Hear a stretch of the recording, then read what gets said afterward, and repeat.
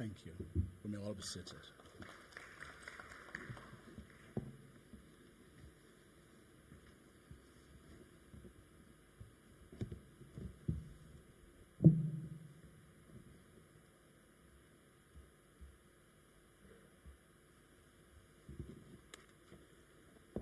Some housekeeping matters, if I may. For those who were not here when I made the announcement, those of us who would like to use some, would like to do with some interpretation, the gadgets are available on my far right next to the exit.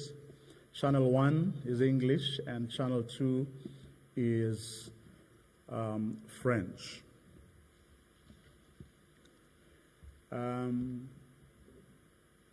Toilets are right outside. Just make use of any exit to your left and to your right. That is where you would find them.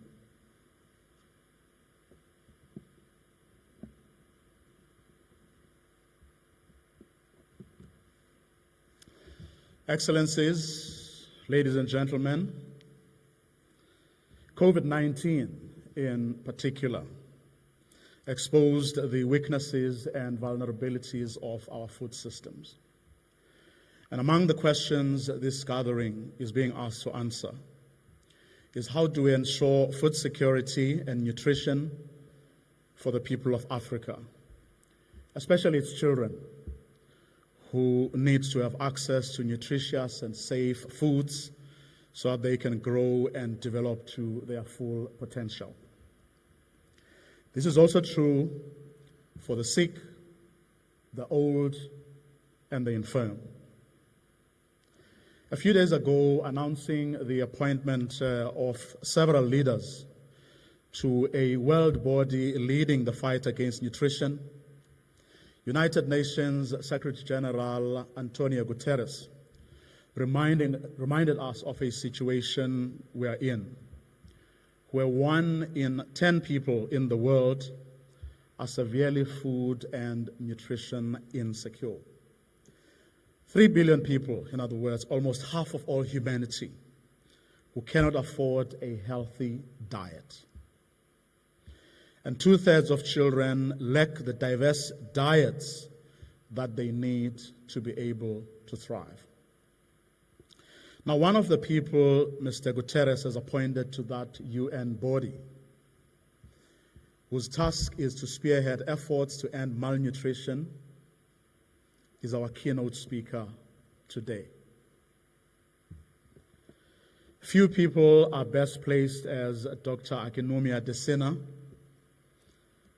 to help answer such questions as how to support the livelihoods of our farmers and others in the food chain.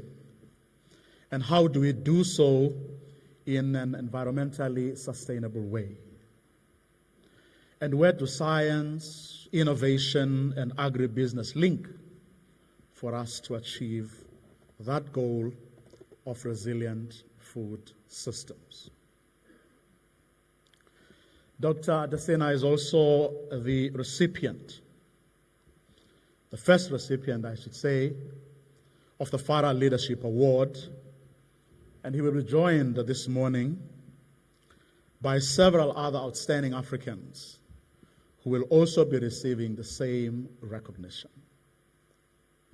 And together, the award recipients, past and present, will have the opportunity to share with the rest of us some of their thoughts and invaluable experiences. That's when I'll be sitting down with them during a fireside chat a little later on. Today should indeed be a good day for Africa. This week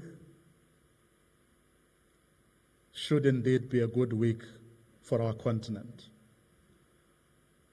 I'm looking forward to the conversations, and I'm sure that I'm speaking for all of us here. God bless Africa. Nkosi sikelele Africa. Without much ado, I am now going to ask our first speaker to come forward for some welcoming remarks. Professor Razafinjara is the board chair of CADESA, our host organization. Please, sir, if you could come onto the stage. Let's give him a warm round of applause.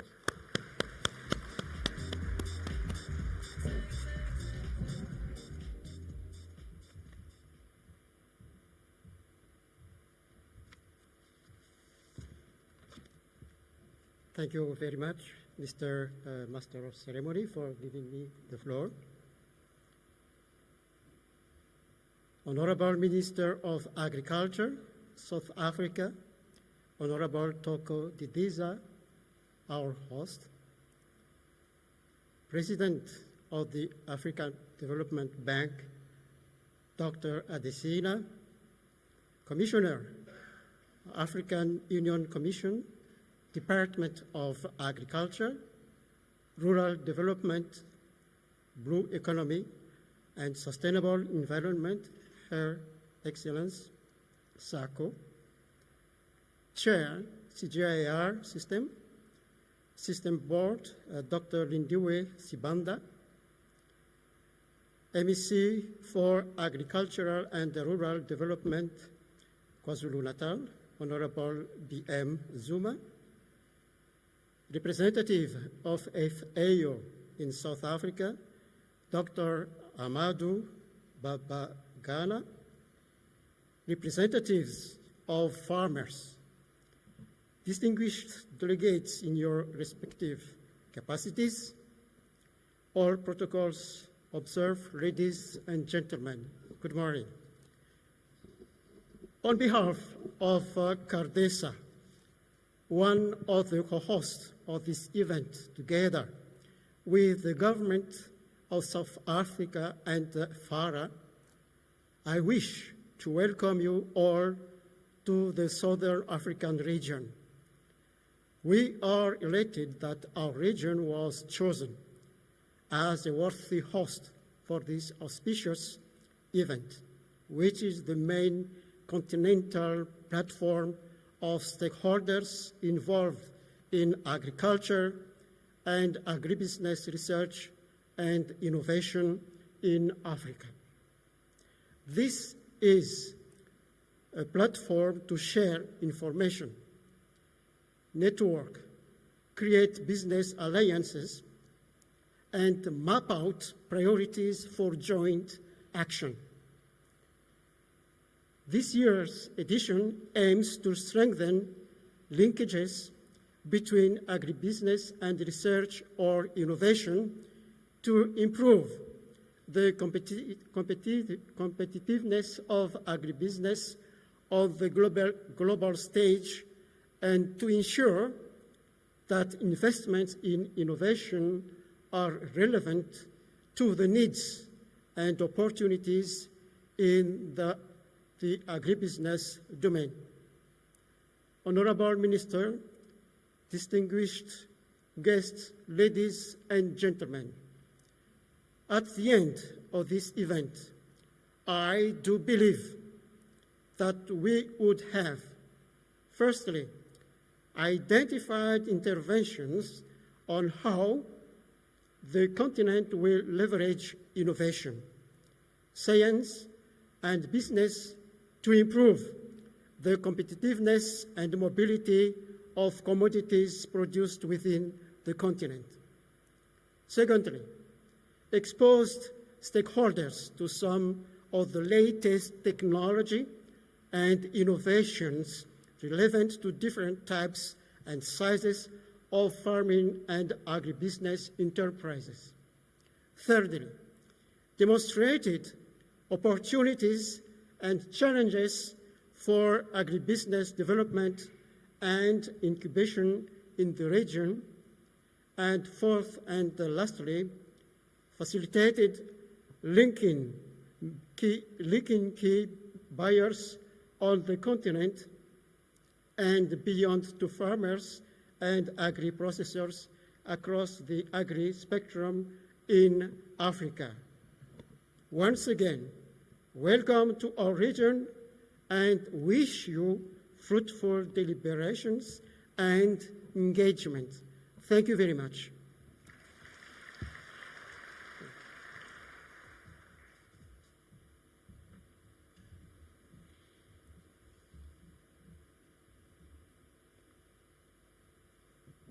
Thank you.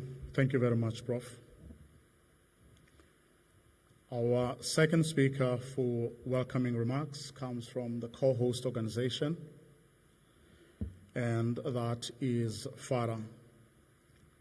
Dr. Fall is the chairperson of the FARA Board of Directors and the former Director General of Senegal's National Institute for Agricultural Research. Ladies and gentlemen, please welcome Dr. Alioune Fall.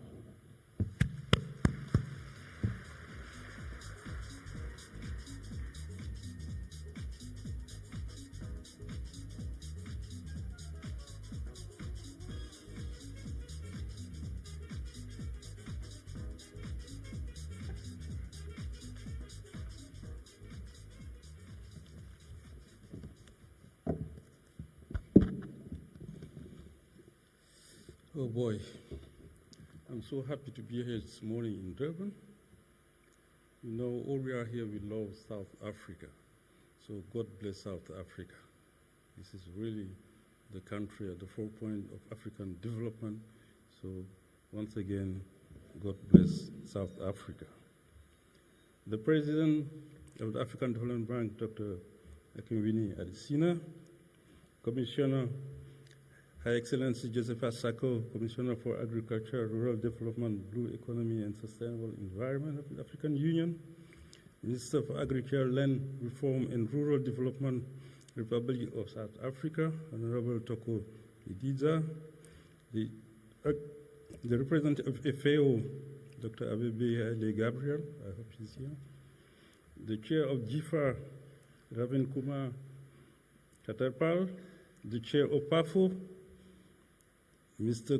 Koliam Palebele, Mayor of the City of Durban, Mr. Maxwell Kaunda, Executive Director of COCADESA, Dr. Cliff Lamini, Executive Director of ASARECA, Enoch Varinder, Executive Director of CORAF, Dr. Abdul Tenkwano, Executive Director of AFAS, Slim Naadi, and for sure, Executive Director of FARA, Mr. Yemi, Director of IFAD Research and Impact Assessment Division, Sarah Savestano, leaders of research and development organization here present, distinguished scientists and members of academia, member of the press, ladies and gentlemen. I find a great pleasure to welcome every one of you to the opening of the 8th Africa Agribusiness and Science Week here in Durban. This is the largest convening of actors in Africa, agricultural science for more than 2 decades. Its conventional name is the Africa Agriculture Science Week. The 8th edition is strict with the agribusiness to bring to the fore the importance of agribusiness without losing the overarching science structure of the week. The need to show the impact of science in agriculture has necessitated the linkage of agriculture with business. Indeed, without running African agriculture as a business, its precarious condition as a means of livelihood may not experience the needed change. If agriculture will provide a stable means of livelihood, it must be operated as a business against the notion of treating agriculture as a peasant subsistence endeavor. The theme of this one-week gathering is linking science, innovation with agribusiness for resilient food systems. This clearly expresses the overarching goals of these 4 days. Interaction of experts and partners drawn from different parts of Africa from the globe. In the last 4 decades, the use of science in African agriculture has experienced a gradual increase, starting with the establishment of research stations, infrastructures and facilities and agriculture in the universities between 60s and 70s. This was followed by the initiation and support of specific commodity programs through the CG systems and centers and national programs in the 70s and 90s. Key activities over the period also include the establishment of extension service throughout the world. Throughout the period also include, through the World Bank project in few African countries in early 80s.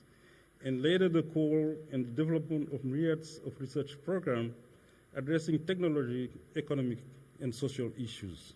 While technologies and knowledge are gradually generated, the pace seems to be little to match the required developmental need of the continent.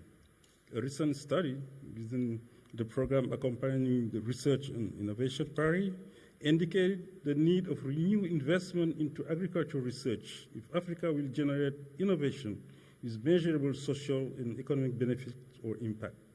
This is true in wake of the new challenges facing the continent and require prompt technology attention. For instance, climate change and its devastating effect on the continent require new ways of doing things in almost all facets of our societal life. The agricultural sector has been labeled as the prime contributor and the source of solution. That's why we say that agriculture is a solution to climate change. The FAO has defined climate-smart agriculture as the way to ensure adaptation and mitigation of climate change. This requires new technologies that are climate-smart and still give organized to the key clause of sustainable and resilience.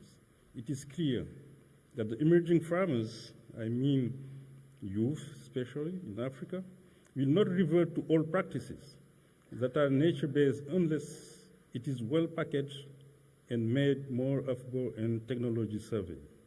The farming and food system transition is another area where technology packaged natural-based approach is needed, while the ecological balance method is the only way to go. I'm convinced that the best science must be investigated to move forward. I believe that our research system needs to change completely from the linear model to models that are compliant with the innovation systems approach, where comprehensive partnership is embraced and the technology demand pathway is clearly established. The real need of the technology and users must be identified and fully characterized in order to meet them and trigger the technology-driven change we need. I'm excited with the new wave of technologies driven by ICT-based knowledge. This is fast changing the world, and agriculture needs not to lose its place. The PARI project, supported by the BMZ and co-implemented by ZEF University of Bonn and FARA in Africa, has given a lot of attention to digitalization and its potential to drive the change we need. It has grown gradually in recent decades, from remote sensing to application-led information system, to drones, and lately artificial intelligence. I also understand that robotics is coming in gradually to do the work that are hardest on the farm and in the processing and packaging facilities. I'm of the opinion that Africa cannot afford to miss this technology-driven revolution in our farming and food system. I need to say that technology is not enemy of the ecological and natural-based approach. Rather, it helps to structure and make it our life and livelihood a better one. Africa's agriculture needs to experience a revolution, and I will propose sustainable resilience as a smart caption. Such revolution will position the continent to bounce back to its original best shape, irrespective of the external pressures and occurrence. Our resilience needs to embrace the full component of sustainability. It should be socially acceptable, economically profitable, technically feasible, and environmentally friendly or healthy. It's very important. This underscores the need to do agriculture in a business model Possibly, we need to do more than pay lip service to the need to engage with the private sector. But in addition to expressing the needs, we should take practical steps to create policies and develop infrastructure that will support agriculture and transform it into a good business and source of livelihood. I want to allude the good work of the African Development Bank is doing with regard to this, especially in most of the speeches of my great brother, Dr. Adesina, the president of the African Development Bank. Investment into the right infrastructure is principal to agribusiness development. A loan granted to agribusiness entrepreneurs where public infrastructure is limited will eventually become a bad debt. I understand that the reason behind the low recovery rate of loans extended to young agripreneurs is that the input and output market is not stable and profitability is not guaranteed. Yet, we are doing little to nothing to structure it. It suggests to me then that investing lots of money is as important as investing the right things and in the right way. Excellencies, distinguished ladies and gentlemen, I'm so excited that we will be discussing these issues over 4 days. We certainly come up with clear ways to move Africa agriculture forward. Once again, I want to welcome you to this 4 days intellectual adventure, an opportunity to shape our agricultural future. Thank you for your attention, and God bless South Africa. Thank you very much.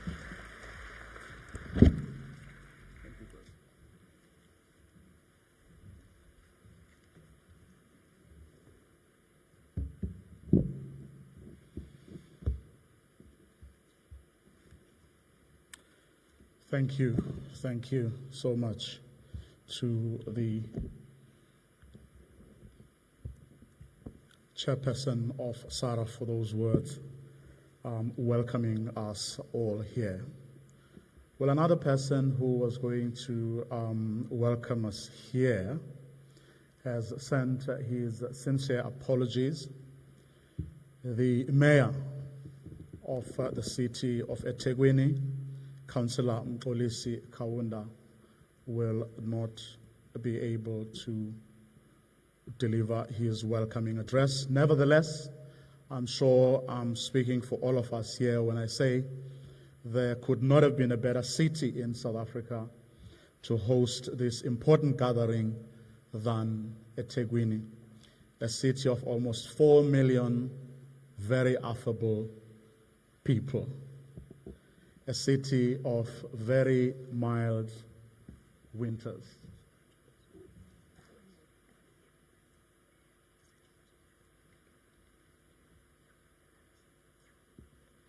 The MEC of Economic Development is here to welcome us all on behalf of the city and the people of eThekwini. Please let's give him a warm round of applause. Thank you very much, Chairperson, and my apology. I'm the Chairperson of Economic Development in the city of eThekwini. I'm standing here on behalf of the mayor. It should have happened that there were some minor glitches that happened.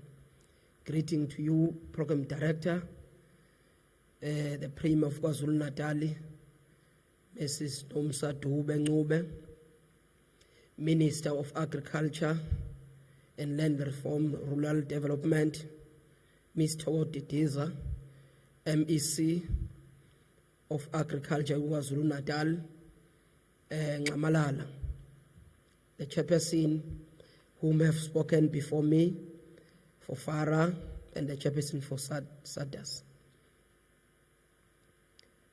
The African Union Ambassador for Agriculture and Rural Development, Blue Economy and Sustainable Environment, His Excellent Ambassador Joseph, members of the media, distinguished guests, ladies and gentlemen, good morning, Sanbona.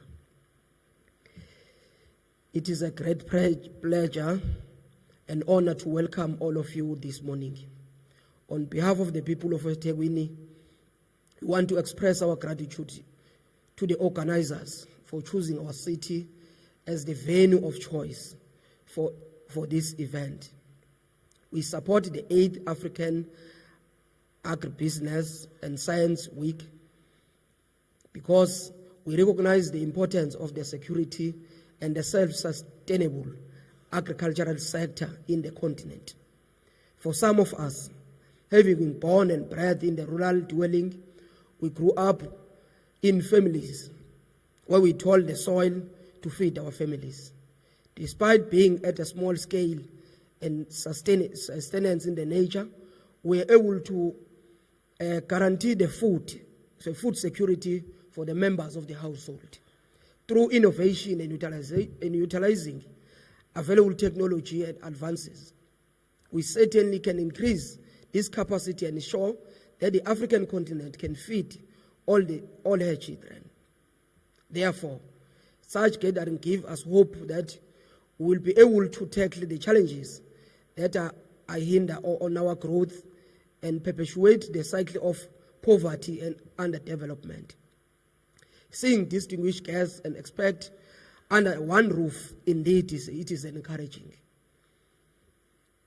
On our part of the city, because of geographical location as a coastal city, we seek to tap in the higher growth potential in the marine economy.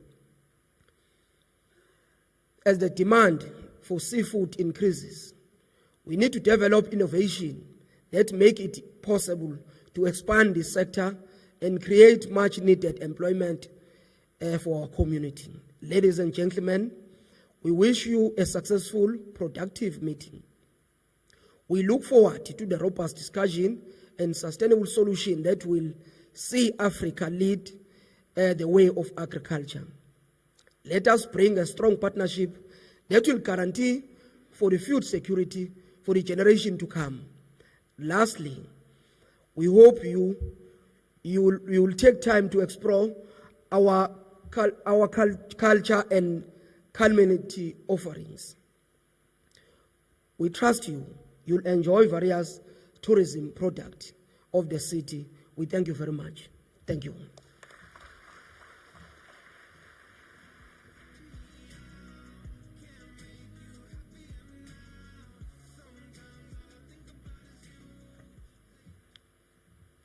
Thank you very much, MMC, for those welcoming words. We do indeed feel welcome here at the city of eThekwini.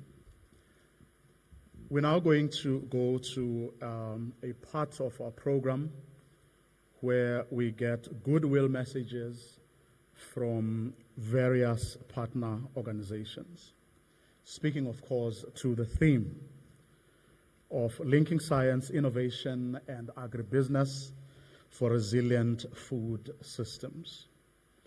And our first speaker on this, to speak on the vision of forming stronger alliances of science, innovation, and agribusiness, and how those are critical in driving agricultural transformation and establishing sustainable and resilient food systems in our continent. Please welcome Ambassador Josepha Sako, who is the African Union Commissioner for Agriculture, Rural Development, Blue Economy, and Sustainable Development.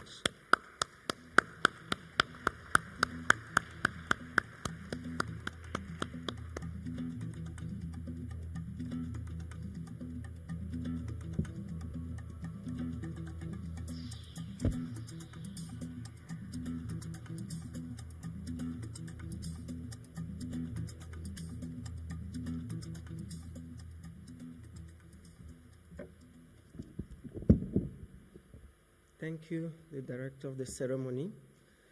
Good morning, every one of you. Bonjour à tous les présents.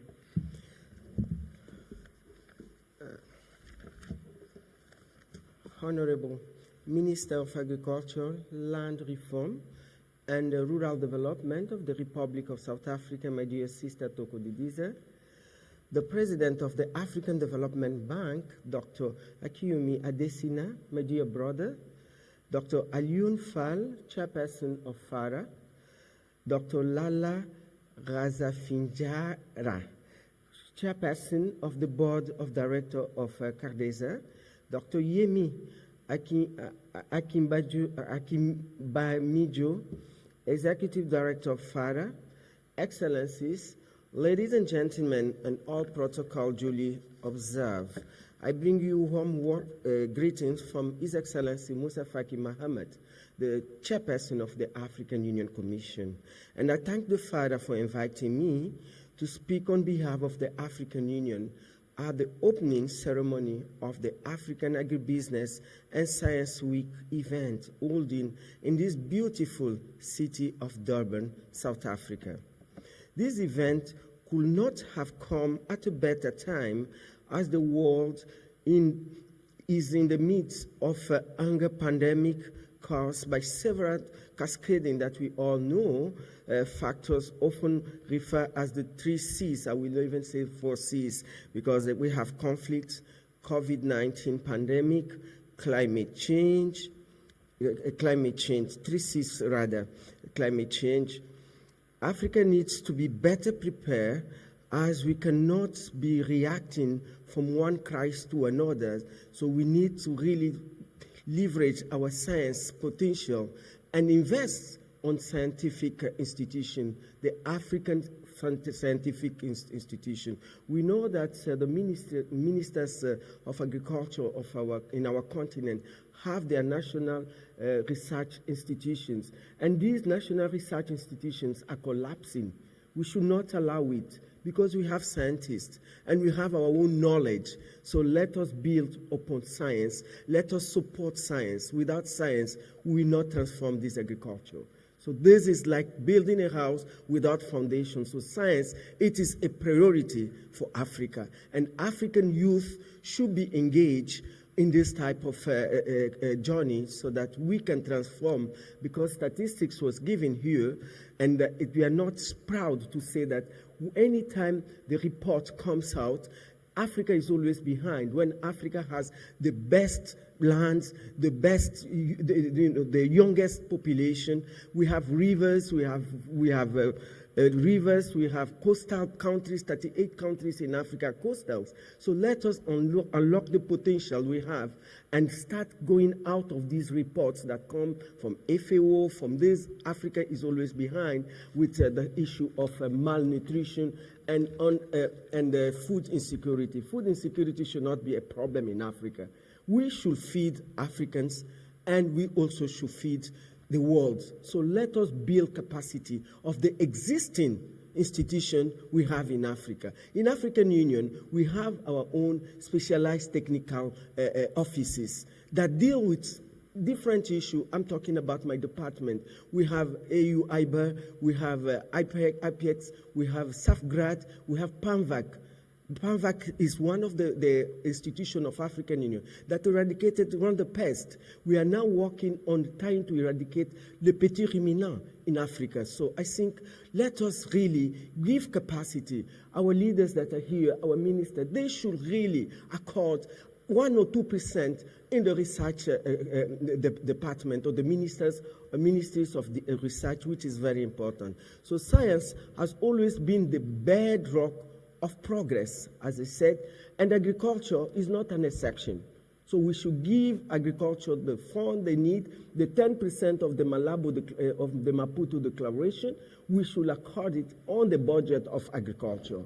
Investment in science research, in scientific research, and the deployment of advanced technology was the bedrock of a green revolution that passed in Africa. We must harness science and technology at a scale to address the specific challenges faced by African farmers, such as climate change. When we look at climate change, about 80% of the agriculture, the pattern, the model that we use is a rain-fed agriculture.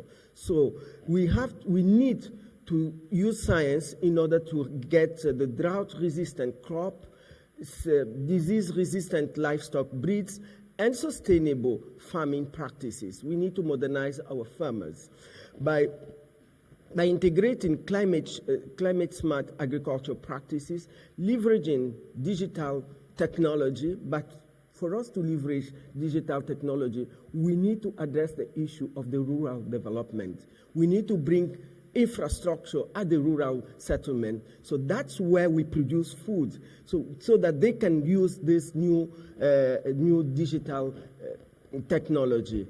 And implementing effective early warning system. In African Union, we just launched our situation room on early warning system that we are reporting every 2 weeks to our member states. What is the focusing to forecast the weather, and also some diseases and pests that are likely to occur due to the climate change, the impact of climate change.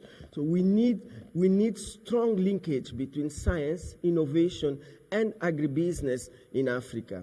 That is the only way that we can build resilient food system that will resist to future shocks.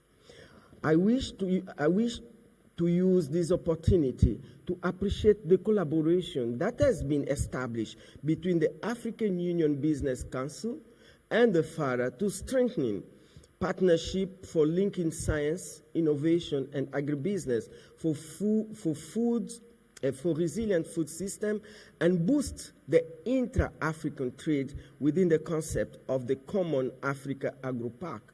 African Union declared this year the year of accelerating the implementation of the AASW8. So I think we should be following this, we should be implementing this theme of the year by boosting the inter-African trade. Malabo Declaration also calls to triple the inter-African trade by 2030. Are we on track? We are not. So let us really speed it up, and I'm happy to acknowledge the presence of President Adesina, that is part of our steering committee.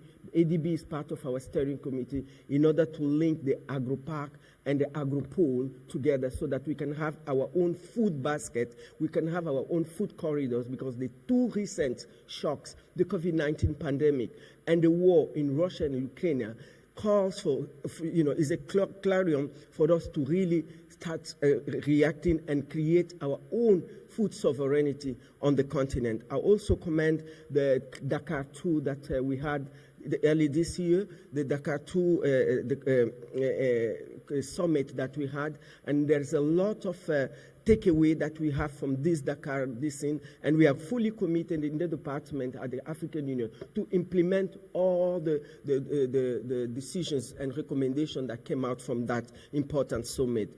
I believe that the memorandum of understanding signed between the two institutions will allow greater cooperation and collaborative action for implementing the CAP, which will be one of the flagship programs for the next 10 years action plan of the Agenda 2063. We have started building the next 10 years edition of the implementation of Agenda 2063. I thank you all, and I wish you fruitful deliberation. Merci beaucoup, shukran, muchas gracias, asante sana.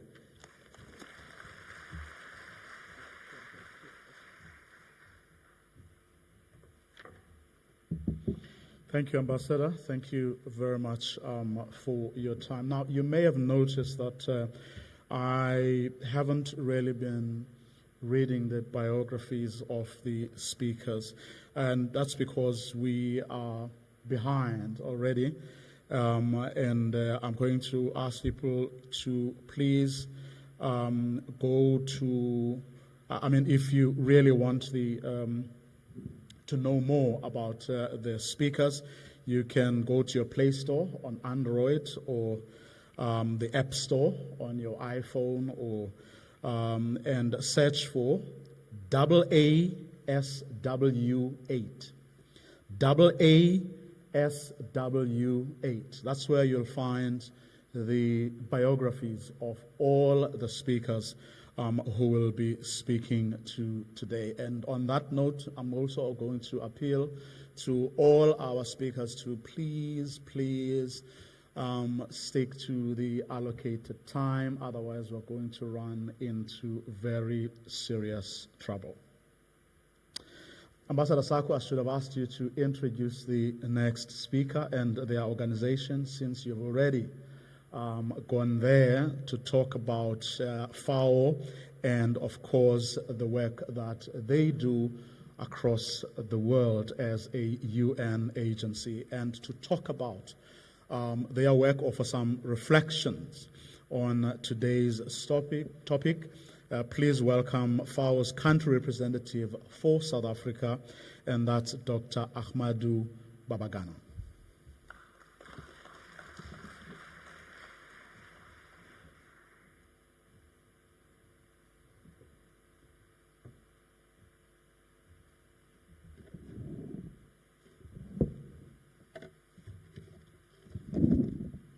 Thank you very much, Master of Ceremony. Honorable Minister Thoko Didiza, Minister of Agriculture, Land Reform and Rural Development of the Republic of South Africa,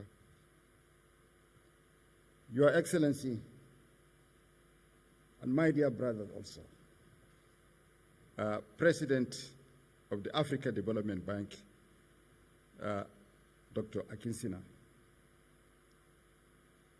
Maybe, ladies and gentlemen, before I proceed, permit me to congratulate His Excellency, President Adesina, for his appointment 2 days ago as a member of the high-level panel to deal with global malnutrition. His appointment, well-deserved appointment by the Secretary General. Congratulations, Mr. President. Your Excellency, Ambassador Josepha Sako, Commissioner for Agriculture, Rural Development, Blue Economy, and Sustainable Environment, African Union Commission. Your Excellency, Mr. Zuma, the MEC for Agriculture and Rural Development, KwaZulu-Natal Province. Your Excellency, Mr. Kaunda, Executive Mayor of Durban City, ably represented here by Mr. Tuli, Chairperson of the Economic Development Committee of the beautiful city of Durban. Your Excellency, Dr. Yemi Akimbamijo, my dear brother, who is the Executive Director of Forum for Agricultural Research in Africa. Your Excellency, Dr. Agumia, the Executive Director Designate, Forum for Agricultural Research in Africa. Other executive directors here present, dignitaries, and those joining us virtually, members of the media, distinguished guests, ladies and gentlemen, all protocols duly and respectively observed. On behalf of Dr. Abebe Haile Gabriel, Assistant Director General of the Food and Agriculture Organization of the United Nations, FAO, and the Regional Representative for Africa, I wish to join our partners in welcoming you to the 8th Africa Agribusiness and Science Week. FAO has been a long-standing partner of the Forum for Agriculture Research in Africa from its establishment, and the two institutions have been working closely together for more than 20 years. In March this year, they renewed and formalized this long-standing collaboration through a memorandum of understanding and committed to pursue a more strategic and sustainable partnership to facilitate greater collaboration for improved agricultural production and productivity in Africa.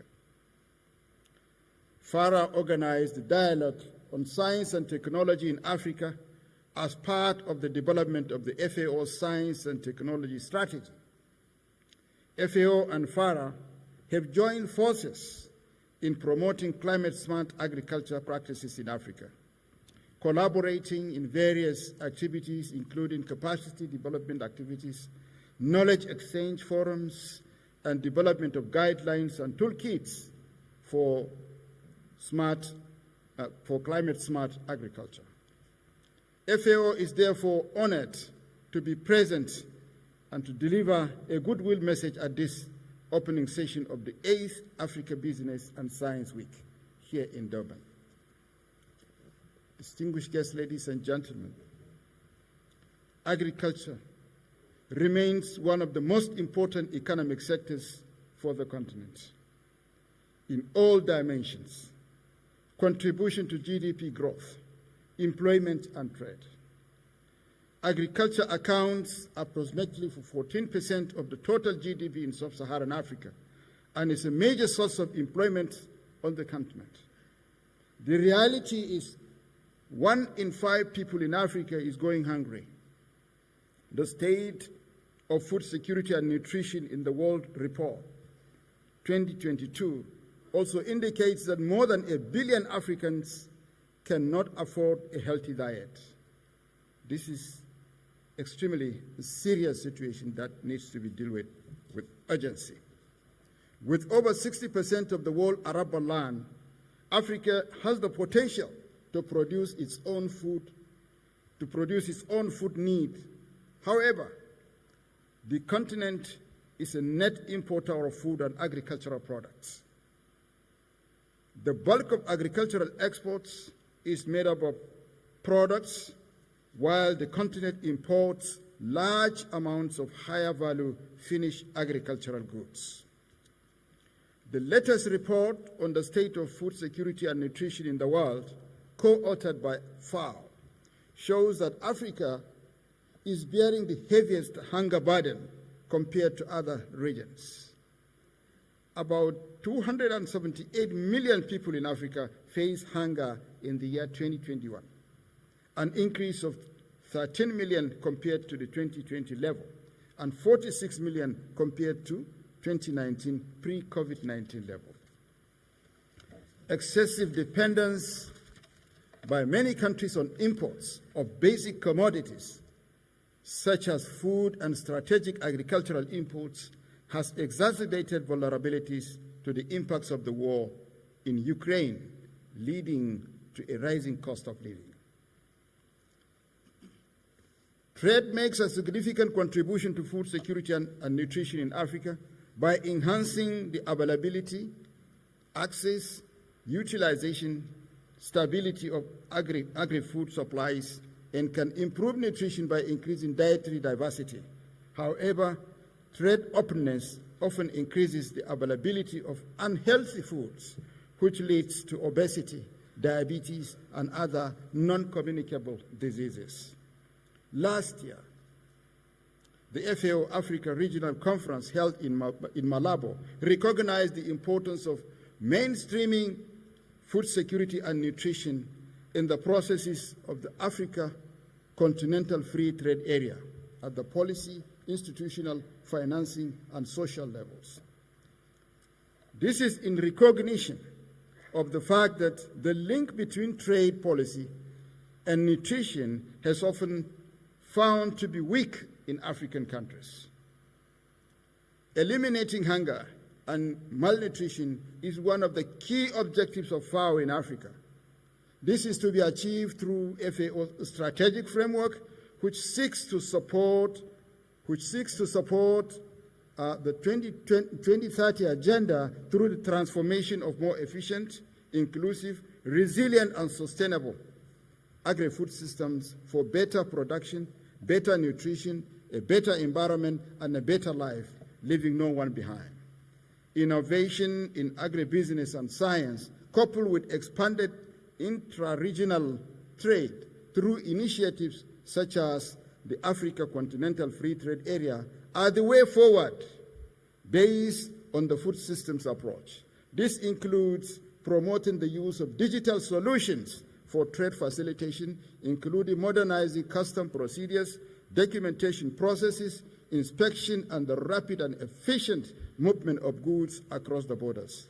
fintech technologies are becoming established in Africa and are contributing to the expansion of financial services for underserved communities, including small and informal enterprises. With these remarks, distinguished guests, ladies and gentlemen, I wish FARA success with its 8th Africa Agribusiness and Science Week. I also wish to all fruitful deliberations and trust that you will find the program put together by FARA and its partners over the next 3 days interesting and helpful. This dialogue can contribute to addressing the challenges of translating innovations in agribusiness and science into practical solutions for our member countries. Thank you very much for your kind attention.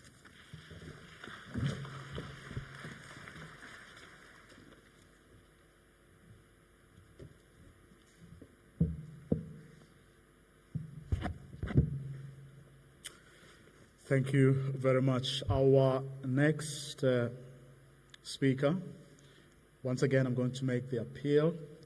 If we could please stick to the 3 minutes that have been allocated for goodwill messages, that would really be appreciated. Let me call up now Professor Lindy Westbanda, who is the chairperson of SIGIA Systems Board, for their reflection.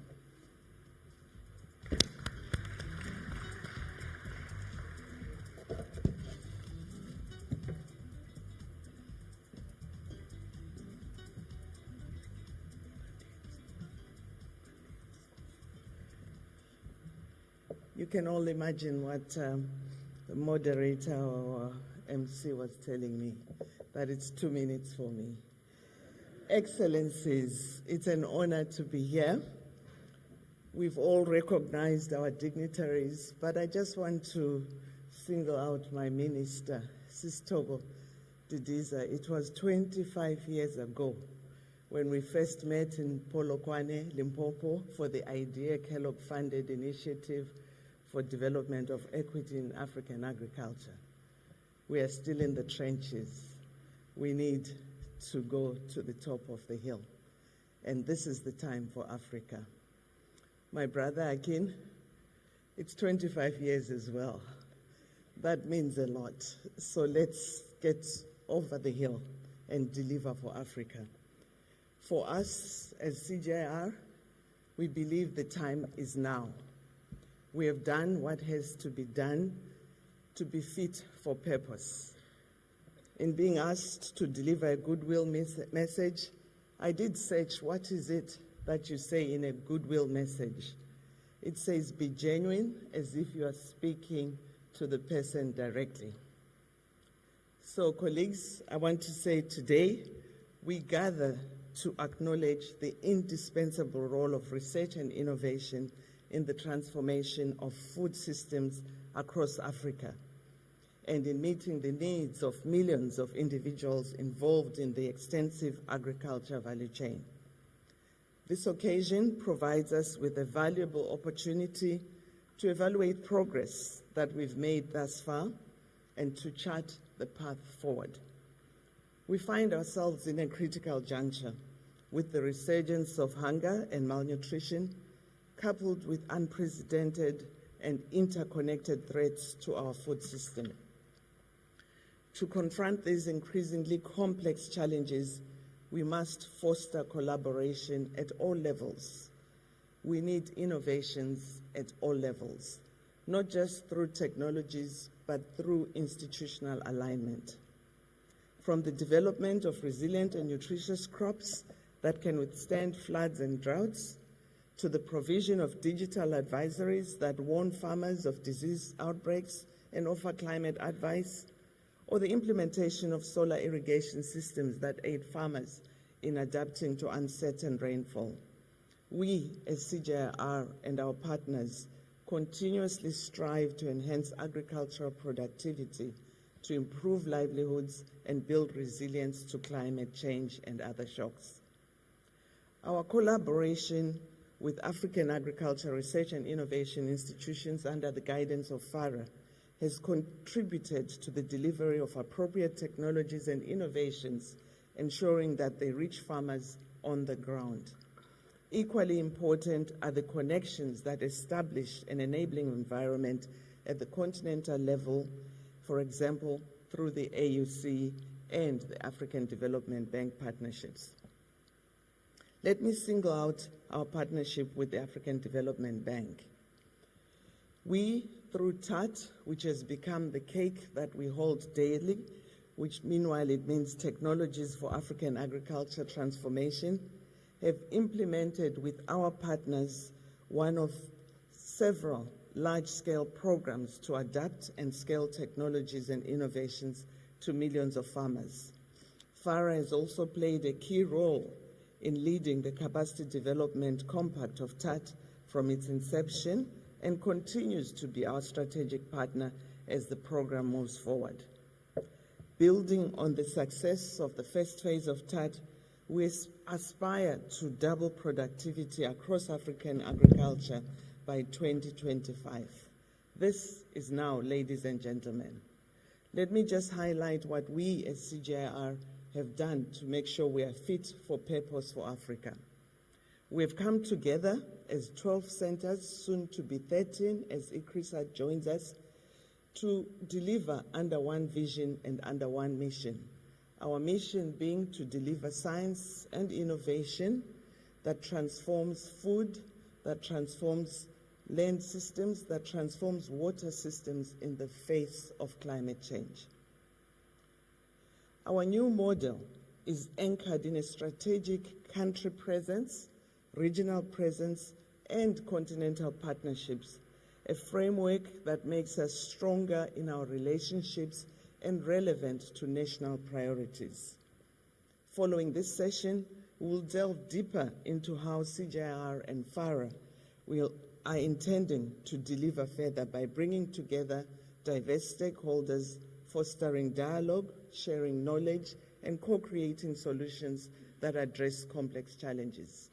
I want to challenge you today to find space within this partnership for your own institutions. We need to seize this opportunity to strengthen and expand our partnerships so that together we can deliver what we know best, which is science and innovations. With CGIAR's new integrated operating model, we are better positioned than ever to collaborate with African research and innovation stakeholders in pursuit of our common vision, an Africa that feeds itself and an Africa that feeds the world. Of course we can do it, and the time is now. Thank you.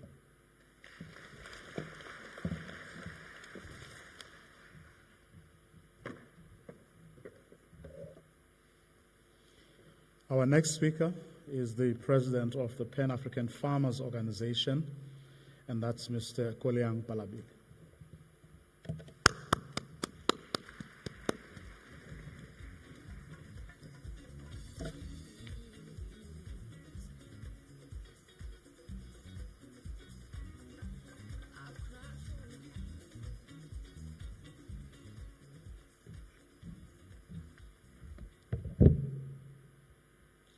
Thank you, Program Director. Those who know me don't know me as Mr. Koleang Balabik. My name is Ishmael Sunga. I work for the Southern African Confederation of Agricultural Unions, part of the Pan-African Farmers Organizations. I have been requested to say a few words by the president of the Pan-African Farmers Organization. By the way, we are on the board of FARA as the Pan-African Farmers Organization, which underscores the importance of us recognizing that research is so fundamental, not only to our well-being, but to the development of the sector in general. Quick reflections from our side. We understand now that agriculture is much more science-based, it's much more data-driven, it's much more ICT-enabled, has become much more information intensive, has become much more knowledge intensive. And the deployment of science and innovation and technology becomes fundamental to enable us to move as fast as we can and at scale. Just a few reflections that I want to call upon research to really take into consideration in deploying its competencies in relation particularly to the farmers themselves. We really want to ensure that there's better alignment between the pain points of farmers and the focus of research. If we really want to take a look at what are the main pain points of farmers, which might include lack of infrastructure, governance of value chains that deliver less on the primary producers and more on the other side, talk about early warning systems, talk about just fundamental absence of socio-economic infrastructure, including schools and health. We really want to ensure how can research and innovations and science help us solve those problems. I think it's important that really, to be able to do that, we really need to make sure that in the setting of the research agendas, we really need to go into co-creation mode. Let's work together as farmers' organizations and researchers to develop what should be the main focus of research. And more importantly, let's co-create the key questions that research can look at. Without doing that, we run the risk of research going on one side and farmers' concerns still not being addressed. So co-creation is important, not only in the implementation of research, but in the design of the research. We also need to understand that, let's look at where do we invest in such a way that we have the biggest impact, because there are so many problems that farmers face out there. But if we don't focus on those aspects, that really enable us to have the largest impact at scale and at speed. We won't be doing justice to the area of farmers' concerns. And in this regard, we think policy engineering and we think digital solutions could actually be the answers that will give us the results that we require at scale and at speed.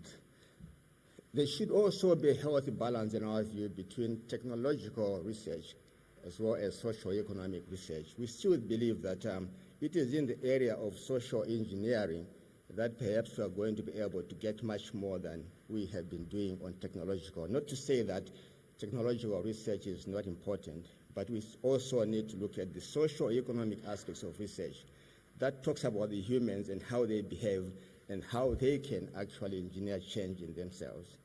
Then towards the end, I really want to look at two things.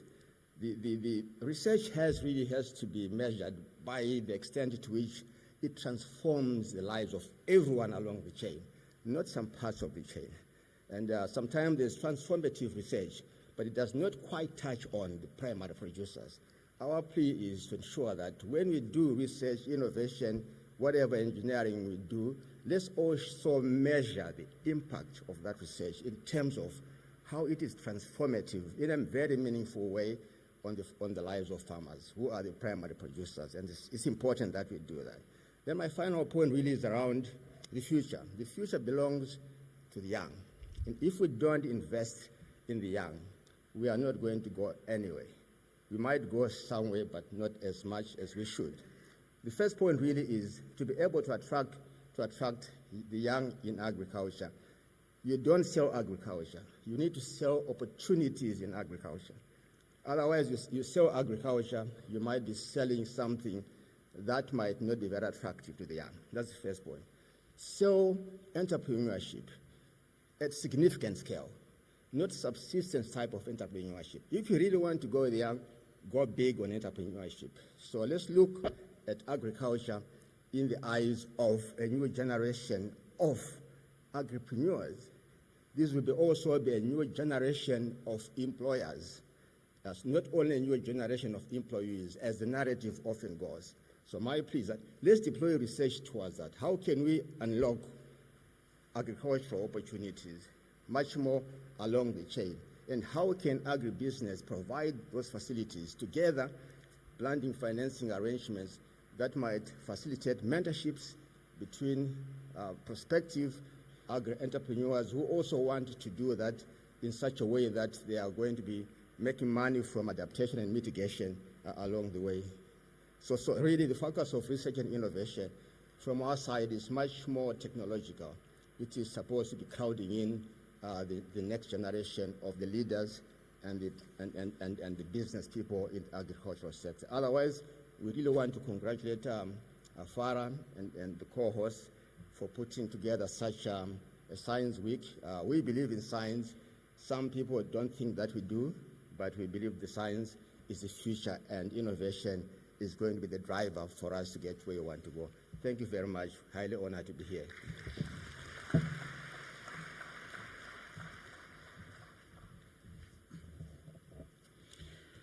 Our next speaker, whose organization prides itself for sustainably growing Africa's food, it's represented this morning by its president, who joins us online, and that is Dr. Agnes Kalibata.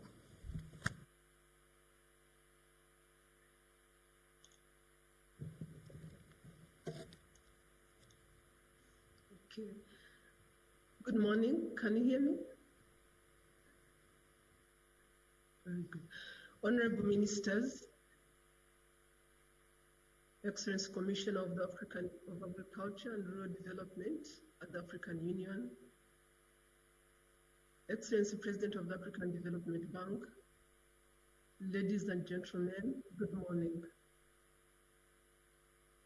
Let me start by thanking the leadership and the board of directors of FARA for bringing us here today. And let me also congratulate FARA for focusing us today morning on science, innovation, and agribusiness and their link to resilience of food systems, something that is at the center of our development today. There's enough evidence today that for every dollar we invest in research, there will be $3 downstream, generated downstream. There's enough evidence also that when we invest in de-risking businesses, we actually manage to take them further than they currently are. In Agra, we've seen businesses go to geographies they've never been to before because we've come up with innovations that allow them to go deeper in villages. And for every dollar we invest in that type of environment, we've seen businesses investing $12. This group of businesses that we sometimes call the hidden middle is extremely important to how farmers access seeds, how they access fertilizers, how they access mechanization, and how they access markets. In fact, they are responsible for 60% of the food that we eat in our cities. So it's extremely important that we find innovative ways to continue to supporting them and ensure that they deliver what they are good at. It's the importance of this business ecosystem and the need of science and evidence that led us in the UN Food Systems Summit to establish the scientific group of the UN Food Systems Summit. The scientific group put out 7 priorities that indicated what we needed to do to be able to get rid of hunger if we invested very well.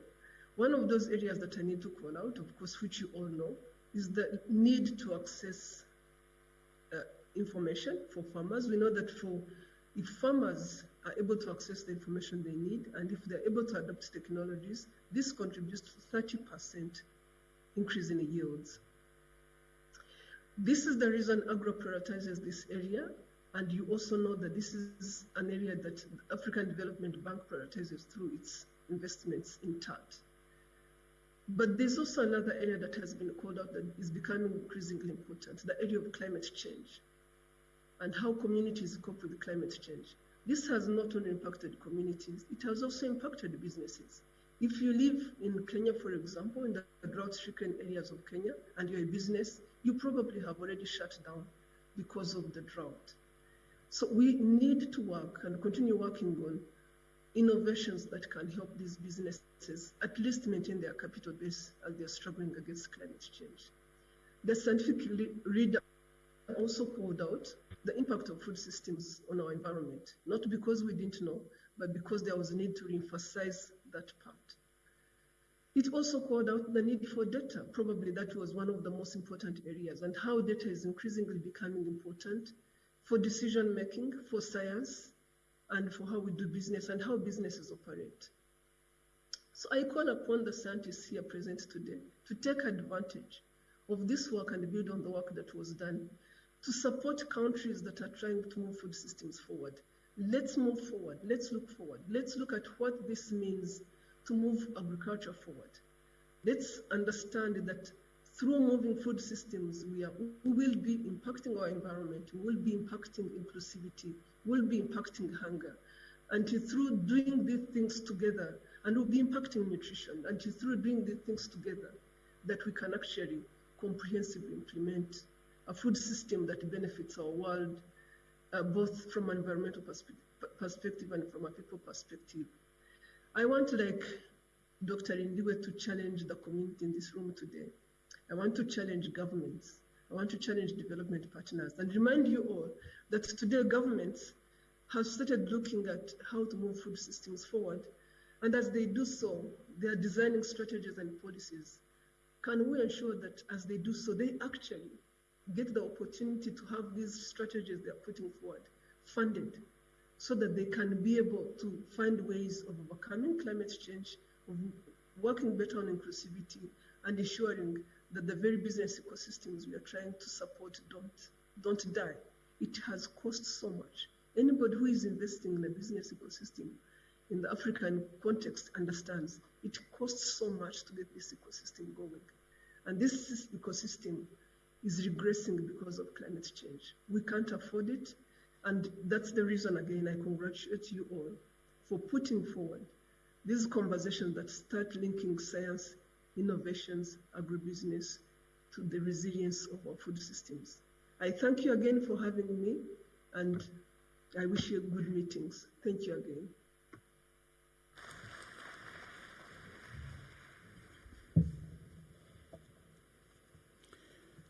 Excellencies, ladies and gentlemen, our last goodwill message is going to come from Hildegard Lingner, who is the Executive Secretary of the GFAR.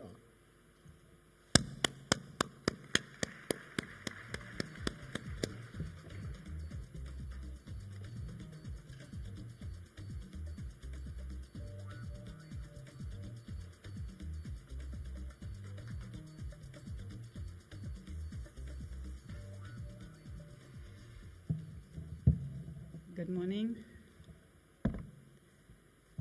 Master of Ceremony, I'll try to be short. It's the last goodwill message. Honorable ministers, excellencies, colleagues, ladies and gentlemen, all protocol observed. I'm Hildegard Lingner, the Executive Secretary of the Global Forum on Agricultural Research and Innovation. And I'm stepping in for our chairperson, Dr. Ravi Kettapal, who is not able to join us in person today. It's my pleasure to represent the Global Forum on Agricultural Research and Innovation, and many of you are members of us. And don't worry if you haven't had a chance to meet us for a while. We are coming out of a phase of hibernation, but we are up and running again and happy to be here with you during the African Agribusiness and Science Week. Let me first of all thank the host countries, South Africa, KwaZulu-Natal, and Durban, for hosting us. Let me thank FARA and all other co-hosts for allowing GFAR to partner in this exciting week. And let me introduce to those of you who didn't have a chance or may have missed us over the couple of last years when we went through a difficult time, that we are really happy to have confirmed that in our global network we have 900 members from 13 different constituencies from across the global south, not only, but mainly, and that we are very happy to host our very first in-person steering committee today, here this afternoon, at this very African Agribusiness and Science Week. Many of us will be with us in the steering committee today, so thanks for coming. Let me just mention that we not only have our members from Africa here today, but also brought the executive secretaries from the other regional fora in GFAR So we have colleagues from Latin America, Asia, Pacific, the Arab world, all the different constituencies and countries from around the world. On top of the steering committee meeting that we are holding today in the afternoon, and which is going to be a very important one, we will also host a couple of side events tomorrow and the following days.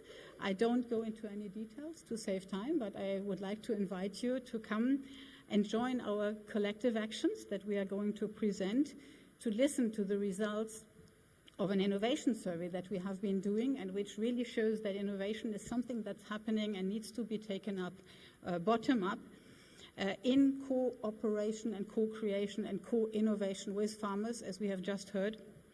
And that we want to make sure that we continue partnering in a partnership way. And we hope to be able to establish partnership principles at the global level. So please come and join, and also join us in a new initiative that we are going to establish, which is the Global NARS Consortium, which has been entrusted to GFAR by the regional fora of agricultural research systems. We are hoping to be able to establish that officially next year. And let me close by saying thanks to the European Commission, who is not only funding us until now, but hopefully also continue funding us so that we can establish the Global NAS Consortium while continuing the good work that we are doing, especially in our brand, the collective actions.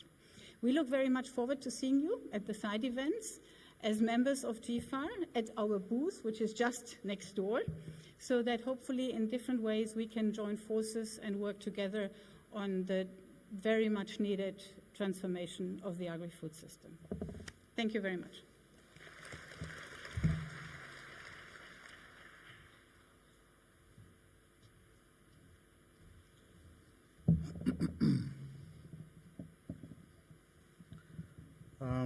I know I said the GFAR were the last people to deliver a message of support.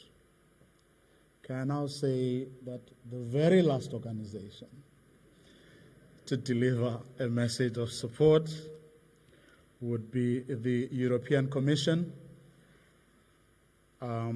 represented this morning via our online platform by Leonard Mitzi.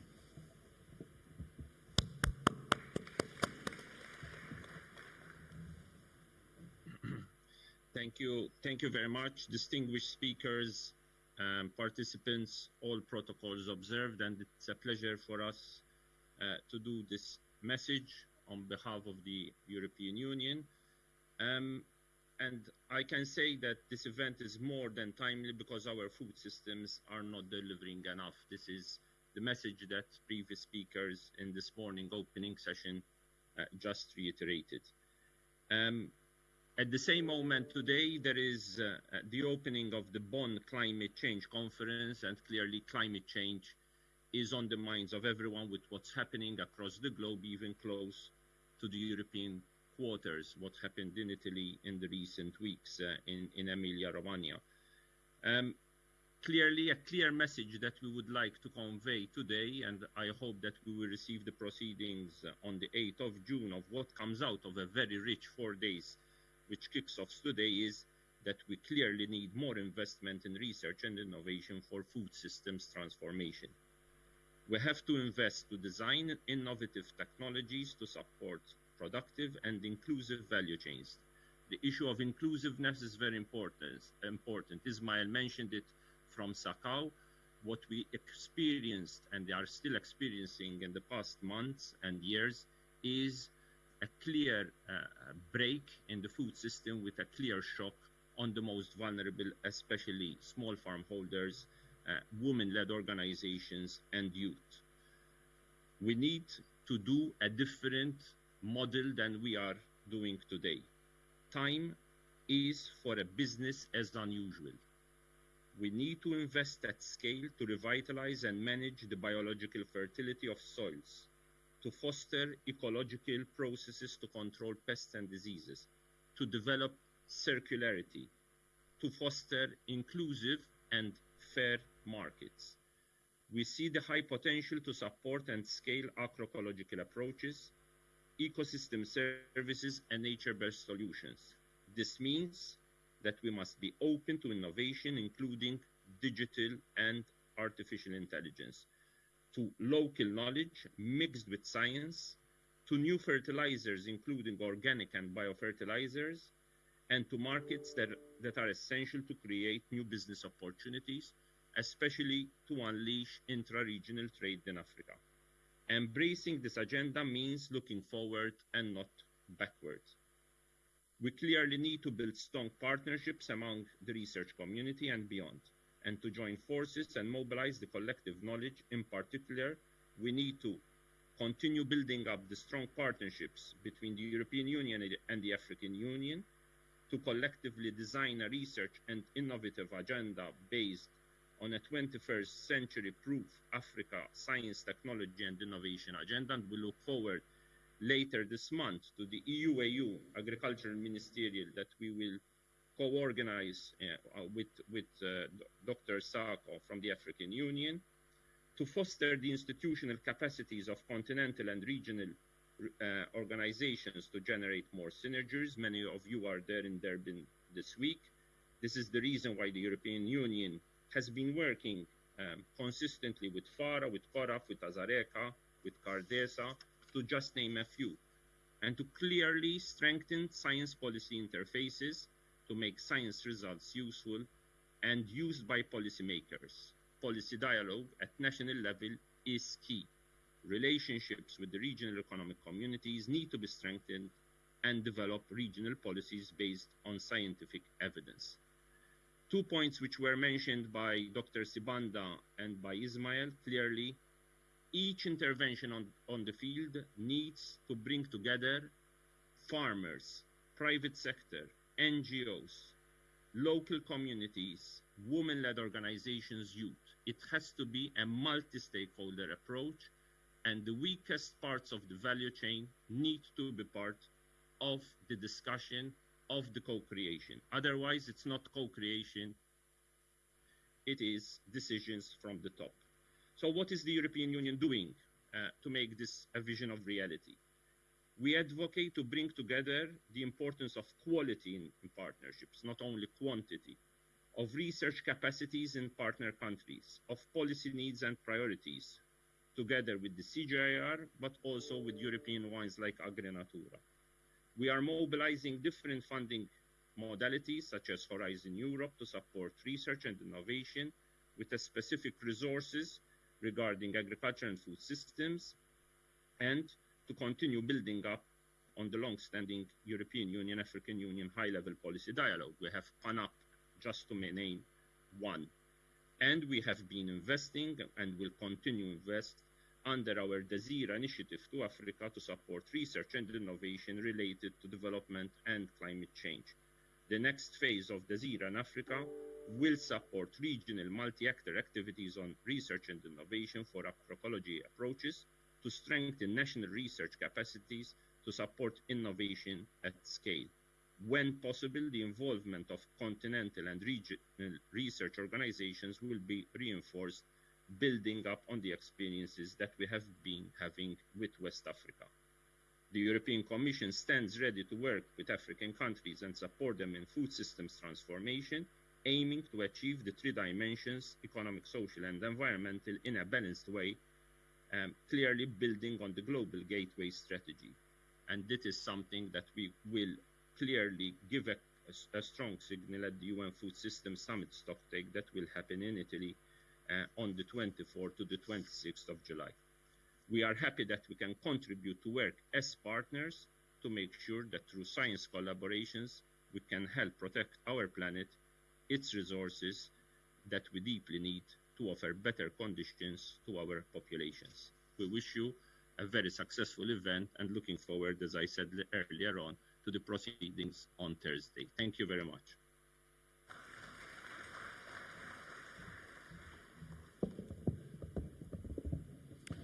Thank you. Our keynote speaker for this crucial gathering organized by FARA, CADESA, and the South African government. Thank you very much. He's a very inspirational man.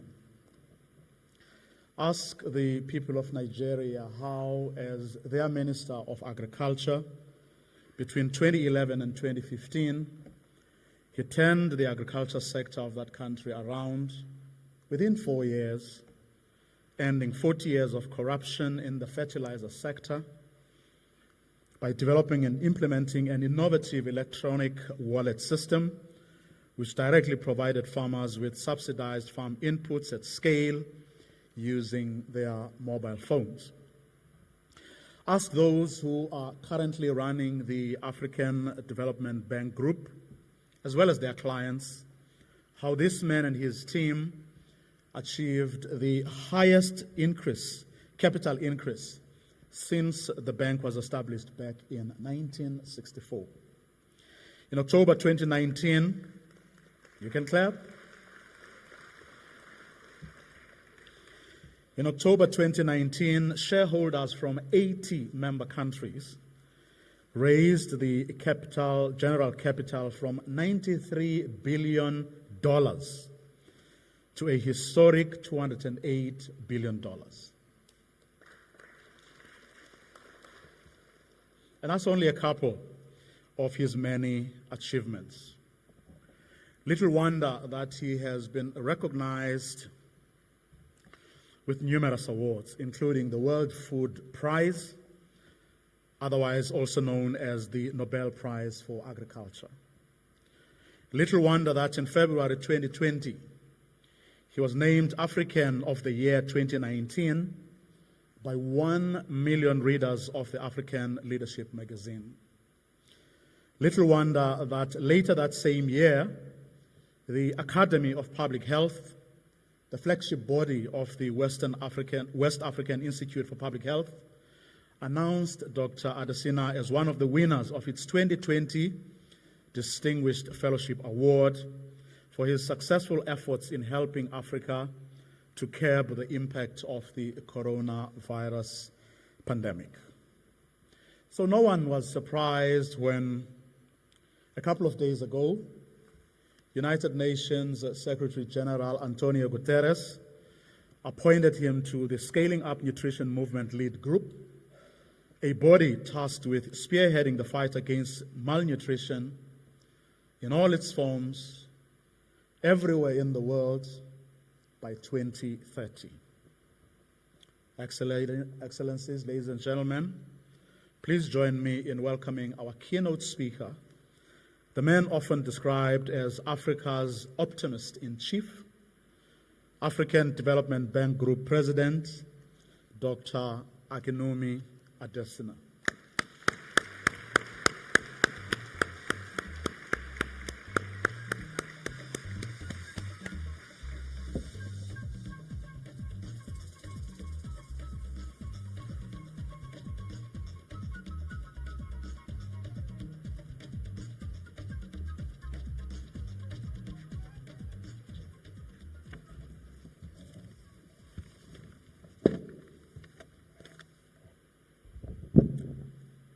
Good morning, everybody.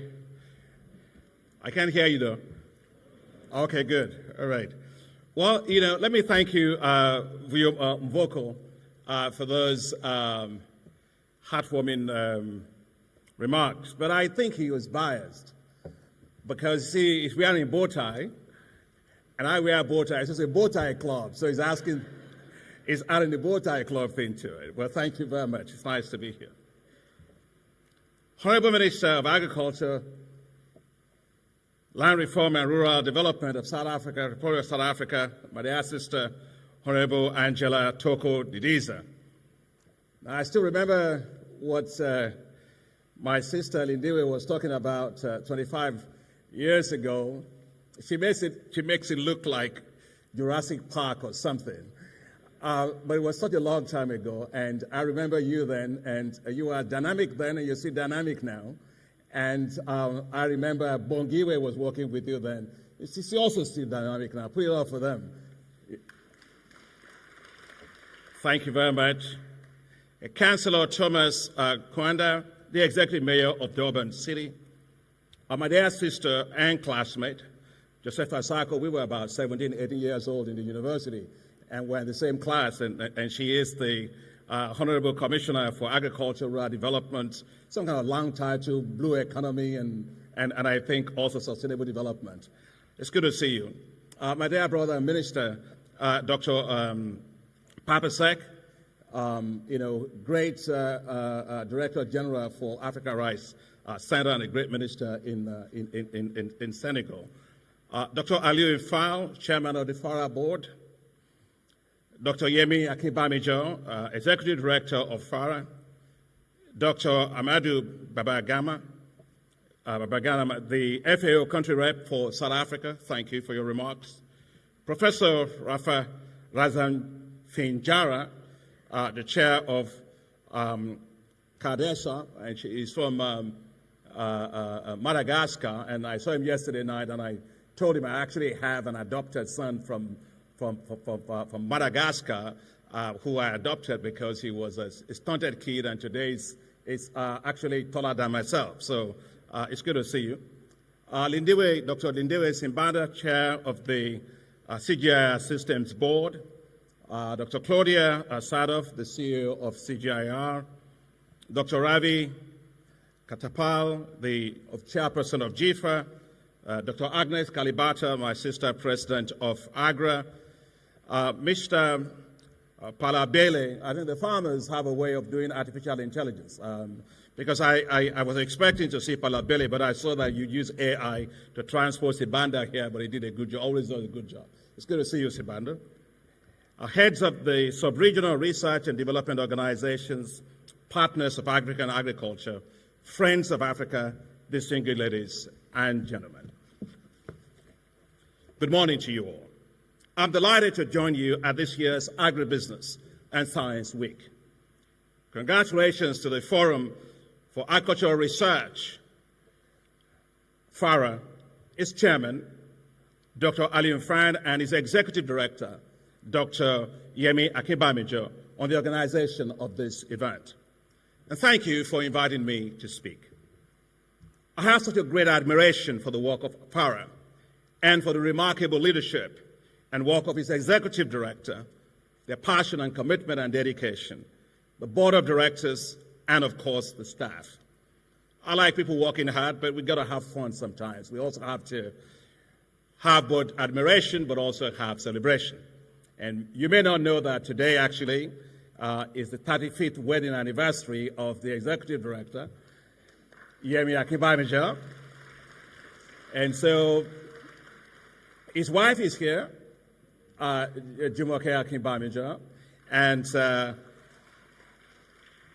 if your wife is here, she can stand. We have to record. She's not here yet. Okay.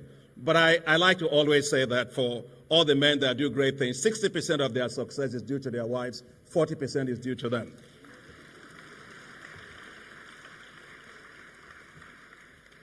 As we meet today, dear friends, the alarm bell has sounded on the status of development in our world. The United Nations Secretary General Antonio Guterres sounded an alarm a few weeks ago on the Sustainable Development Goals, the SDGs. The sound was unmistakable. The SDGs are off track. Of particular concern is that over 900 million people still go to bed hungry every single day. Over 283 million Africans suffer from hunger, including 216 million children that suffer from stunting and malnutrition. The situation is made more serious due to climate change, including severe droughts, floods, and cyclones that have devastated large parts of Africa, including the desert locusts and the fall armyworms that ravage several parts of Africa. Today, much of the Horn of Africa and the Sahel have not had rains for several seasons. Climate change is costing Africa $7 to $15 billion a year, and that's projected to rise to $50 billion a year by 2030. Yet, the resources that Africa needs are simply not there. The continent receives just $30 billion annually in climate finance, while it needs $2.7 trillion to meet its climate needs for financing between 2020 and 2030. Of course, Africa didn't cause climate change. We only contributed 3% to cumulative emissions over time. But it suffers disproportionately from the negative consequences of it. And the farmers can all tell you about that. And here again, we have no choice but to adapt. But again, the financing to adapt, it's also not really there. It's very, very low for Africa. At the African Development Bank, we are mobilizing $25 billion for our African Adaptation Acceleration Program, which we developed jointly with the Global Center on Adaptation and the former UN Secretary General on this particular issue to support African countries. We pledged to commit 40% of our total finance to climate. And I'm delighted to say that we have exceeded that. Today we've committed, last year, 45% of our total financing as a bank towards climate. Similarly, the bank devoted 67% of its total finance for climate towards adaptation that I was talking about. And that far exceeds the 50-50% parity between adaptation and mitigation called for by United Nations Secretary General. And by the way, we are the first and the only multilateral development bank in the world to achieve that.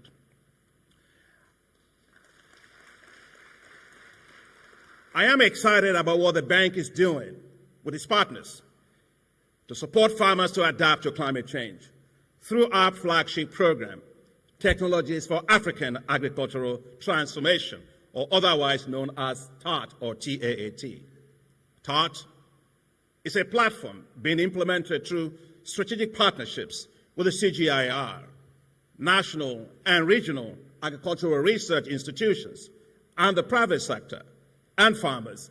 It is the largest ever effort to get technologies at scale to millions of farmers across Africa.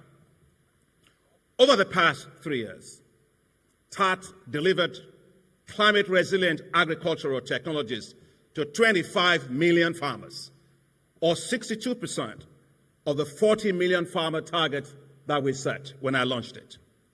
Let me cite for you three examples. First, when drought affected East Africa in 2018, TAAT helped to deliver water-efficient maize developed by the CGIAR and the African Agricultural Technology Foundation to over 5.2 million farmers, averting a food crisis. And here I must talk a little bit about how that developed, because sometimes people think it just came off the shelf. No. Dr. Simbanda was alluding to that in Times of Science. I was just at that time a regional director for the Rockefeller Foundation based in Zimbabwe, Harare. And I remember a young female scientist by the name Mariam Banzinger walked into my office with another scientist called Kevin Pixley and someone, Mulugeta, who was from Ethiopia. And I remember Mariam saying to me, well, Dr. Adesina Akin, well, look, I can help to develop varieties that will actually resist drought, that will be water efficient. And so I funded her to do that. She developed those varieties, and I said to myself, well, how are we sure it's going to work? And so at that time, Warren Buffett's son, Howard Buffett, I contacted him and I said, why don't we go test these varieties? He said, in Limpopo, which is on the very border to South Africa with Zimbabwe. And he used to have a place where he kept cheetahs and all of that there. And we took all these varieties there and we tested them there. And guess what? They worked. And that is why when that drought hit, I told my staff at the African Development Bank, go and look for the water-efficient maize for Africa, which was already developed. And let's get those technologies. When Lindiwe was saying, let's get out of the trenches to the top. Let's go get those varieties. And we did. And that was why you now have that varieties Those varieties delivered to 5.2 million farmers and averted a crisis. That's the power of science, technology, and innovation. Second, to tackle the fall armyworms, TAT developed technologies that were delivered to 2 million farmers across Malawi, Zambia, and Zimbabwe. And third, TAT helped to deliver Nerica rice varieties, and we have here the DG then of Africa Rice. We developed those varieties and we delivered them to 3.2 million farmers. The bank is also deploying instruments to support farmers that are affected by extreme weather patterns through our agricultural risk insurance facility, which we call the Africa Disaster Risk Financing Program. We have provided $55 million to pay for sovereign risk insurance for countries that are affected by extreme weather patterns and therefore they suffer catastrophic damage that needs to be compensated for. And guess what? It is working and working very well. When drought hit Malawi in 2021, they got a payment of $14.2 million to compensate their farmers. When tropical cyclone hit Madagascar in 2022, they received $10.7 million to pay 628,000 farmers. And what is so exciting about all of this is that we are combining the power of science, technology, and innovations to build climate-resilient agricultural production systems. And we are connecting global research and the development systems with national, regional agricultural research and development systems, as well as with private sector, as well as with farmers. Now, importance of public policy. It matters in getting things to scale. The successes being achieved also point, therefore, to the importance of supportive national food and agricultural policies. You can only get as far as the policies allow you to go. In Ethiopia, heat-tolerant wheat varieties, which, of course, again, by the CGIAR, ICADA did a fantastic work on that with us. We took these varieties and we provided them to Ethiopia. And I remember at the time when we first provided to Ethiopia was about 65,000 metric tons of seed. Of course, if you want to see what that means, if you have a Airbus 380 aircraft, the people you have on it, the fuel you have on it, and the luggage that you have on it, it's just about 90, maybe about 98.4 metric tons. So when you say 65,000 metric tons, it's like thinking through almost about 665 Airbus 380 aircraft on a landing strip. That's to give you the sense of the power of the technology and the volume that was actually delivered for Ethiopia. And what happened? The area under cultivation in these heat-tolerant varieties skyrocketed from 5,000 hectares in 2018 to 1.2 million hectares of lowland irrigated wheat by 2022 and 2023. And guess what? In 3 years, Ethiopia achieved self-sufficiency in wheat and expects to export wheat from this year. It will export 600,000 metric tons of wheat to Kenya and to Djibouti. What an incredible achievement. I think we should actually applaud that. If Ethiopia can do it, it's happening in other places. There's absolutely no reason. Look, we may not, as Africa, be able yet to manufacture aircrafts. There's absolutely no reason in the world why we can't fill those aircrafts with food. This continent will determine the future of food in the world.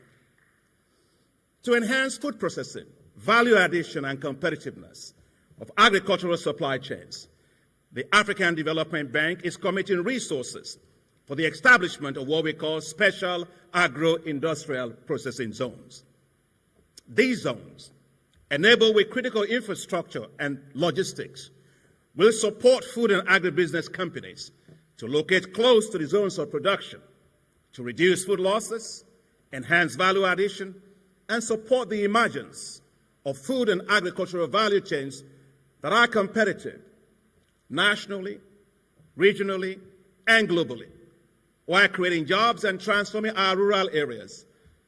You know, every time I went to school in a rural area, and therefore my heart is always there. And I know that most part of Africa today, our rural areas have become nothing but zones of economic misery.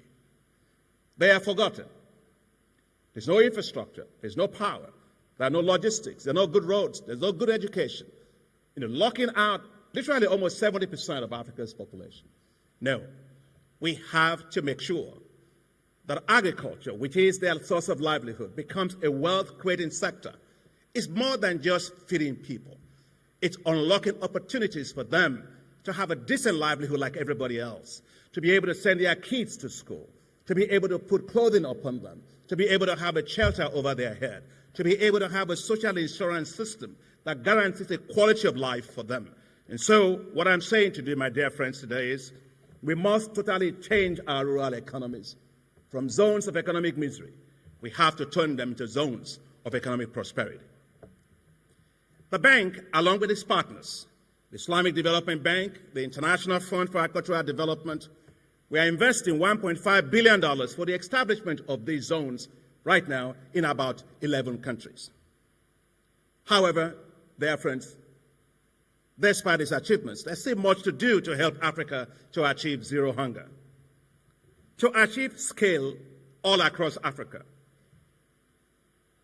President Macky Sall, my dear brother and friend who was a chairperson of the African Union, myself, worked together with the African Union Commission to organize in January of this year what's called the Feed Africa Summit, or Dakar 2. And it was incredible. Many of you were there. And it was attended by 34 heads of state and government, including the President of Ireland, who stayed with us for 4 days of these meetings. In fact, honestly, I work with African heads of state all the time. I've never seen any meeting like that. The AU Commissioner was there, and several of you. You know, and I remember President Macky Sall was offering state dinner for heads of state. And normally, you know, heads of state will talk and they will leave. But in this case, it was different. He didn't find anybody much to really come. Only a few people came for the state dinner. Why? They were all in the boardrooms thinking, how will they feed their people? And that's what we must understand. Political will is the currency for success. To achieve that success, we developed food and agricultural delivery compacts for 41 countries. The goal is clear. The food and agricultural delivery compacts to achieve food self-sufficiency in Africa within 5 years and fully unlock Africa's agricultural potentials to be competitive in global markets.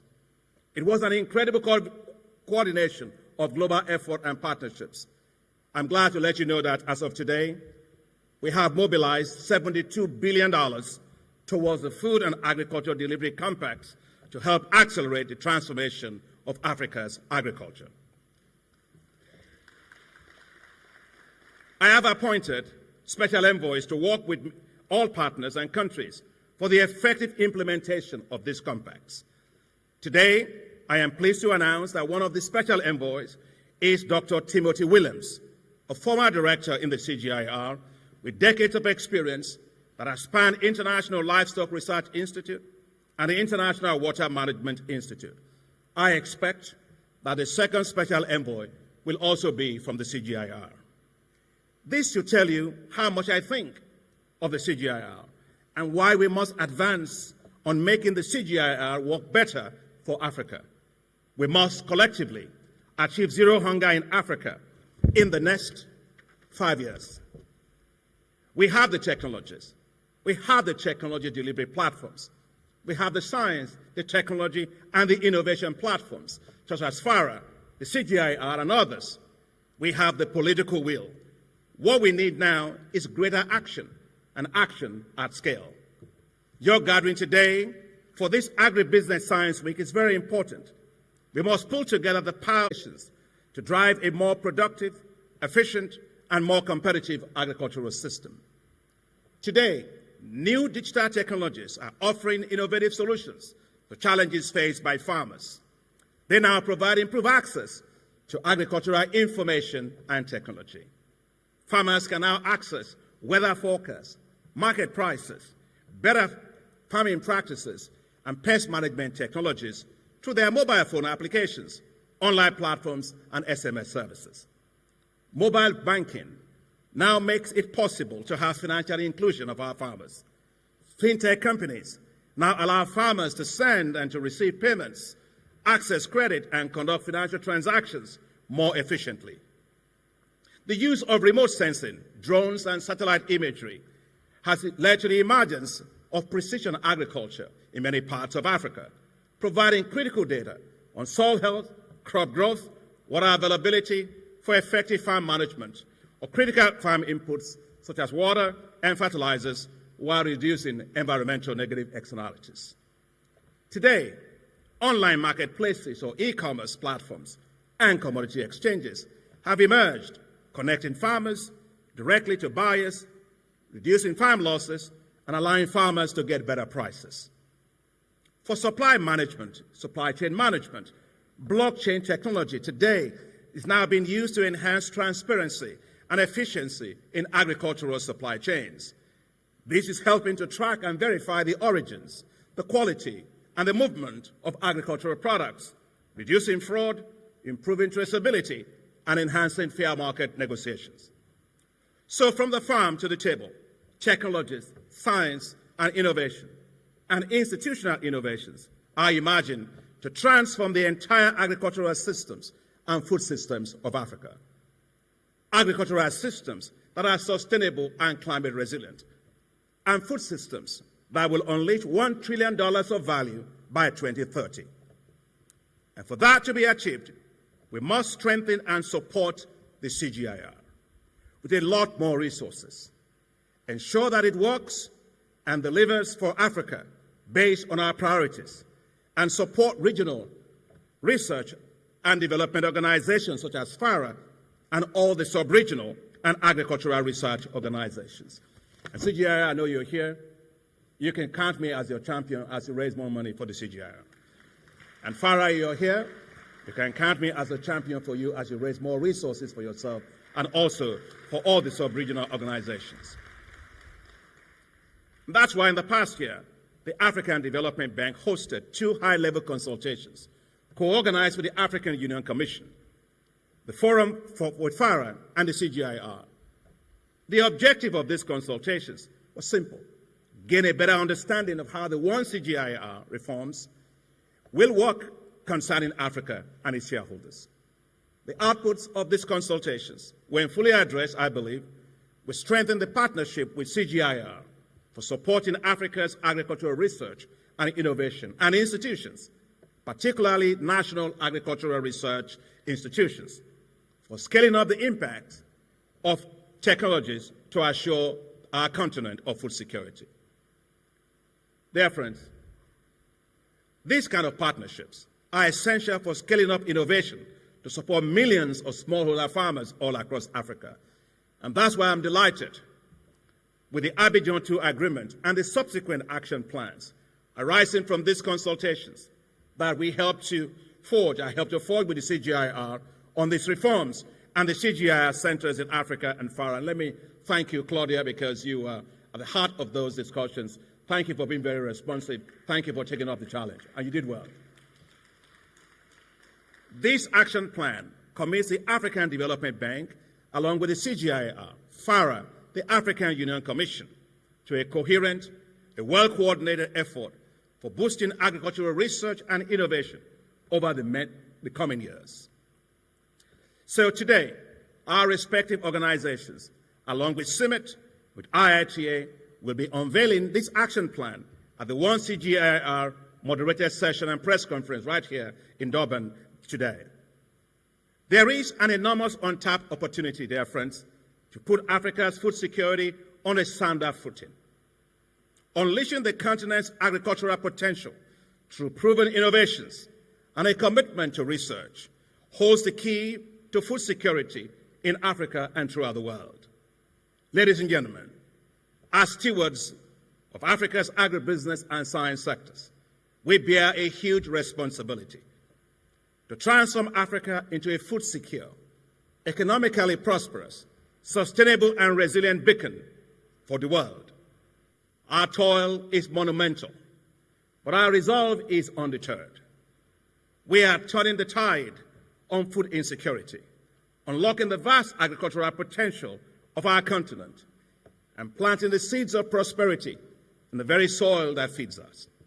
Through our collective efforts, we have mobilized significant resources, developed innovative programs, initiated transformative actions and policies. Our success with the special agro-industrial processing zones and the technologies for African agricultural transformation, for example, attest to our unfaltering commitment. Yet, as we commend our collective progress, we must not become complacent. Africa's ability to contribute to helping meet the food needs of 9 billion people in the world by 2050 is not a foregone conclusion. It is a call for greater action. It beckons us to harness our strengths, confront our challenges, and work relentlessly towards our shared vision. Therefore, let us rise to this grand challenge. Let us forge ahead, knowing that our efforts will determine the future of food in the world. Our commitment to research, innovation, and investments must be strong and consistent. Let us collectively ensure that every African, every night, goes to bed with a full stomach, because God did not make stomachs to go empty. He made them to be filled. With unyielding resolve and unwavering dedication, let us continue our march towards a vibrant, prosperous, and food-secure Africa, where agriculture is a key driving force for economic growth, social development, and environmental sustainability. Let us seize this moment and unlock the full potential of agriculture in Africa. We have what it takes to succeed. Let us rise, powered by science, to unlock Africa's potential in agriculture. Africa must feed itself, and Africa must feed the world. Together, let's make that happen, and God bless us as we do. Thank you very much.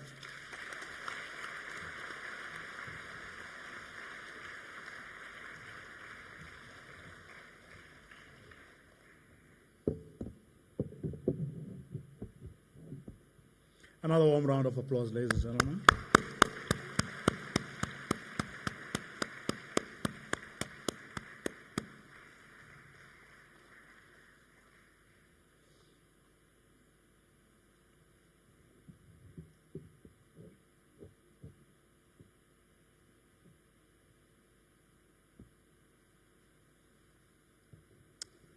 Thank you.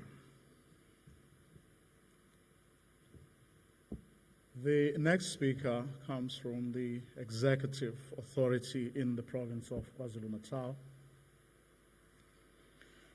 Only a few weeks ago, I should say, last month to be exact, there was an announcement of a groundbreaking smart farming technology solution that combines innovation, efficiency, and sustainability.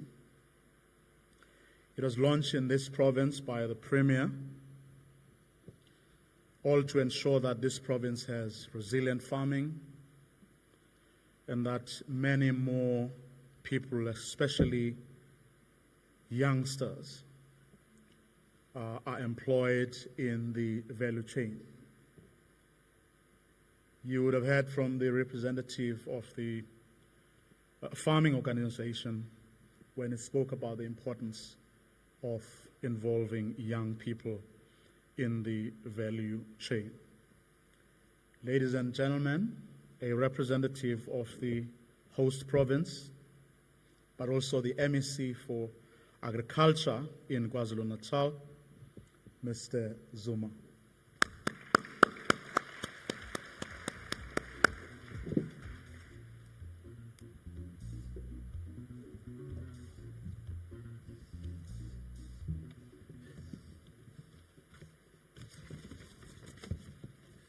Program Director, Vuyo, Honorable Minister of Agriculture, Land Reform and Rural Development, Honorable Togoti Diza, Councillor Ntuli, representing His Worship the Mayor of Tegwini Metro, Professor Razan Vizar, Board Chairperson for Center of Coordination of Agricultural Research and Development for Southern Africa, Dr. Fall, Chairperson of FARA, Dr. Addison, President of Africa Development Bank, government officials, all protocol observed, ladies and gentlemen. On behalf of Honorable Nomusa Dubengube, the Premier of this beautiful province of KwaZulu-Natal, I wish to greet you all. Thank you for choosing Durban and KwaZulu-Natal as the destination of our gathering. As the province of KwaZulu-Natal and government of KwaZulu-Natal, we are delighted to play host to this important gathering of most progressive thought leaders in the business and science of agriculture and all related sectors. The theme, linking science, innovation, and agribusiness for resilient food systems, has strong resonance with this province in the light of the floods that cause untold havoc in this city and many other parts of the province. To date, we still try to recover from those floods which occurred just as we were thinking that we had escaped from the worst of COVID-19 and the social unrest that happened in this province. Indeed, we indeed require science, innovation, ideas, and resilient food systems to secure our people's livelihood. It is prudent to reaffirm our commitment to innovation and science as fundamental and as foundation elements to sustainable growth and development of the agribusiness sector. Techniques such as precision farming, engineering, and the use of drones and sensors can greatly enhance crop yield and quality while reducing resource consumption and waste and water waste. We recognize the movement towards local sourced and sustainable food production and distribution, which requires development of innovative business models and technologies. Science and innovation can only thrive in an environment of increased investment between government, private industry, which includes farmer organization and public research institutions. We are hopeful that the use of open innovation platform will harness collective wisdom of global community of scientists and agribusiness entrepreneurs. With this approach, we can develop innovative solutions for food security, sustainability, and profitability in agribusiness. We want to see improved intra-Africa trade for the development of continent's people. This must be evident in ease of access to infrastructure and in the movement of agricultural goods. We believe that there is a value in harnessing production of indigenous and medicinal herbs and promoting indigenous knowledge systems. All of these efforts will be in vain if we don't pay attention to socio-economic dynamics of our countries, in particular, the continued vulnerability of women, youth, and people with disabilities. As I proceed to wish you fruitful deliberation that will transform Africa's agricultural sector, allow me to also invite the Minister, the National Minister of Agriculture, Land Reform and Rural Development in the Republic of South Africa, Honorable Togo Didiza, to the platform to address this gathering. Minister Didiza is a seasoned lawmaker and a member of Parliament of South Africa, of the Republic of South Africa. He has recently elected as the chairperson of the African Union Ministerial Specialized Technical Committee on Agriculture, Rural Development, Water and Environment. She's a long-serving member of the National Executive Committee and the National Working Committee of the African National Congress, the governing party. If we can invite the minister with a round of applause as she makes her way to the podium. Thank you very much. Thank you. Thank you. Thank you very much, MEC Zuma, for welcoming us to the province on behalf of the provincial government and the Premier of the province, Menomsa Dube. Vuyomvogo, our program director, thank you for steering this program, and I'm sorry that we have taken more time than we had anticipated, but you will understand that we're talking about the most important issue, food, that all of us, without it, we may not give you the concentration that you deserve. Her Excellency, my sister, Ambassador Josepha Sako, Commissioner for Agriculture, Rural Development, Blue Economy, and Sustainable Environment. Dr. Akunumi Adesina, President of African Development Bank, my brother. Honorable Zuma, our MEC, who has just introduced me. Minister Papasek, my brother, and to welcome you also. Councillor Ntuli, representing Honorable Mkolisi Kaunda, our Executive Mayor of eThekwini Metro. Dr. Denise Denya, Vice President of African Bank. Dr. Haile Gabriela Bebe, Regional Representative of FAO, my brother. You are now South African. Dr.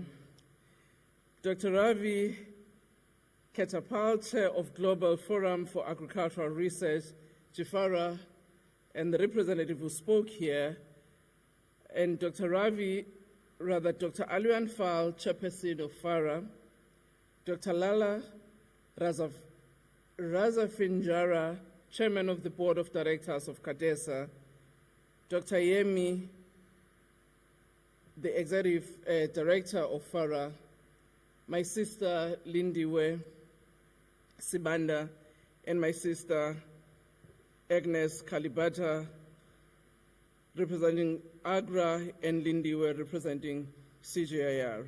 Distinguished guests, delegates, ladies and gentlemen, I know there are also board members of both CADESA and FARA who are here, as well as other distinguished guests whom I have not mentioned by name, but as it is said, all protocol observed. But most importantly, our scientists who are here from various institutions, nationally and also in the continent. I also want to recognize our partners who are here, some of the development partners who have also contributed in their speeches, the European Union in particular.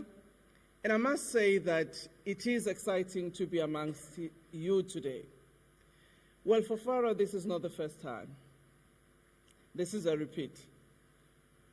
You were here in 2007 in Johannesburg, where you had your General Assembly, and my colleague Minister then, Lulu Kungwana, gave a welcoming address, but also we're here in 2002, when Papa Sek and many of us ministers of agriculture were fine-tuning what we needed to present to the heads of state and government, having formalized the Comprehensive African Agricultural Development Program, commonly known as CADAP.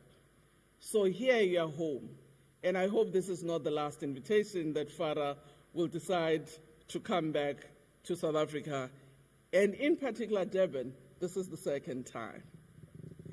I must say that for me, as the co-partner for hosting this event, I would like to dedicate it to the young people, particularly our young agricultural entrepreneurs, but also our young scientists, because you are the future, and you are the one that would enable us to discern what we need to do next in order to feed Africa's people and the world.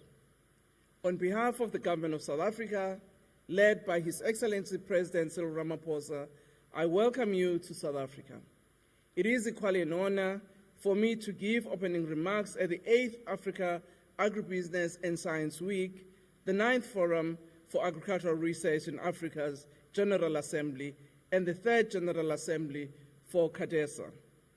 I must say, it is quite interesting that FARA has continued to be resolute in ensuring that we reach our objectives that we set for ourselves in the development of CADAP. Hosting the Africa Agribusiness and Science Week signifies our commitment to leveraging these opportunities and addressing the challenges head-on, as we heard from our guest speaker, my brother Adeshina. This platform serves as a catalyst for collaboration, innovation, and knowledge exchange among stakeholders from across the agricultural value chain.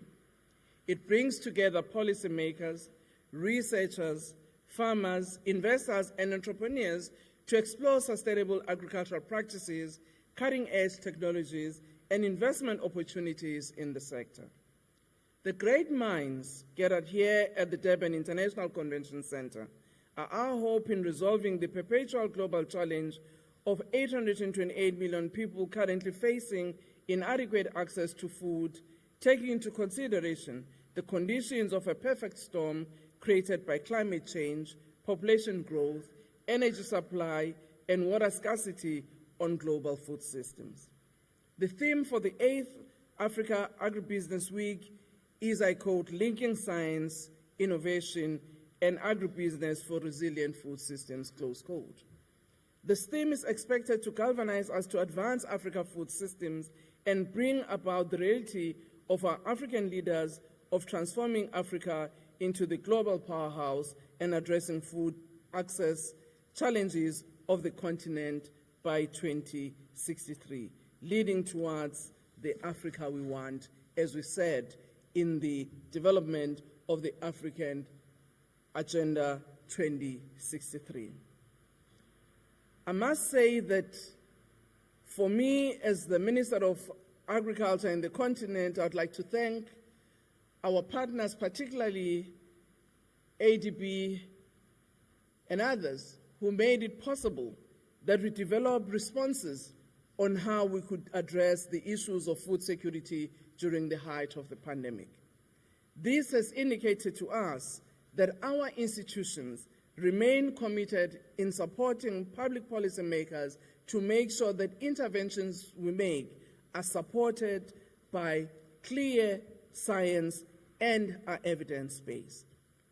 It is important to recall that in Agenda 2063, the focus of our sector includes having modern agriculture for increased productivity and production, environmentally sustainable and climate resilient economies and communities, and well-educated citizens and skills revolution underpinned by science, technology, and innovation. The deliberations for this week are therefore a clarion call for Africa to harness its resources and enhance investments in the development of sustainable agro-value chains to build resilience of our food systems. Our continent, just as alluded by Her Excellency Ambassador Sako, faces numerous challenges aggravated by the climate change that are weakening our food production system, and South Africa, as this country, is no exception, as we heard from our MEC on what happened last year in this province. It was not only the floods, but also we experienced the desert locust, which actually affected the provinces of the Northern Cape, Eastern Cape, Free State, and parts of Western Cape. As per Africa's reflection on the African Common Position, which we developed as we prepared for the World Food Summit, we asserted that for the last 2.5 decades, climate change has received attention as a disruptive challenge for Africa's food system and constitute a significant threat to food security and poverty reduction efforts on the continent. The continent's food system and those directly dependent on them are still vulnerable to environmental degradation and climate change shocks such as drought, floods, higher air and soil temperatures increasing in frequency and intensity. As we already hear now, that in the coming year, maybe starting this year and ongoing, we might actually face another El Nino. These extreme weather events have a high cost and threaten crops, livestock, and people, thereby risking millions of Africa's food security. Finding climate change solutions for the agricultural sector is thereby key towards achieving the UN Sustainable Development Goals.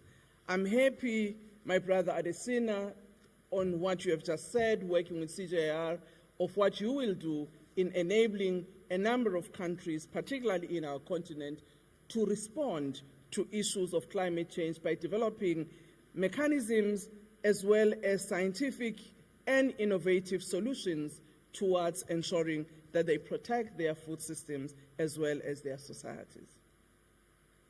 It is indeed instructive that when successful ministers of agriculture are put at the helm of financial institutions, they know where the money should go.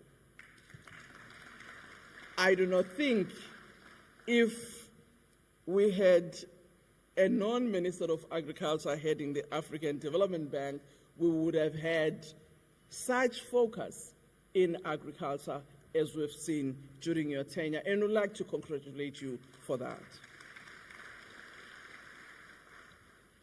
Rapid population growth, deteriorating soil quality for agricultural production, and volatile food prices are also adding pressure on agricultural production and food security across Africa, thus threatening the resilience of our food systems.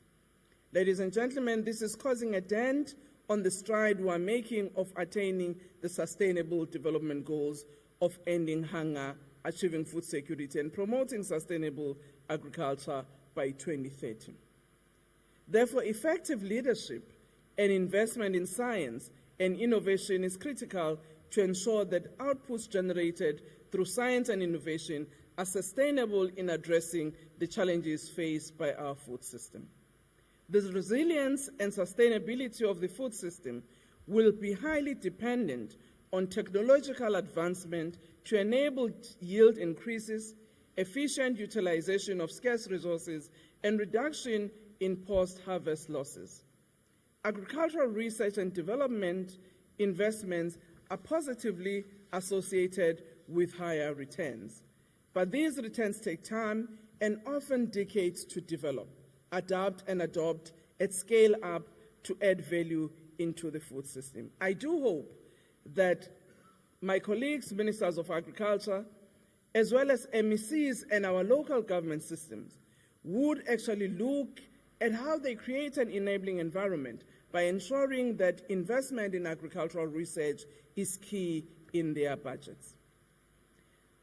I want to say that South Africa in 2022 adopted a decadal plan, which part of its focus is looking at how we can increase investment in agricultural research and innovation. Working with the Department of Science and Technology, we're pleased that the work that we are doing with our university institutes and other science institutions will be able to ensure that in the coming decade, our focus as well as our increased investment will make a change in agricultural food system in our country.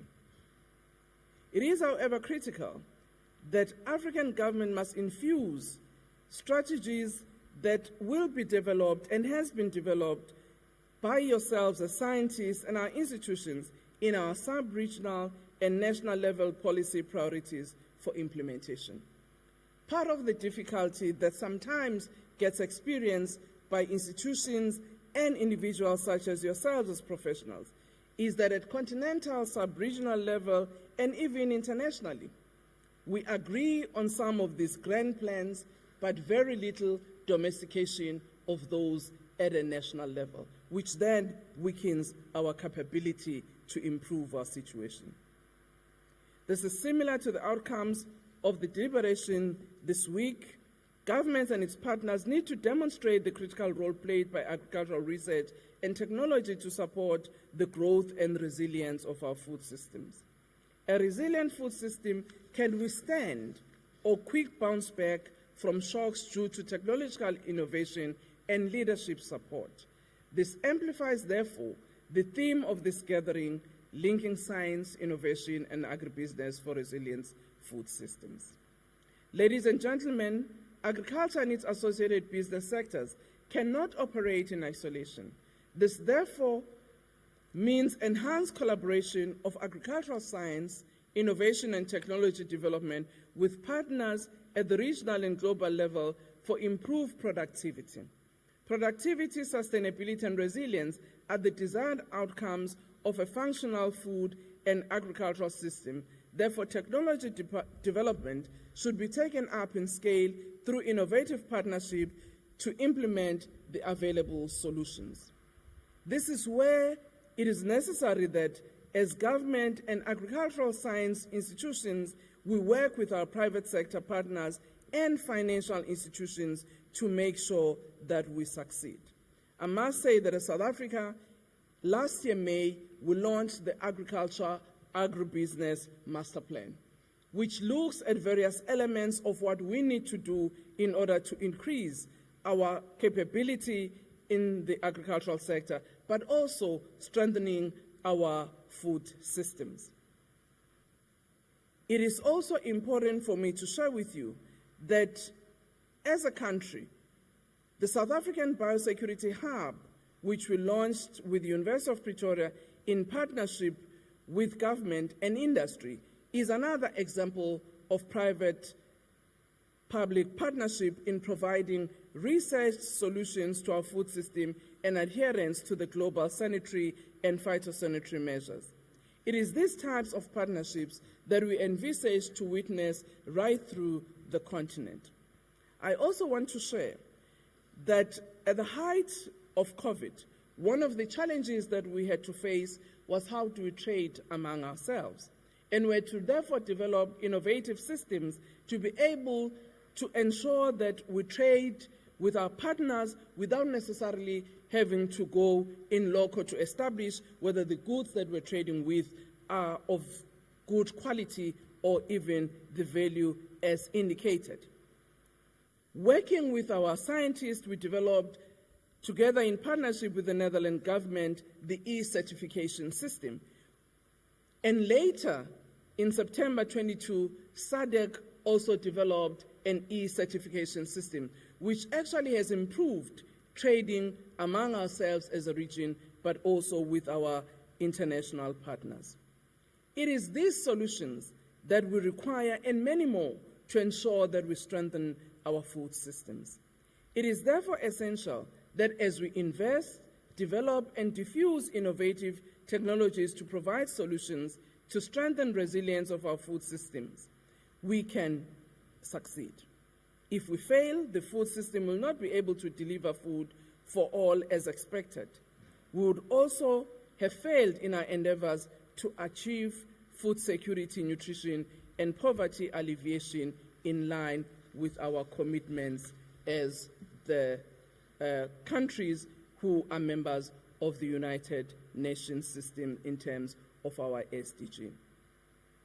So as South Africa, we wish that these deliberations that we are having today are not only creating a platform for engagement, but will enable us to have some takeaway solutions that we can implement in our various platforms, in national as well as continental level.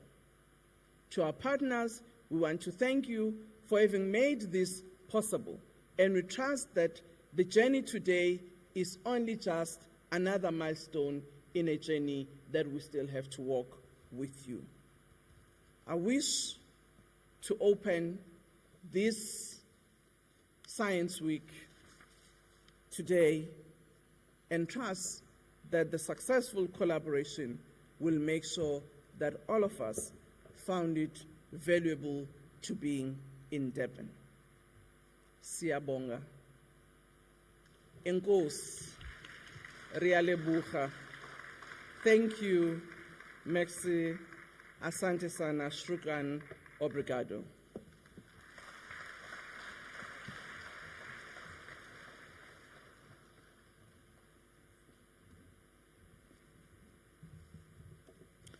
Thank you, Minister Didiza. And to punctuate the official opening of this gathering, I'm going to call upon our group of dancers to please come onto the stage.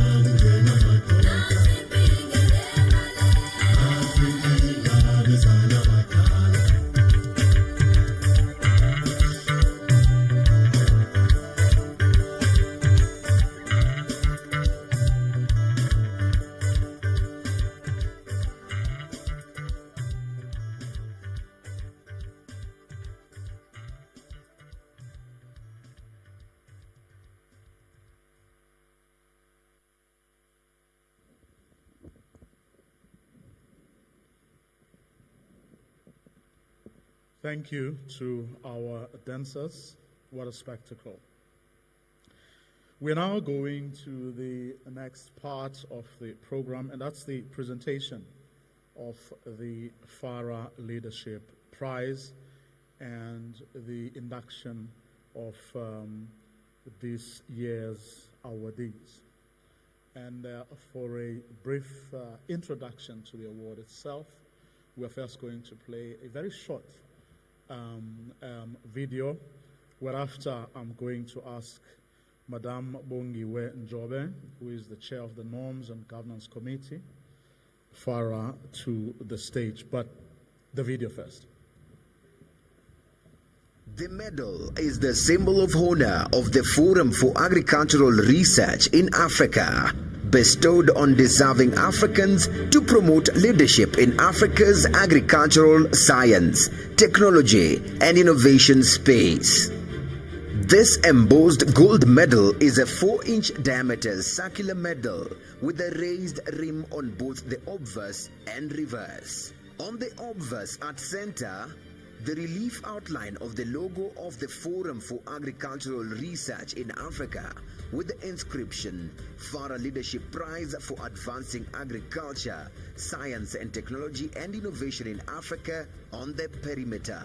The medal is initially struck from bronze and thereafter finished in plated gold. The reverse is engraved with the particulars of the designated laureate.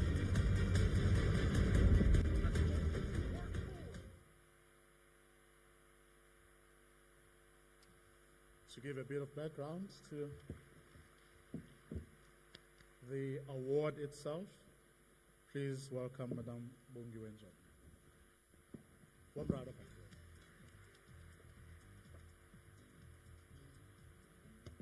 Good morning.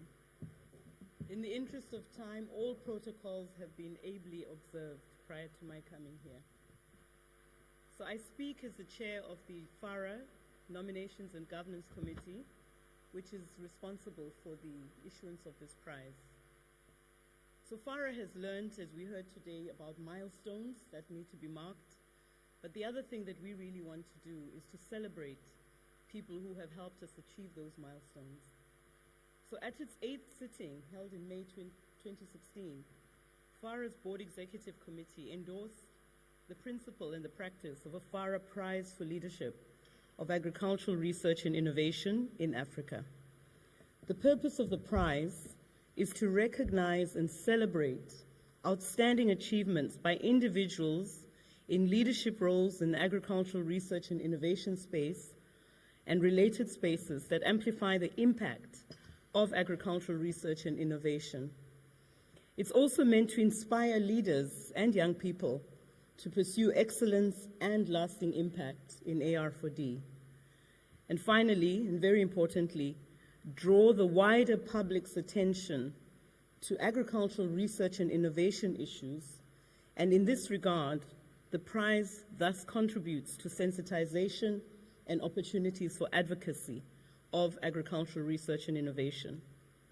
So at the same meeting, the Executive Committee resolved that the inaugural FARA prizes would be presented to awardees during the 7th Africa Agricultural Science Week and FARA General Assembly that was set to take place in Kigali, Rwanda in June 2016.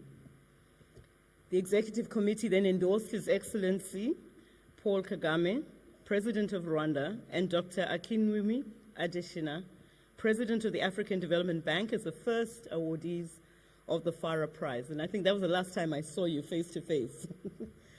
So this 8th, and we've heard what kind of an inspirational leader he is, so perfectly chosen. This 8th Agricultural, Agribusiness and Science Week is an opportune occasion to catch up and to recognize outstanding leadership in agricultural research and innovation, or in domains that amplify the impact of agricultural research and innovation, by presenting the FARA Prize to deserving individuals, as I say, catching up after our torturous years of the pandemic. In this regard, the nomination and selection process of awardees of the FARA Prize was done, and the FARA Prize will be presented to 4 distinguished individuals. The selection of these nominees was based on their personal merits, in their own right, therefore, their achievements and contributions that are in line with the theme of linking science and innovation with agribusiness. The contributions of these laureates are oriented towards increasing the competitiveness and marketing of African agricultural products and services. And these laureates include Her Excellency Josepha Sako, Professor Benedicto Rama, Dr. Ngozi Okonjo-Iweala, and Ambassador Dr. Papa Abdoulaye Seck. Congratulations to all of them. Félicitations à tous. Her Excellency Sako and Prof. Rama are championing the Common African Agri-Parks program, which was spoken to earlier on, a mega program of the African Union Commission that sets out to establish regional agro-industrial hubs designed to reduce the continent's food import bill, estimated at about 30 to 40 billion US dollars per year. The AUC has mandated FARA to serve as a secretariat of this program, and we do so with pride during its inception phase. The CAPS program, along with the African Development Bank's special agro-industrial processing zones, also spoken to earlier, promise to be game changers in efforts to reducing the continent's reliance on importation of food that can be produced otherwise locally. Under Dr. Okonjo-Iweala's stewardship of the WTO, the World Trade Organization, a landmark deal on fisheries subsidies was concluded. We heard earlier, 38 African countries have a coast. The deal provides impetus for African countries to sustainably exploit their marine resources, which significantly contribute to food security. The WTO is actively supporting the operationalization of the AFCFTA, the Africa Free Trade Common Trade Agreement. Yeah, this is one acronym I can't get right. So And then finally, Dr. Papasek, Ambassador Papasek, Abdullah Sek, who was the inaugural chairperson of FARA, has significantly strengthened in the latter years international scientific collaboration between Africa and the rest of the world through his various capacities, thereby unlocking valuable resources for advancing research, innovation, and policy actions. So, félicitations à tout le monde, congratulations to you all, and I'll now hand back to Vuyo to take us through the actual ceremony. Thank you.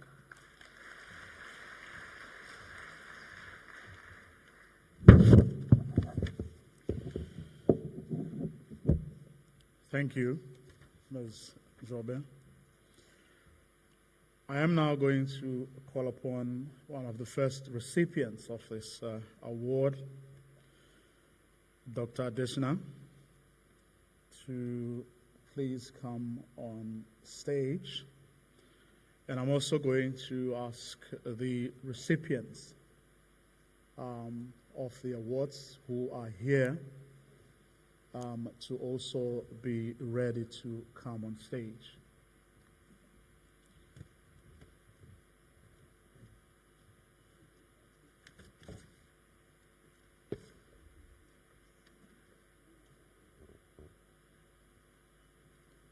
The first recipient,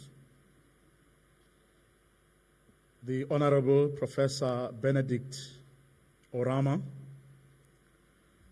the President of the Africa Export-Import Bank,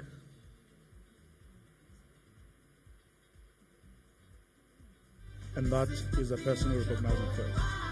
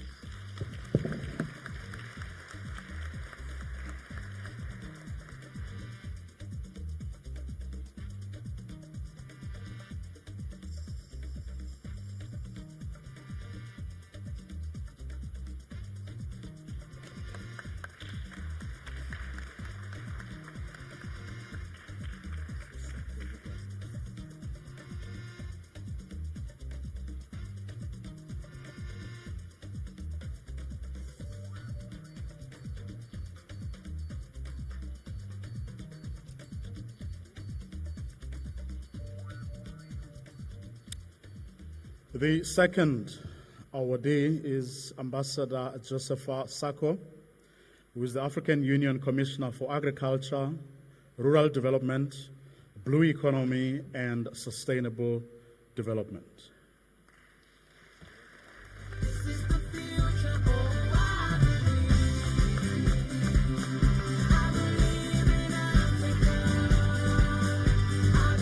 Ambassador Sako has more than 20 years experience working on policy issues and leading institutions in Africa. Prior to her election as two-term African Union Commissioner in 2017, she was Secretary General of the Inter-African Coffee Organization, one of Africa's 13 years during which she championed the empowerment of rural coffee producers. Ambassador Sako led the AU campaign on retiring the hoe to the museum, an event that is commemorated every year during the International Rural Women's Day on October 15. Since 2019, to mark the continental agenda of promoting agriculture and mechanization among women and to improve food production. Ambassador Sako has received numerous awards and recognitions. Her sash medal is being presented by President Adesina.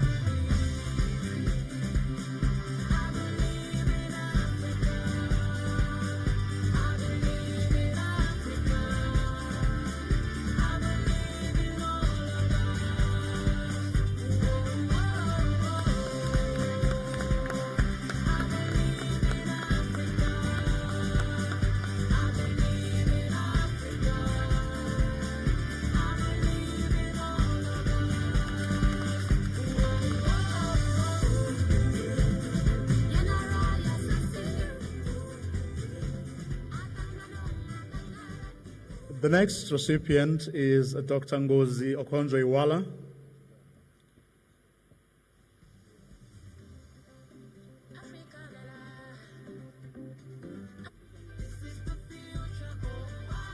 Okay. Ms. Bongiwe Jobe is going to receive the elements of her induction on her behalf. She joins us from Geneva.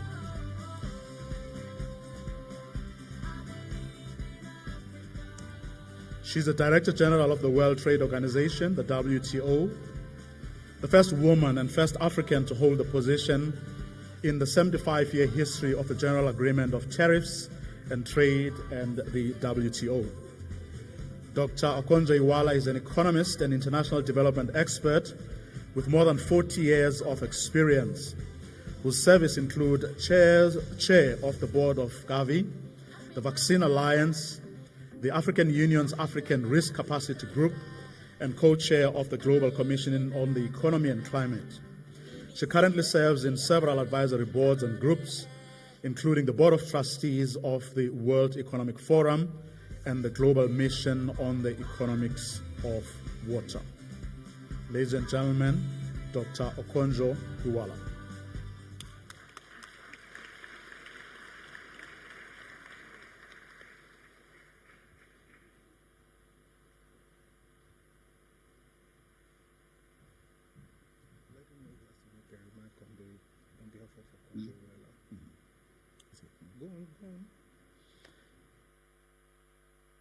Have they done their own? Go ahead. Good day, everyone. I hope you can hear me very well. I stand on existing protocols. My name is Bright Okogu. I've been asked by DG Dr. Ngozi Okonjo-Iweala to stand in for her to receive this very prestigious award because she has had to go to the airport. So apologies for that. But it also gives me a chance to link up with the president of the African Development Bank and other friends. I myself was in that institution as executive director. He was our president at the time, and it's a great honor to stand in on behalf of the Director General. She's asked me to say a few words, and the words that I will say here are her words. Thank you for asking me to say a few words on the food and agriculture sector in Africa and my vision for how it can contribute to a prosperous future for the continent. Agriculture, forestry, and fishing represent almost half of all the employment that is provided in Africa. And while demand for more and better food is growing quickly in Africa's urban areas, it's clear that the food and agricultural sector remain key to ensuring living standards also rise in rural areas. This must be a central part of our efforts to address food insecurity. We know that 1/5 of Africa's population continue to face hunger. That is over 250 million people. Here, trade has a critical role to play in connecting producers and consumers across the continent and beyond. Africa's exports have more than quadrupled over the last 2 decades, while imports have grown 5-fold. And by strengthening agricultural productivity sustainably, Africa can make better use of its untapped potential, including its arable land and freshwater resources. This means that governments need to take steps to reinforce the provision of public goods, for example, by improving the availability of extension and advisory services, investing in research, promoting access to technologies and innovation, and improving infrastructure in rural areas. And trade integration, including through the African Continental Free Trade Area, can also help improve value addition and enable people to participate effectively in value chains. This also means making sure that markets for food and agriculture function better for those who in the past have been excluded from them, including smallholder food producers and small and medium-sized firms. New digital technologies are already paving the way for this to happen, as I saw when I visited with entrepreneurs on my recent trips to West and East Africa. For trade to be able to deliver real improvements to people's lives in the food and agriculture sector and beyond, it is essential that WTO members help to maintain an open, predictable, stable, and fair multilateral trading system.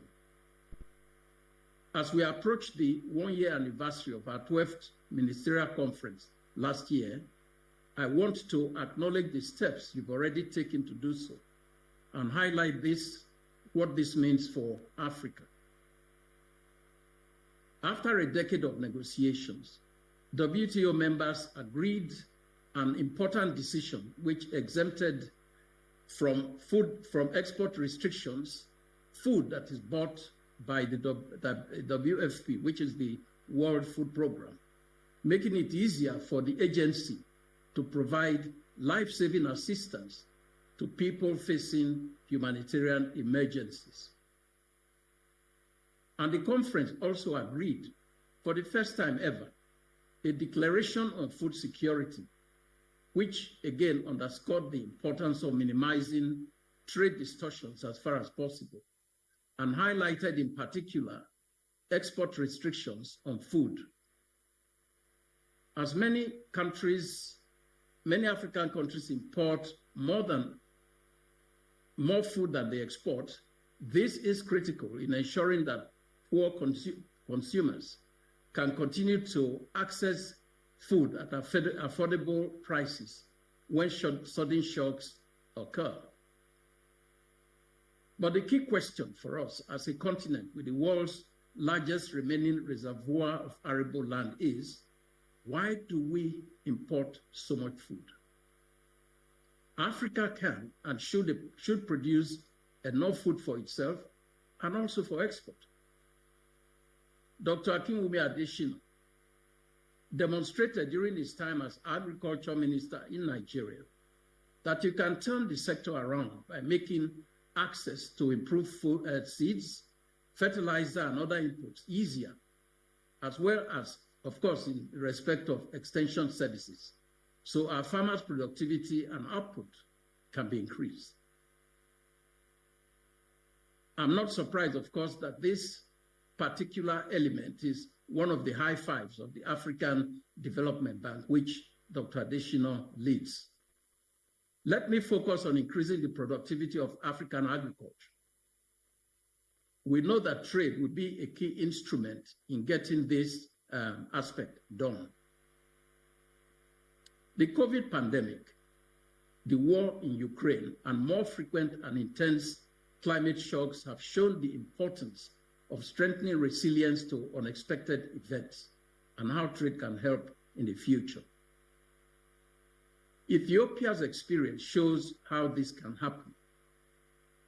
Ethiopia relied on Ukraine and Russia for 45% of its wheat imports before the outbreak of the war in Ukraine, but was able to cushion the shock by sourcing its imports from Argentina and the United States instead. And trade can also strengthen the long-term sustainability of global markets. The agreement on fisheries subsidies that was reached at our last ministerial conference is an excellent example of how WTO members can do so. It's now urgent that they formally accept the agreement by depositing their instruments of acceptance with the WTO. When trade ministers met in Geneva 1 year ago, they also committed to taking concrete steps to facilitate trade and improve the functioning and long-term resilience of global markets for food and agriculture. Negotiations ahead of our upcoming ministerial conference next February could help them to turn this vision into a reality by building on our achievements to date, such as the Nairobi ministerial decision to ban agricultural export subsidies. For this to happen, negotiators must place people in Africa and elsewhere at the center of their efforts to ensure that trade contributes to a dynamic, sustainable, and equitable food and agriculture sector in the months and years to come. Thank you very much for the award, and this is where the remarks by Director General ends. Thank you.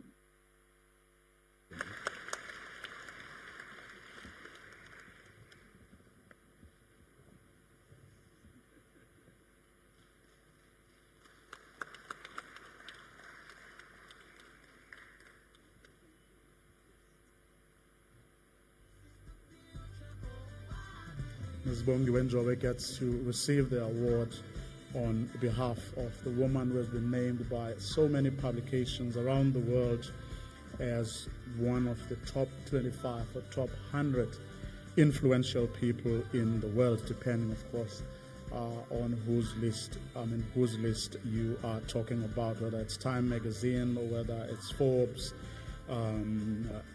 She has been up there as a top, very influential person by the world. Our next recipient is Dr. Abdullah Sek. If you could please come on stage.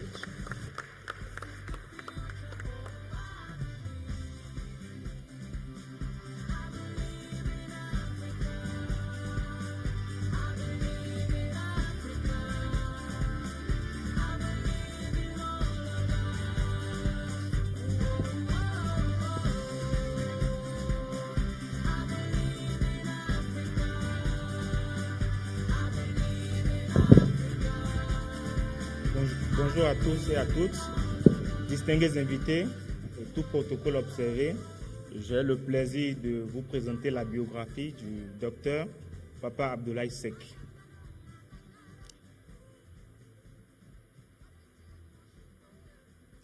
Le directeur de recherche Pape Abdoulaye Seck est un chercheur de renommée internationale exerçant dans différents domaines d'activité, un stratège pour les politiques agricoles. Ce diplomate a reçu plusieurs décorations et c'est un leader né. Il a occupé de nombreux postes dans son pays natal, le Sénégal, où il a fait preuve de leadership. Avant de donner une dimension régionale, internationale à sa carrière. Il a exercé dans plusieurs domaines qu'il nous est impossible d'énumérer ici. Il a exercé durant de nombreuses années comme directeur général de l'Institut sénégalais de recherche agricole au Sénégal. Il était membre du conseil des gouverneurs du CORAF et également président et membre du conseil d'administration du FARA. Au cours de sa carrière scientifique, Dr Papa Seck a été nommé directeur général du Centre de riz de l'Afrique, qui est membre de la coalition One CGA. Après une illustre carrière dans le domaine scientifique, il s'est distingué, comme le montrent les nombreux prix qu'il a reçus. Il a par la suite poursuivi sa carrière dans le domaine politique en devenant ambassadeur extraordinaire et plénipotentiaire du Sénégal en Italie et représentant permanent du Sénégal auprès des agences des Nations Unies telles que le FIDA, la FAO, le PAM. Dr Papa Seck a reçu plusieurs distinctions dans son pays et à l'étranger. En reconnaissance de sa contribution à la sécurité alimentaire en Afrique, le docteur Papa Seck s'est vu décerner une décoration au grade d'officier de l'Ordre de mérite du Sénégal, une décoration au grade d'officier du Lion du Sénégal, un diplôme de mérite de l'Union africaine, une décoration au grade de commandeur de l'Ordre du mérite agricole de la France et de nombreuses autres distinctions. Le docteur Papa Seck s'est également distingué au sein de plusieurs académies au niveau mondial. Il a non seulement consacré dans sa passion en faveur de l'autosuffisance alimentaire en Afrique, mais également a contribué à de nombreuses revues scientifiques. Il a plus de 130 articles à son compte et a préfacé plus de 10 livres sur l'agriculture africaine et mondiale. Voilà en quelques mots la biographie du docteur Papa Seck. Je vous remercie.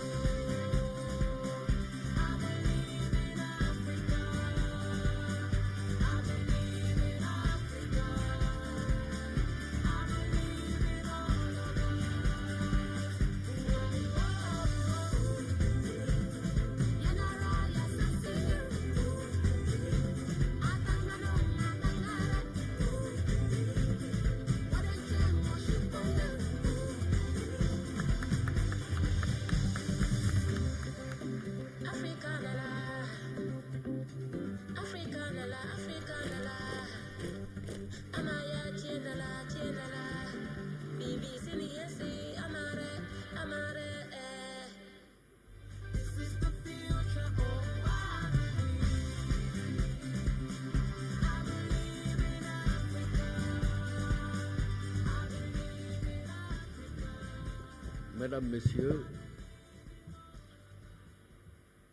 je dois vous dire que je suis très honoré, très flatté, très ému de recevoir ce précieux prix du FARA. Que le FARA en soit simplement, mais vivement remercié. Sans nul doute, je dédie ce prix à tous ceux qui œuvrent inlassablement pour ce que nous pouvons appeler un nouvel ordre agricole mondial, où l'Afrique sera sur le podium de l'excellence grâce à une recherche agricole domestiquée, émancipée et en harmonie avec nos préoccupations profondes.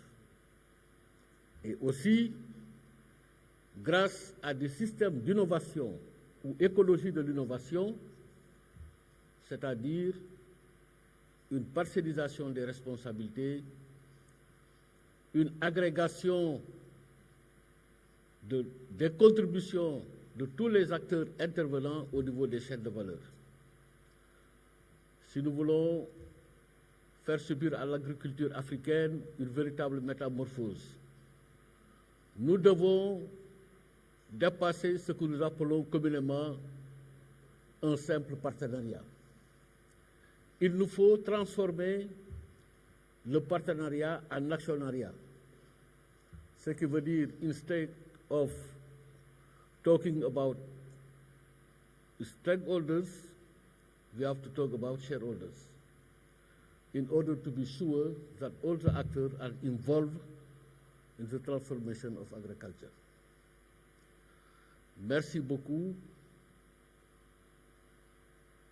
Mais en écoutant tantôt notre ami et frère Adesina, on s'est dit, mais qu'est-ce qu'on va dire de plus?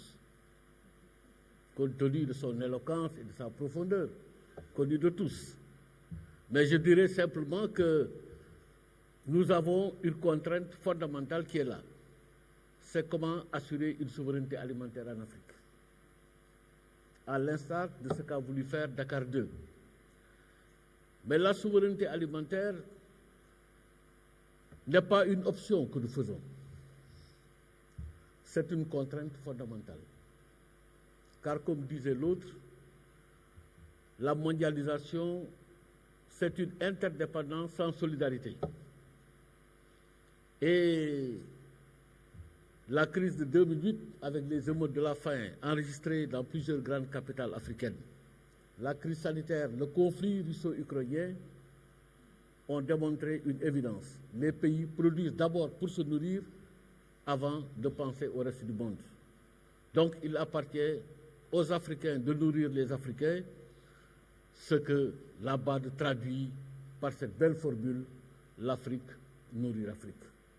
Bravo à tout le monde et merci du fond du cœur.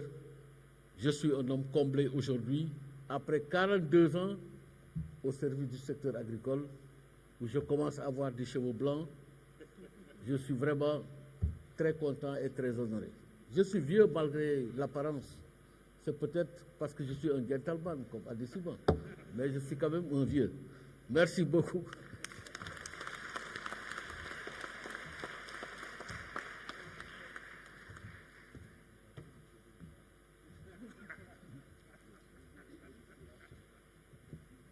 Well, to end this part of the proceedings, I'm going to ask the Executive Director of FARA to please come forward. As FARA would like to recognize a distinguished personality who has greatly contributed to agricultural transformation in Africa. And the recipient of this is someone the FARA organization and its allies would know. Please, if you could come on stage, Dr. Fal.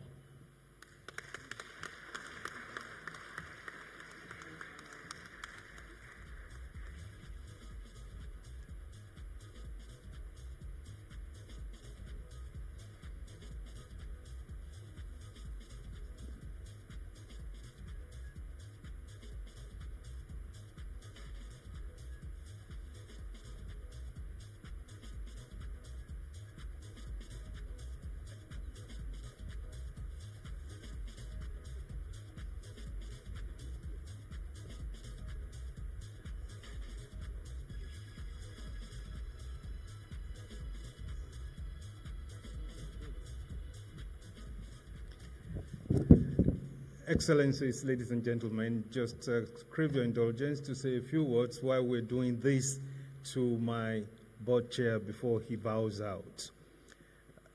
Dr. Fall comes highly recommended.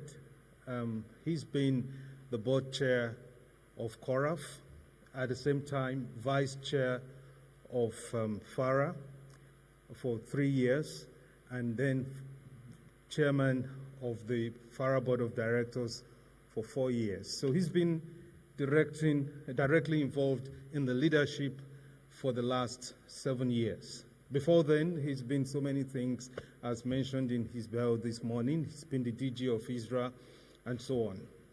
But the only reason why we wanted to recognize him, because after this General Assembly, he will no longer be the chair of FARA. And the same holds for me. But I thought that in my 10 years of being the executive director with great honor and pride of this institution, Dr. Alioune Fall has been a phenomenal force behind all the success that we have achieved. He stood, thank you. He is one board chair that, that's one phrase I always hear from him when I get really nervous. And that phrase is, he says, Samash, Samash. Whether it's good or bad, Samash. And when I hear that, my nerves are calmed. And he's just phenomenal that we thought we cannot just wave goodbye to him, but to have this one special moment to recognize such a tremendous personality that Alioune Fall is. Thank you for being there for me.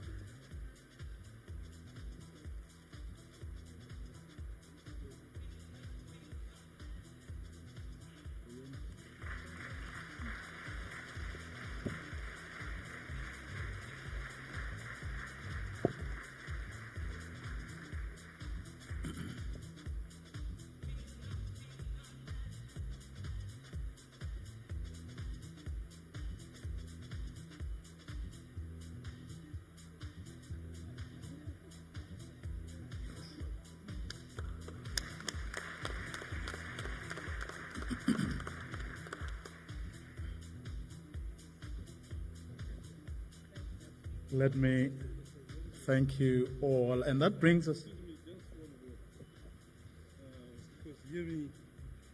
Yes, definitely. We've been together for a while. But the thing I'm going to say is just very short, very meaningful to him. He came to visit me in Dakar. I said, I picked him up and said, let's go. And one time I said, let's go and eat somewhere. I went to the Place de l'Indépendance, for those who know Dakar. I parked my car, and I said, well, let's just go to the restaurant next door. It's been something like 20 or 25 years he has not been around, you know. So when I entered the restaurant, they say, hey, they don't hear me. I say, hey, what's happening? I thought it's gonna be a surprise for me to take him to that restaurant. So when they hear me enter, they say, oh, they know him, you know. I said, well, so I missed the surprise. After that, I said, let's walk down and go to the Place de l'Indépendance and get the car. I'll take it to the hotel. They say, okay. So we walk around. I said, I'll let you know the tour to see some. We went through a hotel, Miramar Hotel, for those who know Dakar, Miramar Hotel. He said, I know this hotel. I said, really? He said, yes. I said, let's go in. He goes, hey, yippee.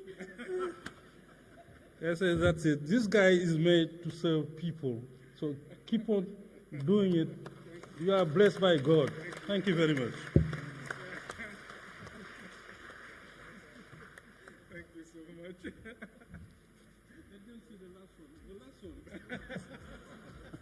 The last one. I looked at him, I said, so you understand Wolof? I'm sure you speak Wolof. He said, yes, I speak a little bit. He said, Jan ci suuf, tank ci suuf. So I asked him, what does it mean?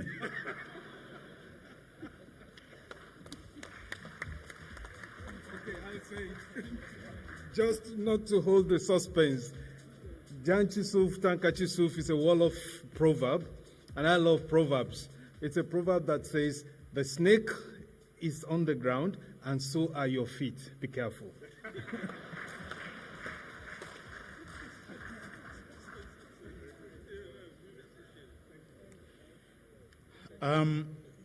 In about 15 minutes or so, we will, of course, have an opportunity to have Dr. Adesina as well as the other recipients of today's award.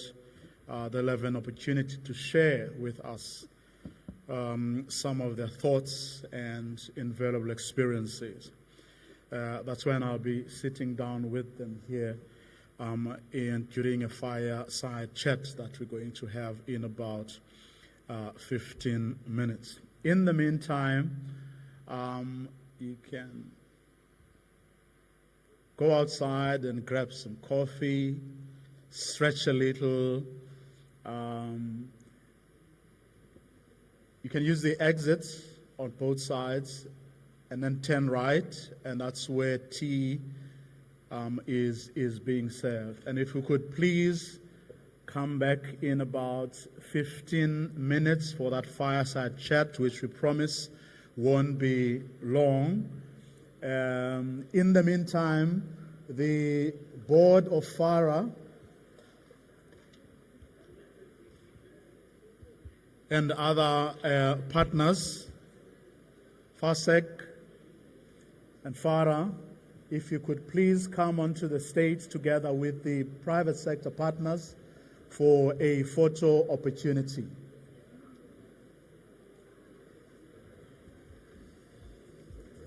So FARA, CADESA executive, the partners from the private sector, if you know who you are, if you could please come onto the stage.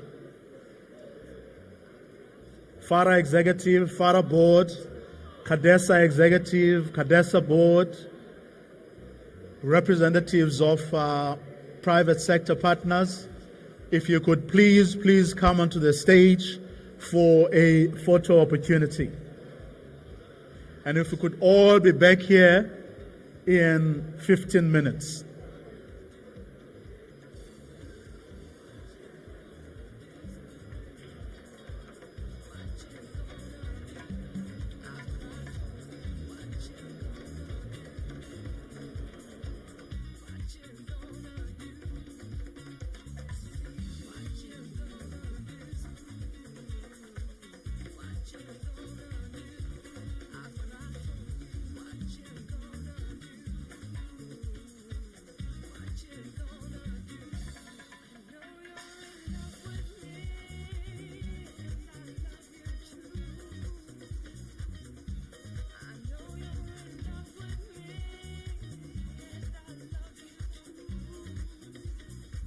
Again,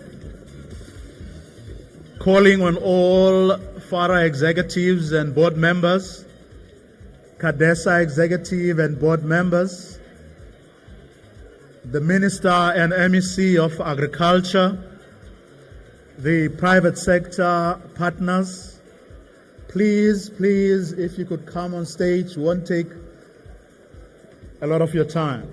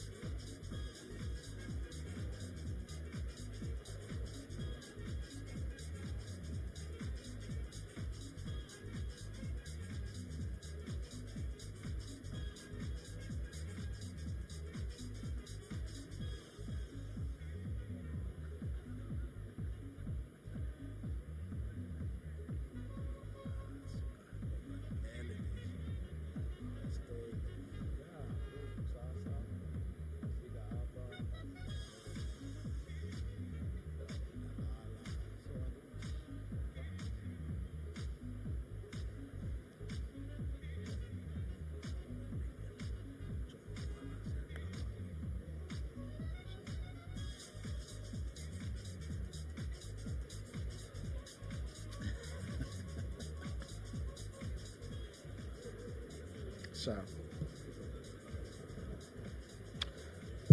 Excellencies, ladies and gentlemen, it looks like we are ready to start. So if we could please take our seats. Thank you.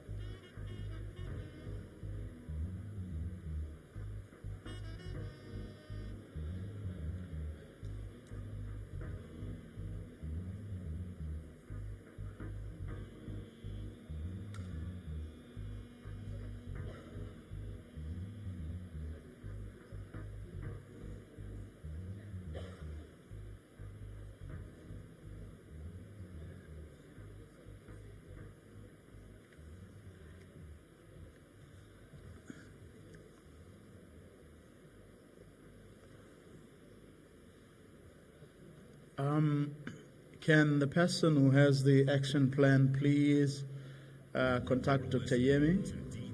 She's here right in front in the first row. The person who has the copy, the actual copy.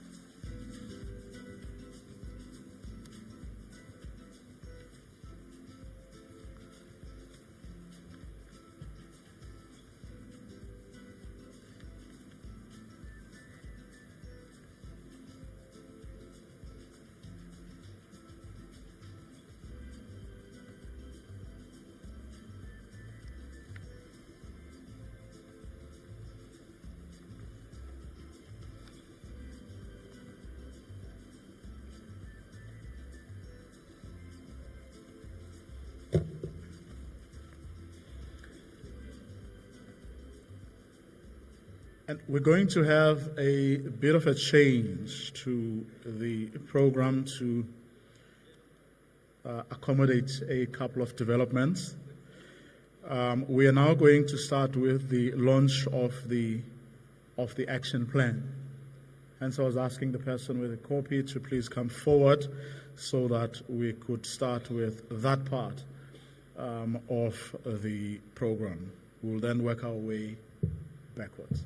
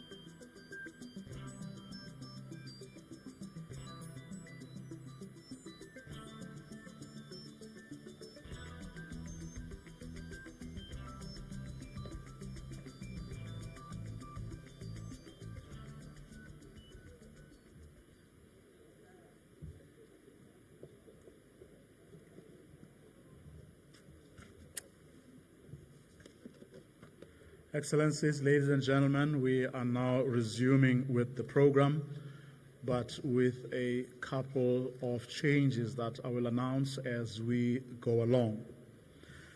We are now going to go straight to the launch of the action plan for the renewed partnership between CGIAR and the African Agricultural Research institutions. And the person who is going to lead us in that part of the program is the Executive Director of FARA, and that's Dr. Yemi Akinbamijo.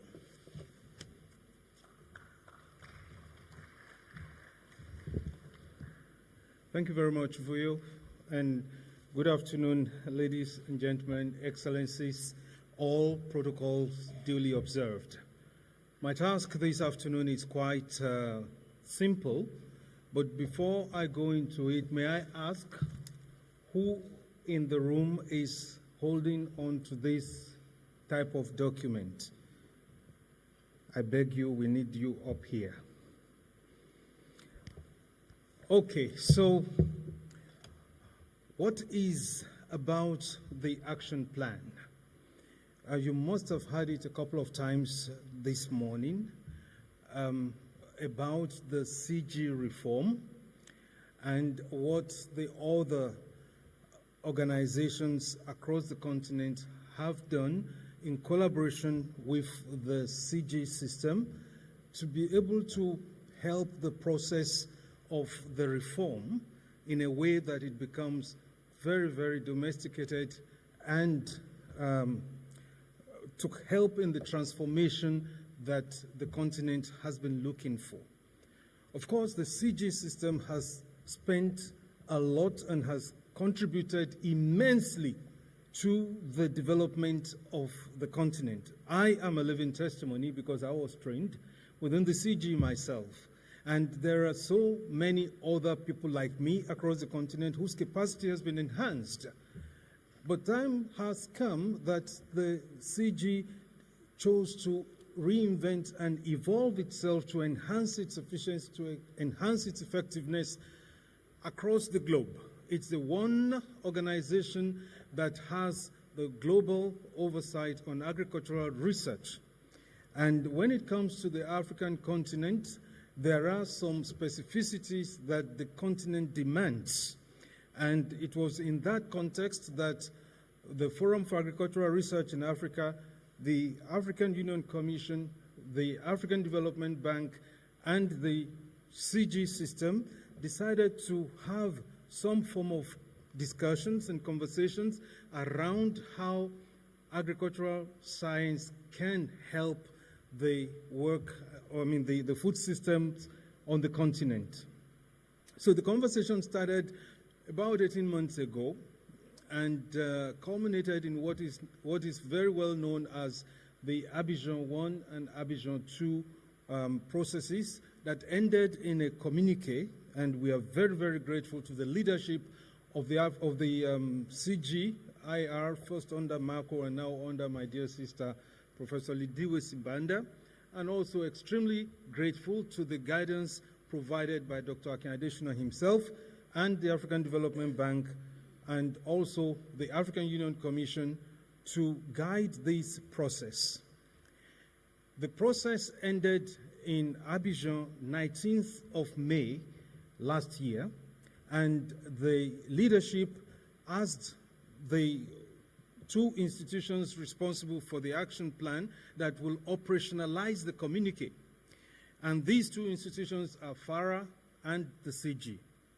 So we were given 3 months to work out the modalities of a kind of a roadmap, a feuille de route as it may, that will guide this process over the next 3-4 years, a very pragmatic plan. And today, we are very grateful to all the principals. We have them under one roof today. And we've just come to let you know, Mr. President, to let you know, Madam Commissioner, to let you know, Dr. Fal, and to let you know, Professor Sibanda, that we've put our noses to the grind and we have produced this action plan.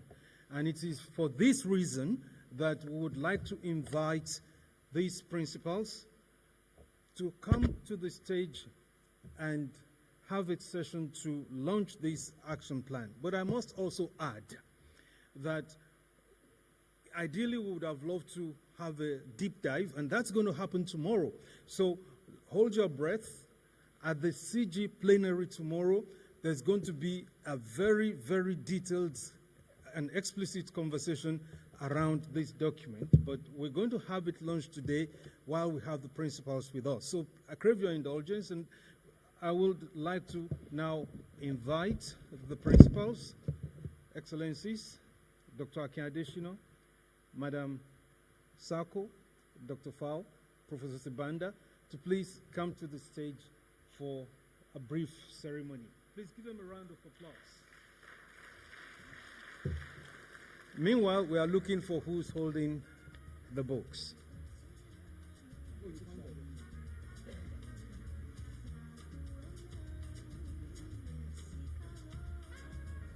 Very nice. We have the books with us, but before we have the photo up, I'm going to ask the President to say just a few words as really the champion of this process.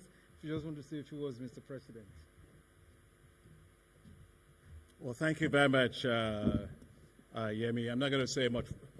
I just want to say that as a product of the CGIAR myself, I understand the importance of connecting global research down to national agricultural research systems and regional agricultural research systems.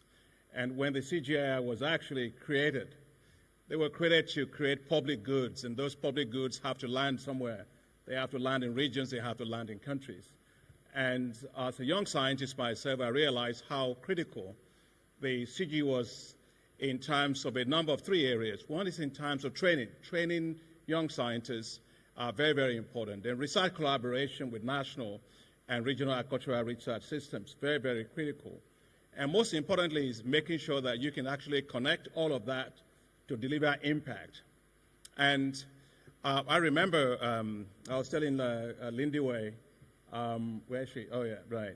Yesterday over dinner, one of my great mentors and Dr. Norman Borlaug and I were walking the street in New York on 2006, like in February, walking through the Rockefeller Foundation. And he looked at me and he said, "Do you play football?" And I said, "Not the American football, but I play soccer." He said, "Yes, okay, I mean soccer."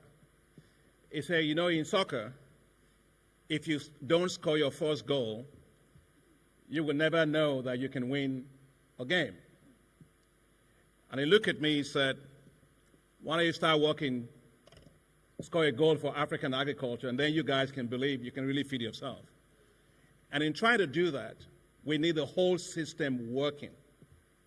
Every game is won by the whole system, the whole team. And so I've always been driven to make sure that we harness the power of global science, connecting it down to national and regional research centers, but holding ourselves accountable. I'm a scientist. I've written a lot of scholarly papers, but I know we don't eat papers. We eat food, right? So at the end of the day, we must translate the best of science to be able to raise productivity, to be able to raise food production, and also make sure that we are doing this in a way that is sustainable for the environment. And so let me just thank the chair of the systems board, my dear sister Simbanda. I'm going to cut it. Okay, just give me a second. Yeah, I want to thank Claudia. Claudia, you may stand because it's going to be your last time to be here. When I called for the meeting in Abidjan, Claudia, that was just before you became the executive, the CEO for the CGIAR, and Yemi and all the CG centers that came, that the only place left for the CGIAR to show its relevance globally is Africa.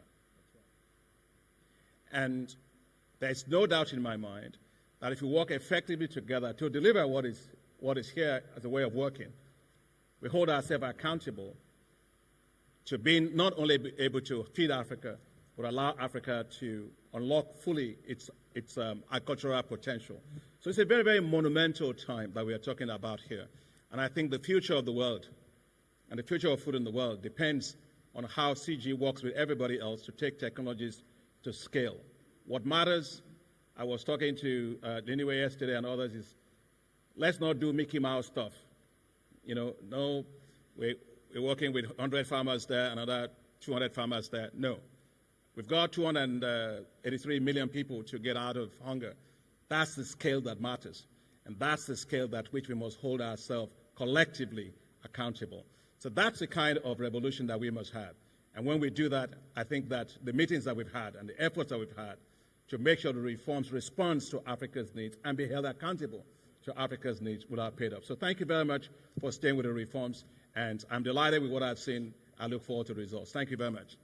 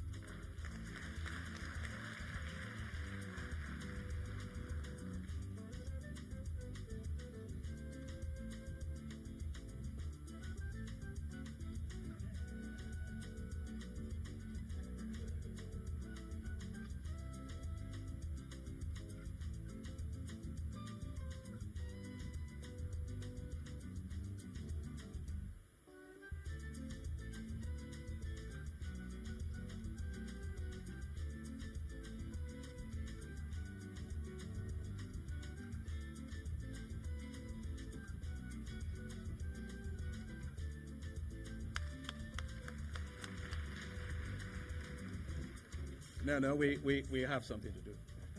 Give me my. Yeah, we can. Okay. All right, we got a song to sing. All right, let's do it. Let's do it. Good. Thank you. Thank you, President. All right, thank you, President.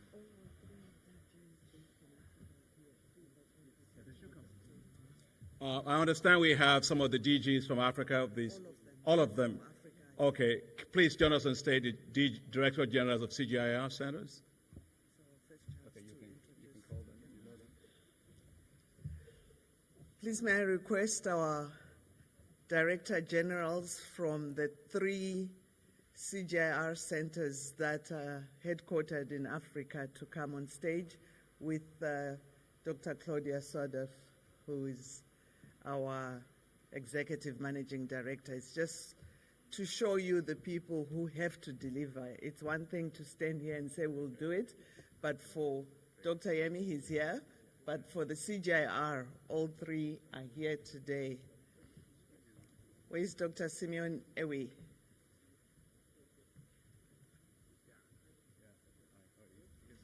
Yep.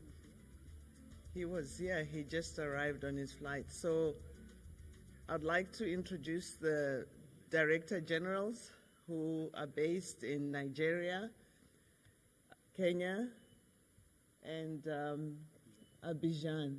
He's here. Thank you very much.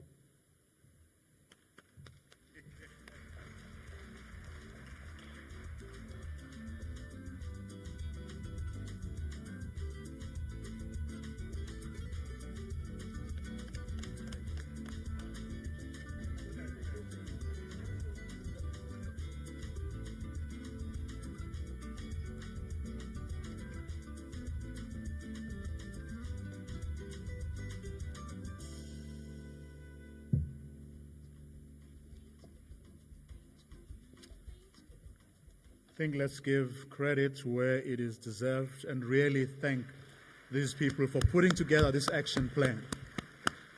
And I overheard Dr. Adesina saying, now is the time for action. We look forward to that.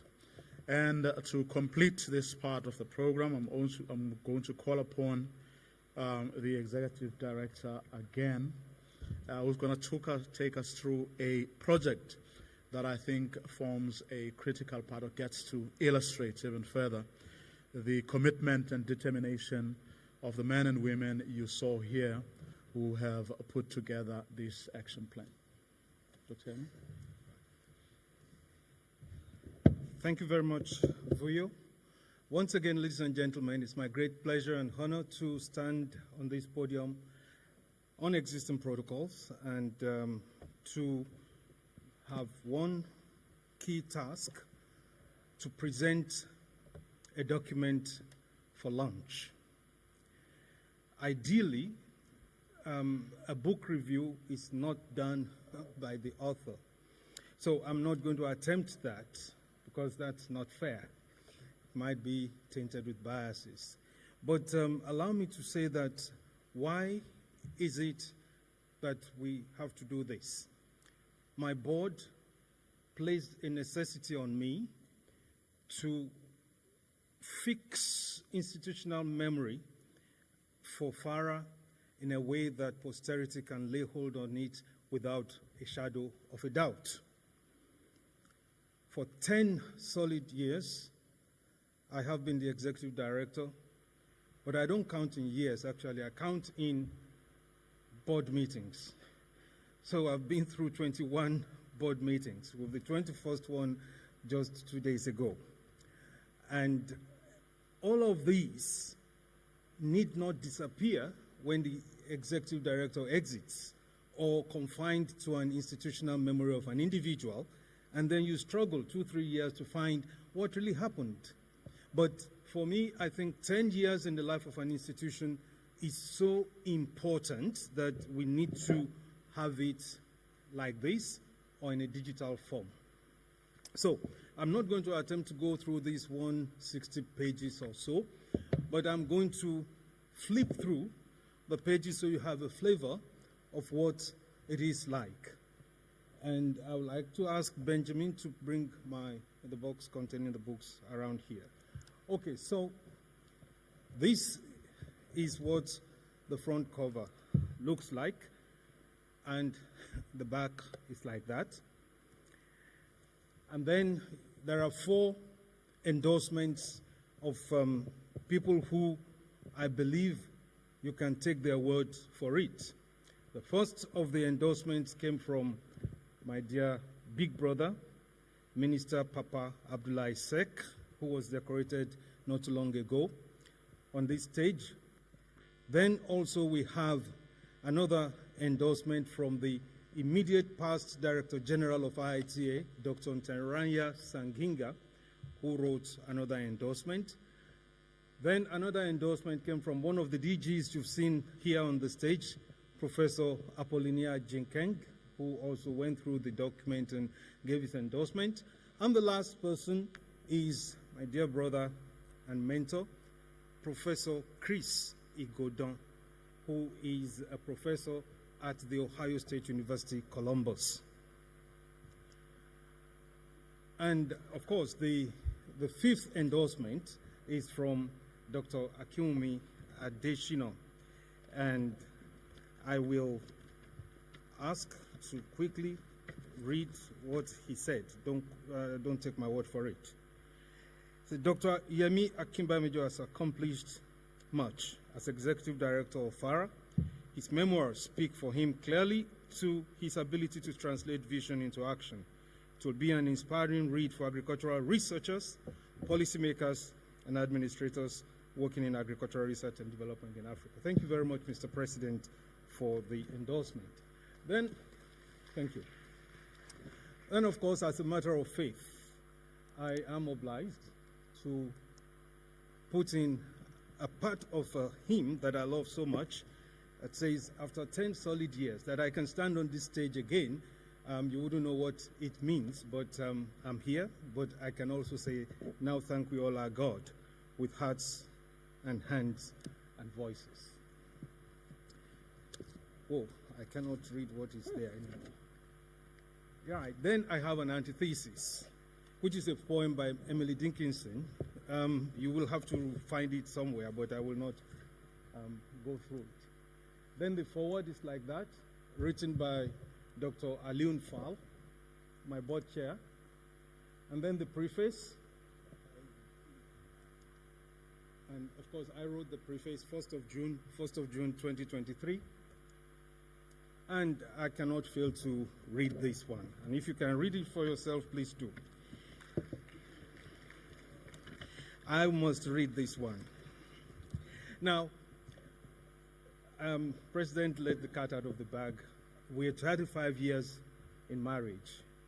And I think that that's the best thing that has happened to me on this planet, is marrying my wife.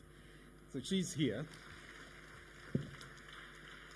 And I say this work is lovingly dedicated to Arewa, which means the beautiful one, Olajumoke Aduke, my beautiful wife, who keeps the bended knees, that I may stand tall and straight, who embraces the obscurity where no one sees, seized with intercessions only to sleep late, even when it was most inconvenient for my sake. She ate the sour cake and stopped her palate. You wept in the inner room so I could smile on the main stage, only for me to laugh out loud and munch my steak. Then by day, strut the rooms of the king men, and you saw some of them here today, without a reason for me to shake. Jumoke, it is enough. Thank you very much. So I had always said that I have to be able to pause for something for her, and I'm glad I'm able to do that at this moment. So I'm not pausing anymore. So part one, every part, I have a proverb. So the proverb there is, if you send no one to the market will send no one to you.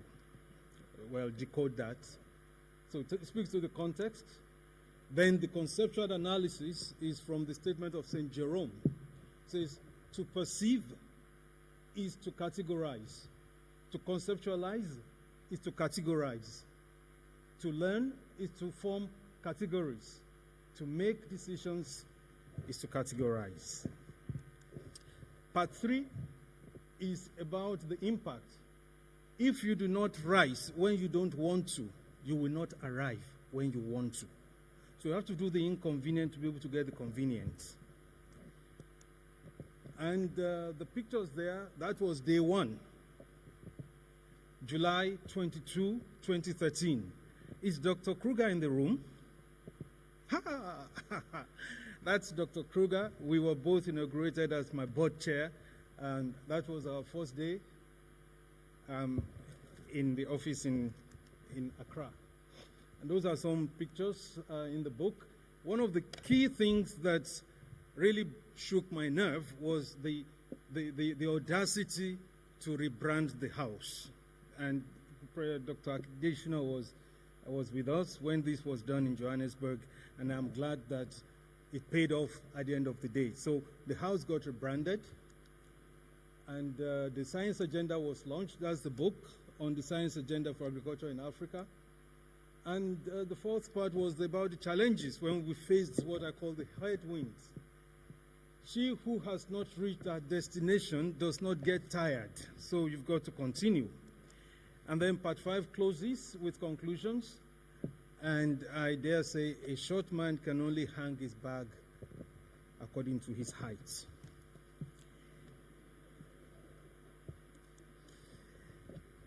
In closing, this is a phrase from a Methodist hymn book that has guided my life.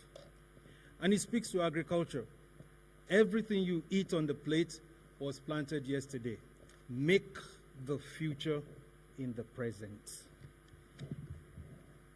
And then there are some pictures of one of the key things we've done. I was sharing with Mr. President last night. We've sent Nigerians, 120, to do postgraduate training in a new pedagogic training, film philosophy. And we've signed the new memorandum of understanding with 44 federal universities in Brazil. And I think, Professor Vladimir, are you in the house? Vladimir, I saw you today.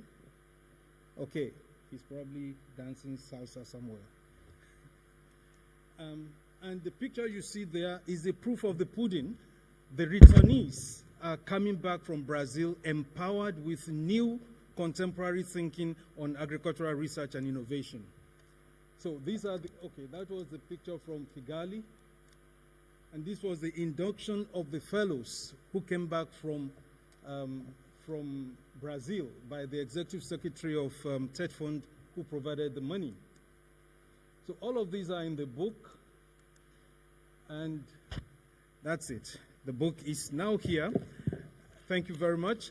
I'm going to, in all humility, request again, Mr. President, I'm going to give you the first copy, and I wrote here, Mr. President, I can never thank you enough. Ladies and gentlemen, Dr. Adesina has been phenomenal. He's never said no to any of my invitations, and this he didn't say no. So I'm very grateful to you, sir. I would like to give you the very first copy and to launch the book.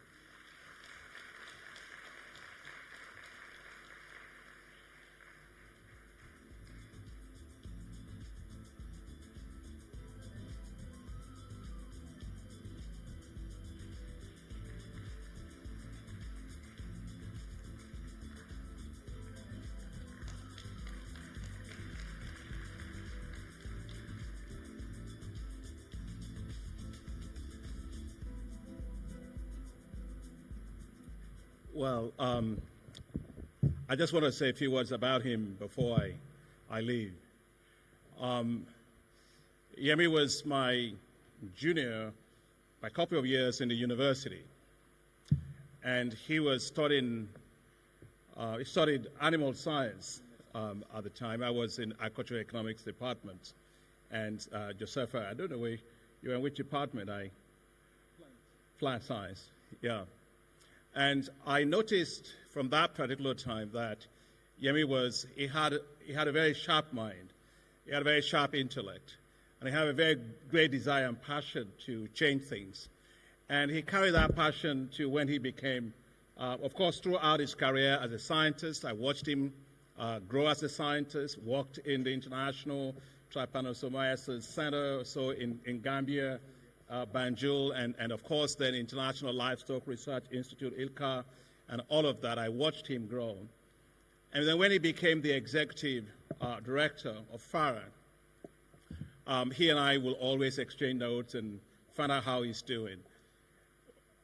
What I found out about him was he puts his heart to every single thing that he does. He's very, very passionate about people, and he's been able to mentor, encourage, support so many scientists all across Africa. You just saw his ability to get the tertiary education fund in Nigeria to support about 100 plus students to go to Brazil to learn about science and then come back and apply that on the continent. He's always been a very great, big champion of national and regional agricultural research centers. I'm pretty good at watching people. It's not what they say, it's what they do. And I watch him as how he works with Asarica, work with all the sub-regional institutions, always pushing, and farmers' organizations, by the way, always pushing for what's in the interest of Africa, building capacities on the ground. You know, leaders have to inspire. Leaders have to motivate. And leaders have to help others to achieve what they themselves thought was impossible to achieve. And I think you all have been extremely fortunate to have had Dr. Yemi Akinbamijo as the Executive Director of the Forum for Agricultural Research in Africa. We're better, Yemi, for your 10 years at the helm of FARA. And when the conversation came in terms of how we got to have the CGIAR reforms, he played a big role in that. I think the entire agricultural research community owes you a great appreciation for your vision, for your forthrightness, for your determination, for your ability to keep the entire ecosystem working and to put agriculture constantly and research and development constantly on the agenda for Africa. As you, thanks, give it up to him, please, you know, the price of good work is more good work. So I'm not going to say more than that. You can fill in the gaps. But I think we're very proud of you, Dr. Akinbamijo. And most importantly, I'm very proud of your Arewa, your wife. Thank you for standing with him. Thank you for being in that prayer corner. Thank you for encouraging him. Thank you for encouraging him behind the scenes so he can smile on the big scale. You are not here when I recognized you. I say for every person that is a leader, they always tell you, behind every successful man is a woman. I don't believe it. I think the successful man is walking behind the more successful woman, because I believe 60% of a man's success is because of their wife. And I have a reason to say that. When I was appointed Minister of Agriculture in Nigeria, President Obasanjo told me, he said, I have to thank your wife before I thank you, because without her, you wouldn't be who you are. So, but thank you very much for all of what you do. Ladies and gentlemen, I'd like us to rise and give this man his last salute to go.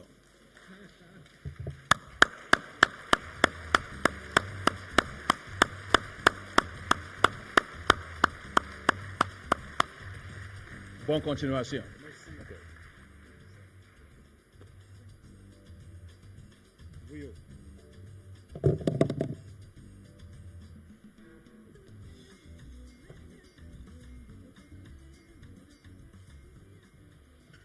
Well, what does one say after all of that? Now, in the interest of time, we have modified the program a little bit. Everyone must be hungry by now. So we are not going to have the fire chat the way we were going to have it. But what we are going to do is get two of the recipients that didn't speak. You would have seen Dr. Okoja speaking on behalf of the Director General of the WTO. So I will then ask Dr. Papasek to say a few words about what the award means, and of course the promise. I heard Ms. Njobe saying among the things that they would like the recipients of this award to do is advocacy, because our continent needs a lot of that, especially I would imagine on the back of the action plan that has just been launched. Ambassador Sek, if you could please.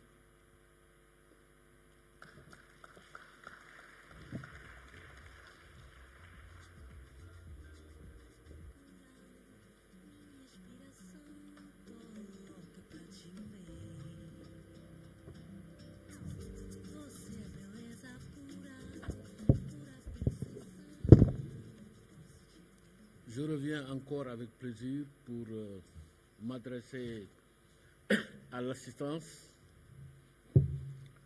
Je disais ce matin que nous faisons tous un constat très amer. Ce constat est que l'Afrique ne nourrit pas l'Afrique et le monde peine à nourrir l'Afrique. Simplement parce qu'il n'est pas possible dans ce continent de trouver en tout lieu et en tout temps une nourriture suffisante pour une vie active et équilibrée. Nous sommes en situation d'insécurité alimentaire très aiguë. Et en écoutant notre ami Adesina depuis Dakar, bien avant Dakar d'ailleurs, identifier les potentialités agricoles de l'Afrique, on retient entre autres le fait que ce continent dispose de 65% des terres arables du monde non utilisées, une grande diversité agroécologique, une population jeune, etc., etc. Et même des technologies aussi, parce qu'il n'est pas juste de penser que nous n'avons pas suffisamment de technologies dans notre continent. Une simulation faite par Africa Rice a montré que si on augmentait les superficies actuelles rizicoles de 15% en utilisant les paquets technologiques que sont les NERICA, l'Afrique pourrait effectivement s'autosuffire et exporter plus de 5 millions de tonnes au niveau du marché international, ce qui correspondrait à la part actuelle du Vietnam. C'est dit donc que nous avons aussi des technologies. Maintenant, vous le dites souvent à Décima, en répétant le professeur Norman Borlaug, le potentiel est là, mais on ne mange pas le potentiel. Du fait qu'un potentiel non exploité, c'est du bois mort. Alors, une seule question se pose à nous tous. Pourquoi nous n'arrivons pas à exploiter de façon optimale notre potentialité? Me fondant sur mon expérience, je retiens 4 conditions essentielles qui, à mon avis, devraient être prises en compte si on veut véritablement transformer le potentiel pour le manger. La première condition, on a beaucoup parlé de recherche ici, peut-être qu'il faut aussi qu'on cadre. Il nous faut quel type de recherche en Afrique? Il nous faut, je crois, une recherche agricole finalisée qui génère des résultats qui sont utiles et utilisables. Et ces résultats utiles et utilisables doivent provenir certainement d'une approche participative, d'une approche itérative, d'une approche systémique et aussi interdisciplinaire. Lorsque j'étais ministre de l'Agriculture, j'avais l'habitude de dire aux chercheurs de l'ISRA, ce qu'on vous demande, c'est d'être des tailleurs sur mesure et non des tailleurs prêts à porter. Parce qu'un tailleur sur mesure est toujours plus précis qu'un tailleur prêt à porter. Or, c'est le terrain qui doit commander la méthode, donc il faudrait qu'on arrive à calibrer véritablement la recherche en fonction des réalités de terrain. Et il ne faut pas qu'on pense qu'on est en situation optimale d'évolution au niveau de la recherche agricole africaine. Non. J'ai fouetté ce matin, avant de venir, les statistiques de l'UNESCO concernant le nombre, la densité de chercheurs que nous avons au niveau du continent. On s'est rendu compte qu'en Afrique, nous avons moins de 100 chercheurs pour 1 million d'habitants par rapport à un pays comme le Japon où on a 5573 chercheurs. Donc 100 fois moins. Et pourtant, il est établi que toutes les recherches ou toutes les études d'impact de la recherche sur le développement nous donnent des taux de rentabilité interne supérieurs à 20%. Donc la recherche est une activité absolument rentable. Alors pourquoi alors on n'investit pas suffisamment au niveau de la recherche, en dépit des recommandations qui existent depuis 1980 avec le plan d'action de Lagos, où on demandait effectivement aux pays de consacrer 1% de leur PIB à la recherche. Mais nous avons une chance en ce qui concerne la recherche. Parce que l'actuel président de la BAD est un chercheur de formation. Il est prix Nobel d'agriculture, World Food Prize, et il aime la recherche. Tout ce qu'on dira ici devra déboucher sur une recommandation forte. Monsieur Adesima, vous avez beaucoup dit que vous allez soutenir le CGR et tout cela. Moi, je vous suggère véritablement de lancer un plan Marshall pour la recherche agricole africaine. Plan Marshall qui va s'articuler autour de la mise à niveau des infrastructures, autour de la formation des jeunes, dégager un cadre incitatif qui permet de faire de la recherche de qualité, débouchant sur des résultats utiles et utilisables. Vous êtes une chance pour nous. Il faut qu'on profite de cette chance. En plus de tout ce que vous avez fait, aider les systèmes nationaux de recherche agricole à se fortifier pour que l'Afrique ait une base très forte en matière de recherche, parce que quelle que soit la puissance du CGR, s'il n'y a pas de système national fort, le CGR n'aura jamais d'impact en Afrique. C'est ma conviction la plus profonde. Je vois que monsieur me demande de conclure. Donc, je vais aller vite. J'ai parlé de plan Marshall. Je vais aussi parler de la deuxième condition, c'est l'assainissement de l'environnement, de la production et de la commercialisation par nos États. Là aussi, il faut le dire, en dépit de toutes les recommandations, l'État ne participe pas à la massification de l'investissement privé, public du moins, ce qui ne nous permet pas de construire des systèmes agroalimentaires qui sont efficaces, efficients, durables et résilients, faute de massification de l'investissement privé.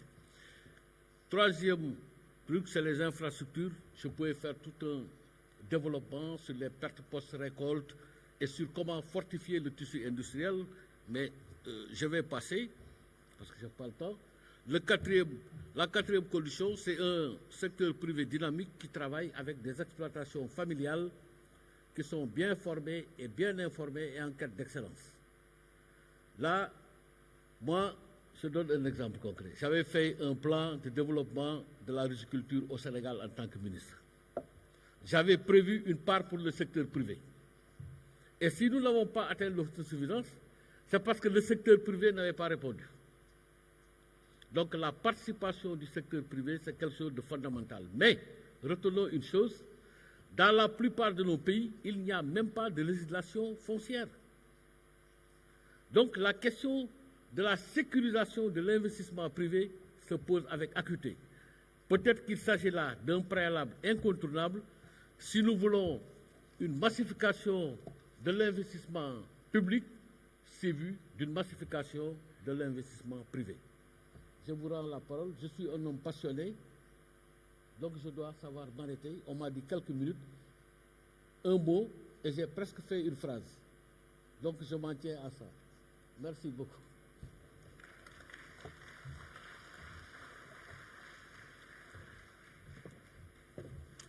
Also, please, Ambassador Sako, to please come and say a few words.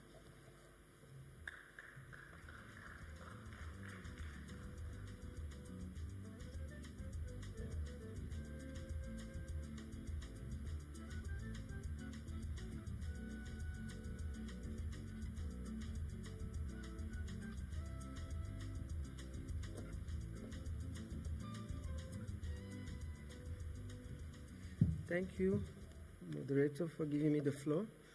I will really be very brief because I know that time is against us.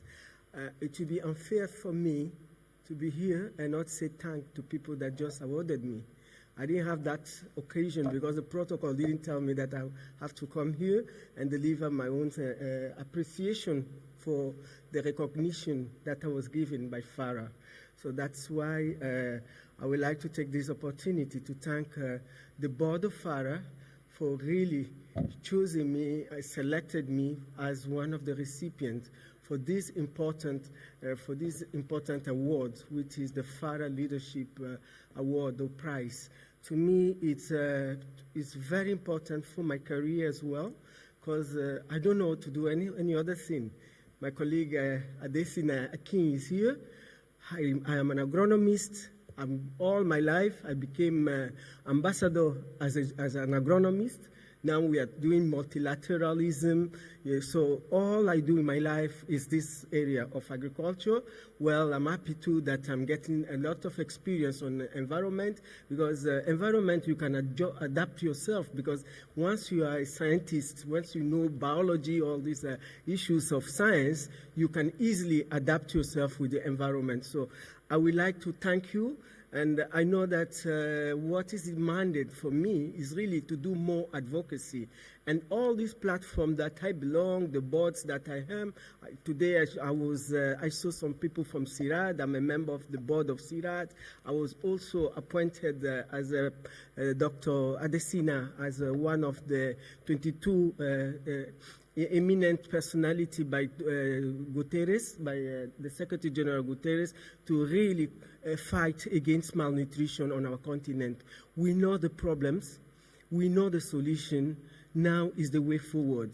We just launched a very important plan of action. I think we need to mobilize more funds, local, domestic mobilization of funds so that we can try to do, what science is telling us to do, so that we can implement this important document, because it's very, very important that we mobilize a fund. In my office, we have a lot of studies, a lot. I'm not telling partners that are here, we don't want study anymore, we have it. Let's transform studies into program, project, and see at the national level if really we are making a difference, to the livelihood of our citizens. Africa, 70% are all rural. What are we doing as leaders? Are we going to continue with this poverty in this? No. We have only 2 years to go for the CADEP Malabo action plan. That is the 10 years action plan of CADEP implementation, 2025. We have 2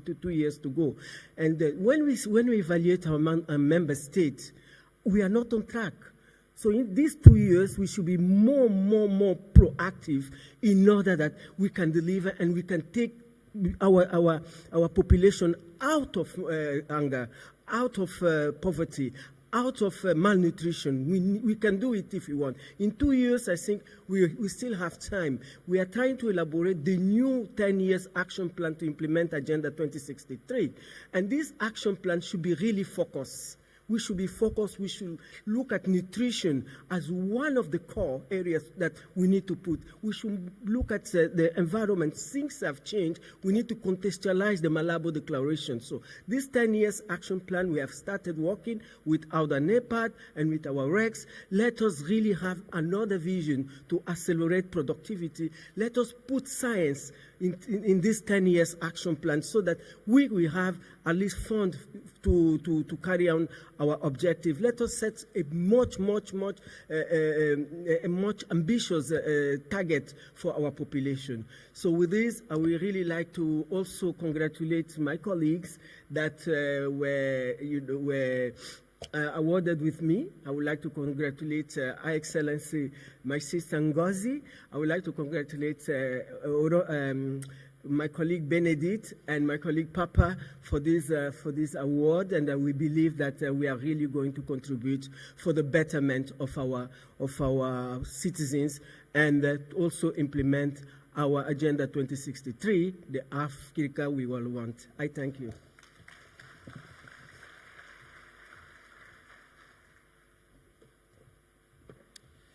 Thank you, Ambassador. I would like now to, of course, these leadership awards are only one form of recognizing commitment, excellence. There's another award that FARA and Afrimix Bank have also come up with to also recognize commitment, to recognize passion, to recognize all the good things that these wonderful Africans who have been coming up on stage have been doing, including, of course, those who were here a short while ago when we were launching the action plan. Can I now ask Dr. Yemi and someone from Afrizim Bank, as well as Dr. Fall, to please quickly come and launch this award. It's the FARA Research and Innovation Competencies in Agriculture Award. And as they are coming through, do we need to play the 30 seconds? Yes, for the award.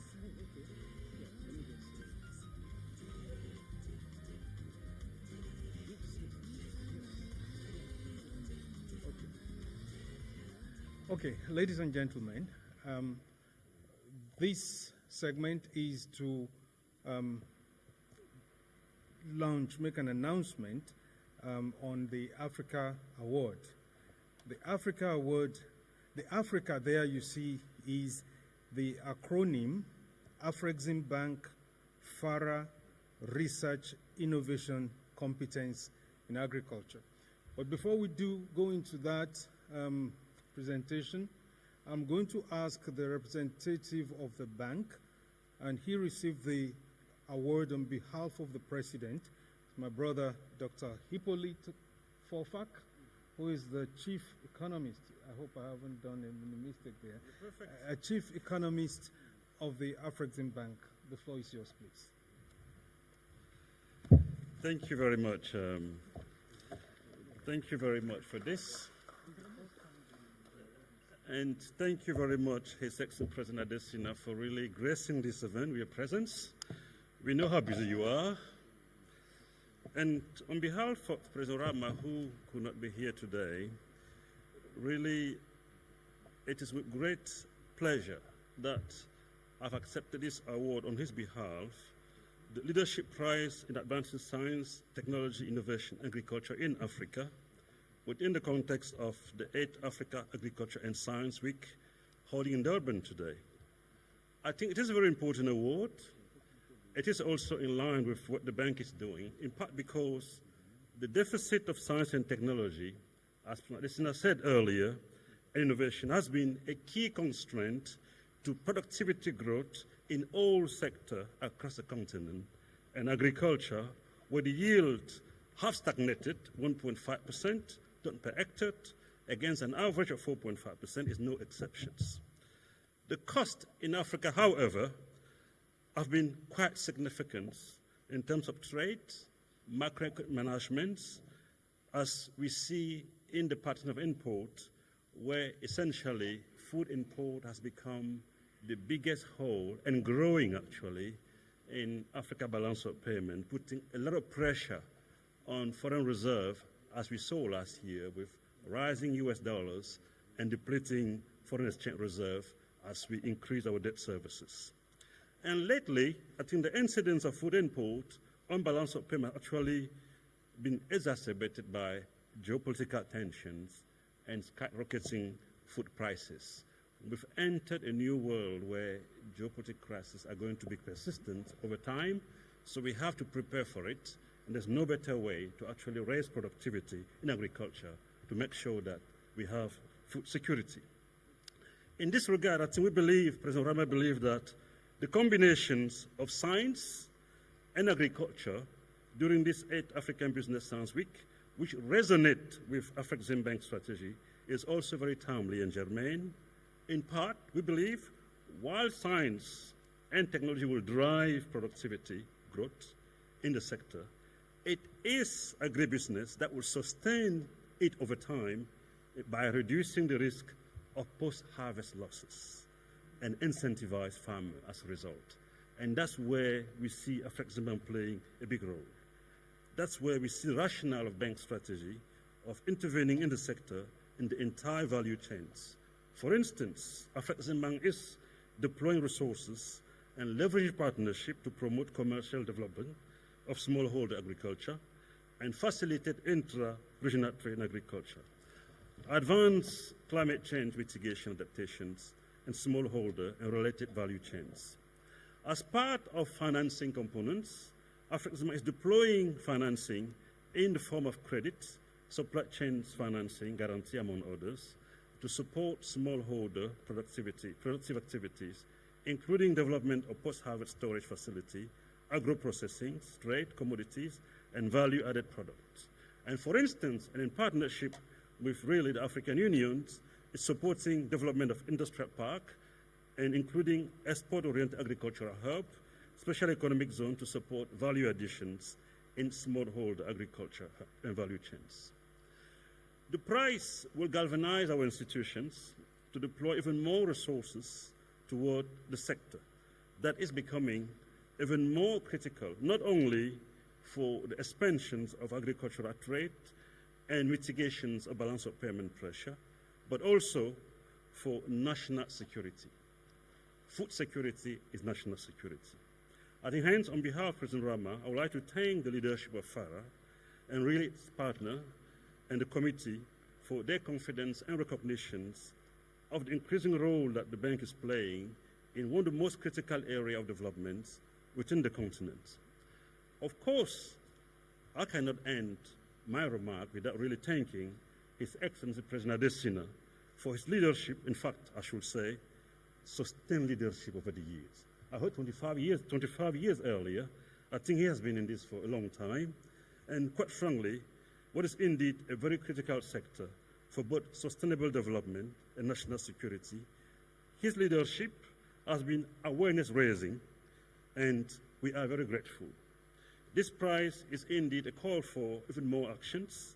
It is one that will further galvanize the collaboration and partnership between FARA, the AFDB, and Afreximbank for the benefit of African farmers, African households, African countries, as they strive to strengthen the foundations for food security and national security. Thank you very much.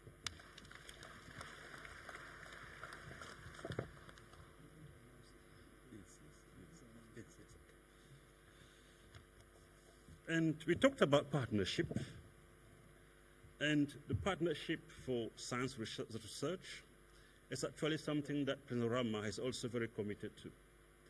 And that partnership has actually materialized in the deepening relationship between FARA and Afreximbank. And there's something called Africa. Can you believe that? Africa stands for Afreximbank FARA Research Innovation Competence in Agriculture. We could not have found really a better acronym to actually symbolize this, yet that's what it is. That's what it is. And the prize is a result of a growing, as I said, and deepened partnership between Afreximbank and FARA, and reflect both the increasing role that agriculture is playing and will play even more in the promotion of African trade, and more generally, in the transformation of African economies to strengthen, as I said earlier, the foundation between national security and food security. We are working for national security. Thank you.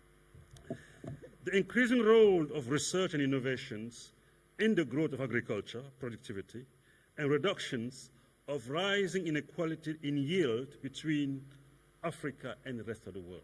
We have to close that gap to bring Africa into the mainstream. And still, this award is also very important because it is seeking a long-term and homegrown solutions to a perennial problem that the ambassador mentioned earlier in his remark: food security and agricultural productivity through a number of actions. First is financial incentive to bring more young and talented African researchers into this critical sector for our national security. Financial incentive to boost agricultural research and output and sustainably raise agricultural yield. And finally, partnership and collaboration to mainstream agriculture in the process of economic development, as well as expand and deepen regional value chains. We talked about agribusiness. I think regional value chain will play a key role in that respect.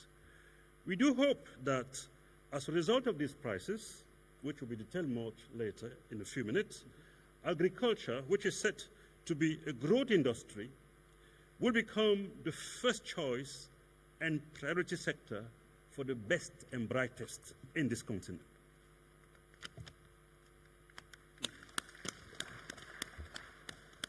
We also hope that through this partnership and timely initiative, we'll be able to leverage more partners and raise the profile of this prize, and in the process, the critical importance of agriculture on the continent. This is important not just to boost intra-African trade, but also to address the perennial issue of fiscal and debt sustainability, and more importantly, for food and national security. I think President Rama is very proud of this prize. He asked me to actually extend his appreciation for this partnership and renew and strengthen his commitment for it. Thank you very much.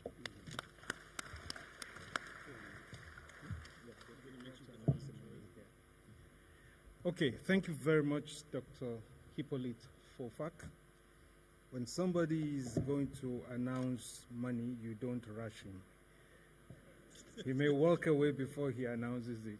But he has given me the latitude, am I right, sir, to disclose that in order to incentivize the research community, the research fraternity on the continent, the Africa Award is being capitalized by the African Development Bank.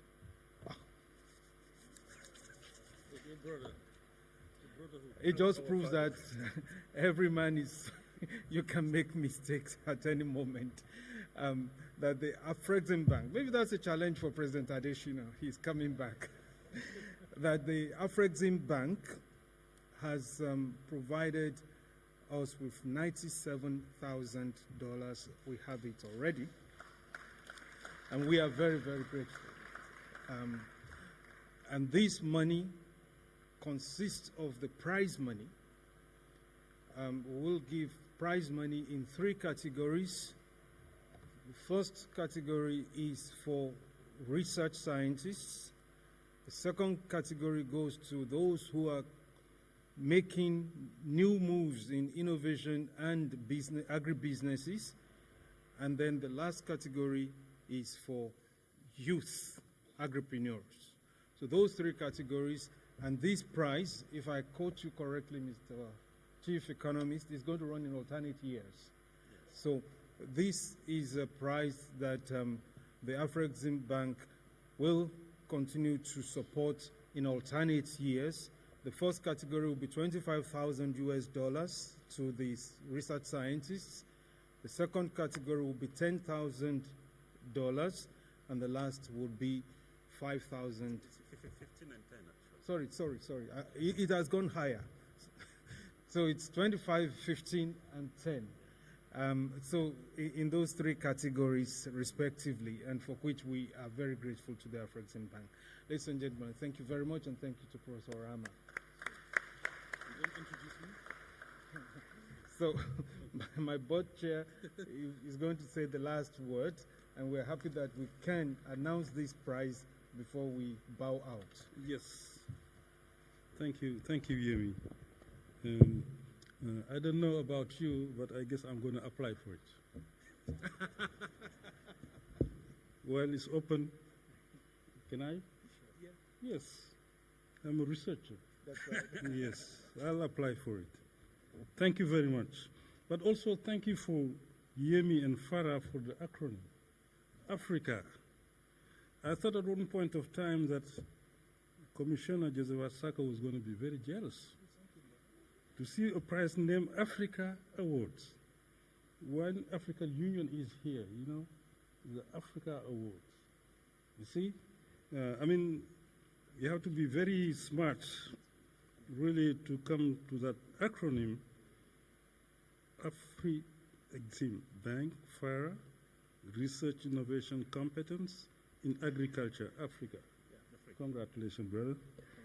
Yeah, well, definitely, these awards are very important in this context when we are looking for excellence in research because we're looking for better productivity in agriculture. Agribusiness is very important because doing agriculture is not maybe the root, but putting value addition is very, very important. That's why the CAPS is important, because we need to have agropoles, agroparks. Also, giving price to the farmers is important, because when I say corn belt or when I say wheat belt, everybody think of United States. You say, oh yeah, the corn belt in the United States, the Midwest. No, we do have corn belt, we do have belts here in Africa, what we call the corridors. All the CAPs should be pulling the value chains along all the corridors. If you say maize is from Senegal, Burkina Faso, all the way to Zimbabwe. I mean, you look at that fringe of Africa, maize is everywhere. That's the corridor of maize, the crop of maize. If you look at millet, name it. If you look at cassava, name it. You can build those corridors and have CAPs really oriented in pulling the production into. So that's excellence. I mean, how we can do research around those commodities and make really agripreneur to be something very real. Another thing which is very important for me, and we've been struggling in FARA, progressively we're speaking one voice. It's very, very important. We are African. Wherever we are, we don't need to see people going left. We should be all the time speaking one voice. And research is research. Science is science everywhere you go, you know? So why can't we just have the one voice around science and work for Africa? The third one, which is very important, especially after the action plan, let's walk the talk. It's like you say, you know, you don't need to have an action plan and leave it in the, you know, on the shelf. So let's make it happen in terms of really helping farmers to produce more. Now, for these awards, what's the prize? The prize, we talked about it, is the prize jointly awarded by African Bank and FARA to recognize and celebrate individuals, groups of individuals or established organizations that have recorded excellence in agriculture, science, technology, and innovation, advancing agriculture innovation system, but also entrepreneurship in Africa. How the award is coordinated. The Africa Award event is coordinated by the Africa Award Working Group. It has to be created, AASW8, comprising of FARA and African Exim Bank staff members. How people are selected for the awardees are selected. Following nomination, the selection of awardees is the exclusive preserve of the independent committee I just named. The Africa Independent Award Selection Committee, comprised of 5 eminent personalities carefully selected by the banking industry, academia, and industry. What are the categories of Africa Prize? It comprises 3 categories. Here we just talked about it. Africa Research Excellence Prize, Africa Innovation-Based Entrepreneurship Prize, and Africa Impactful and Evidence-Based Policy Prize. What is the frequency? It's biannual, who said it? No? And when will the nomination start?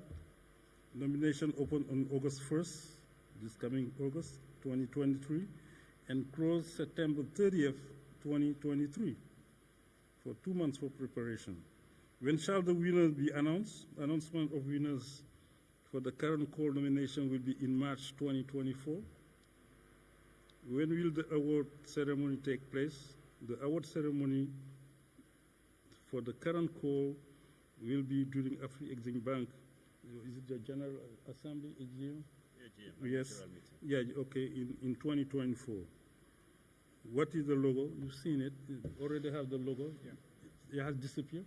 The logo Can is. you put this on, yeah, please? so people to know this is the logo for this award. That they put it on. It should be on. Yes. Now, usually there's always a story behind a logo.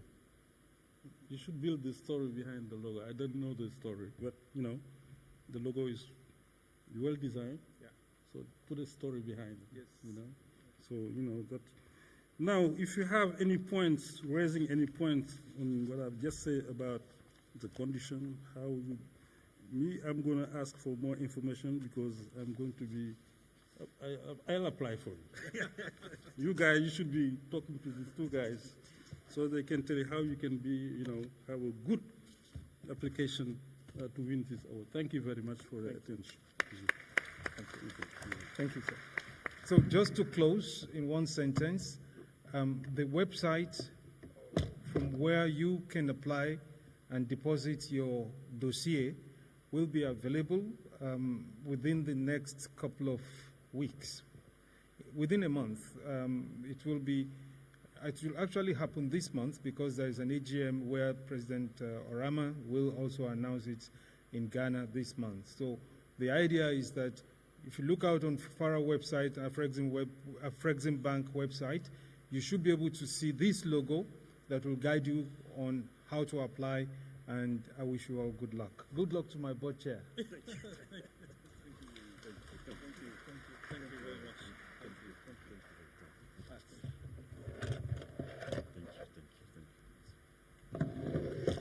Congratulations to Afrexim Bank and FARA for this wonderful initiative. Now, before we break out for lunch, a couple of announcements. Ms. Bongi, if you could please come onto the stage just to clarify something about what's going to happen after our lunch break. There's going to be the Durban Roundtable, which also Sibongi is going to talk about. But those who are participating in the Durban Roundtable and the CADESA Assembly are also invited, of course, to the side events which many other people will be attending. And just one little note with regard to the side events. The foresight is going to take, those who are going to that one, is going to take place in the Accra room upstairs and not in the, or at the Cairo room, as was initially supposed to be the case. So if you are going or attending the foresight side event, please note that it'll be in the Accra room upstairs and not in the Cairo room. And someone's going to give us clarity with regards to the roundtable, who's invited and where it's going to be held. Okay. So, yeah, there is no free lunch. Apologies. So there was a glitch in the system, so invitations didn't quite go out to all of the intended categories of people. But the idea of the roundtable is to come together again after lunch and reflect on many of the matters which were raised in this morning's discussion. So I know we have our dignitaries, President Adeshina, the Minister of Agriculture, Commissioner Sako, on the list, but I also understand that you might have changes to your program, so I'm just raising the names and also this. But we would like to see the executive directors of the SROs and AFAS, the directors general and senior managers of CGIR centers, these are the people who are invited, chief executive directors and senior managers of private sector organizations, and this would include the Department of Agriculture, directors general and senior managers of any NARs that are present, leaders of farmers' organizations, board members of FARA and CADESA. So effectively, it's almost every category of participant here, but we are invited to come and we continue the reflections after we've dealt with our own personal food securities this afternoon. I think the venue will be here. Yeah, so we'll be back here. And I think time-wise, I'm making an executive decision here. Could we make it at about 3:45 so that you have your lunch an hour? I mean, the crowd is such that you probably will need another few minutes. So by 3:45, if we could reconvene here and have the round table. Thank you. Quick a request. Those who are using the gadgets for interpretation, you are being kindly requested to please return them so that they can be recharged and so on. So please don't take them outside with you. Please leave them where you would have found them. Lunch is served.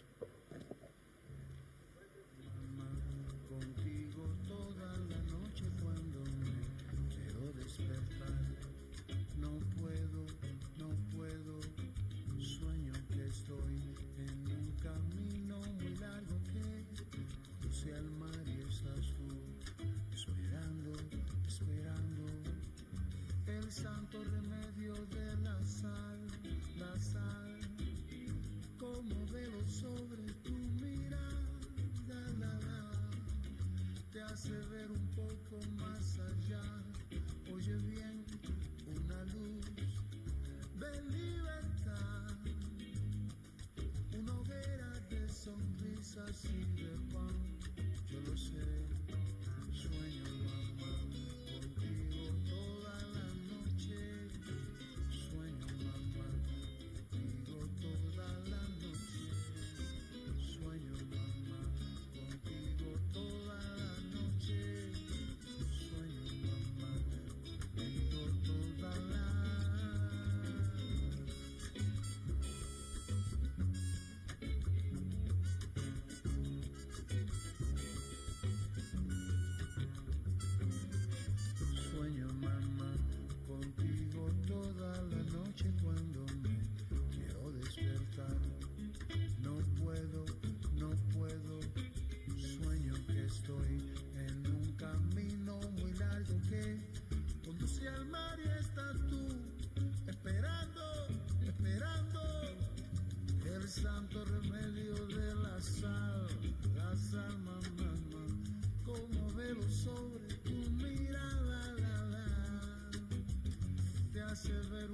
poco más allá.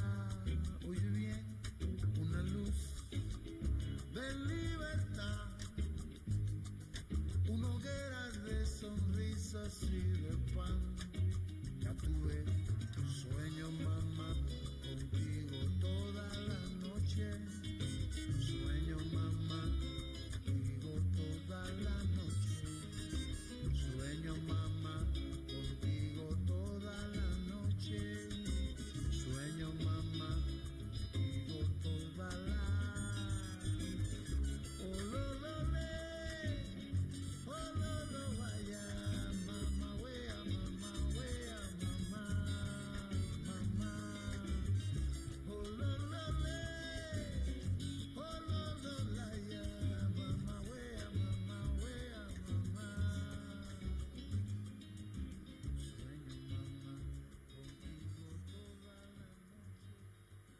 ¿Cómo decir que me parte en mil las esquinitas de mi hueso? Que han caído los esquemas de mi vida, ahora que todo era perfecto.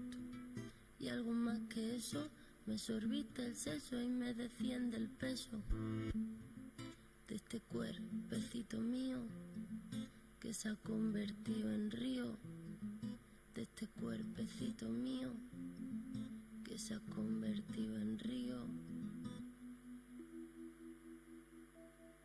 Me cuesta abrir los ojos y lo hago poco a poco, no sea que aún te encuentres cerca. Me guardo tu recuerdo como el mejor secreto, qué dulce fue tenerte dentro. Hay un trozo de luz en esta oscuridad para prestarme calma. El tiempo todo calma, la tempestad y la calma. El tiempo todo calma, la tempestad y la calma. Siempre me quedará la voz suave del mar, volver a respirar, la lluvia que caerá sobre este cuerpo y mojará la flor que crece en mí y volver a reír.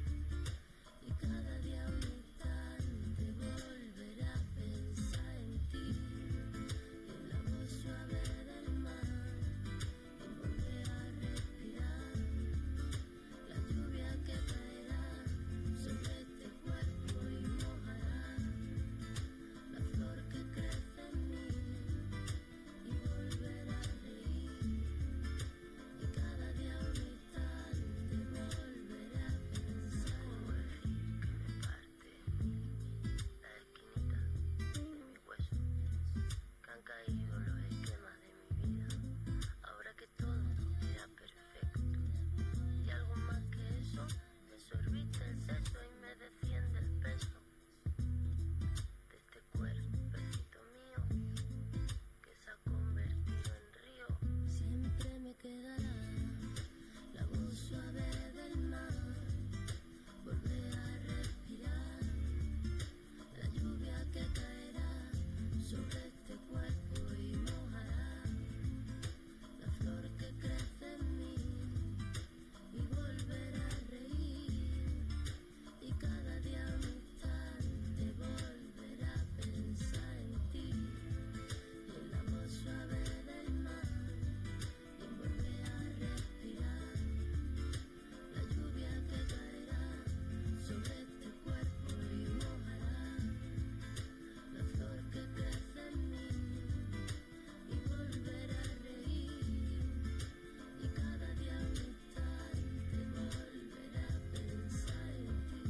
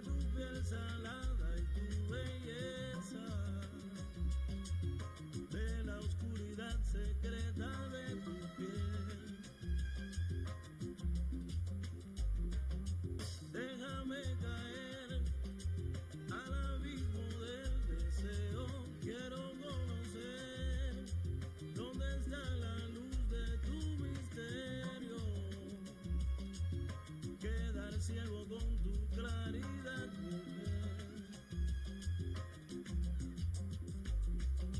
Dame tu cariño, que tu luz es mi única verdad.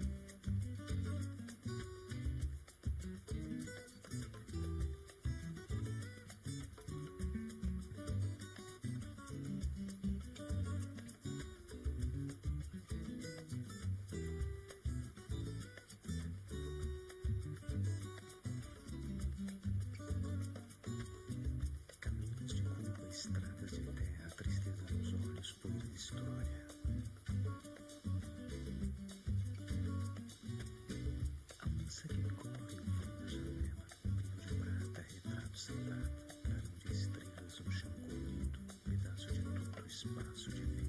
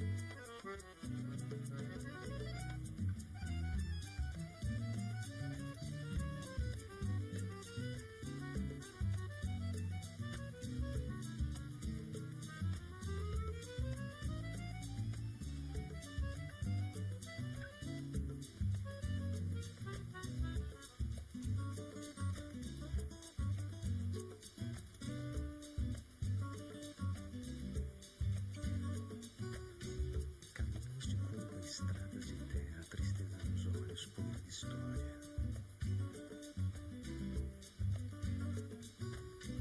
A onça que corre, o fundo da janela, brilho de prata, retrato sentado, clarão de estrelas, um chão colorido, pedaço de tudo, espaço de vida. Caminhos de rua, poeira de história, retrato sentado, espaço de vida.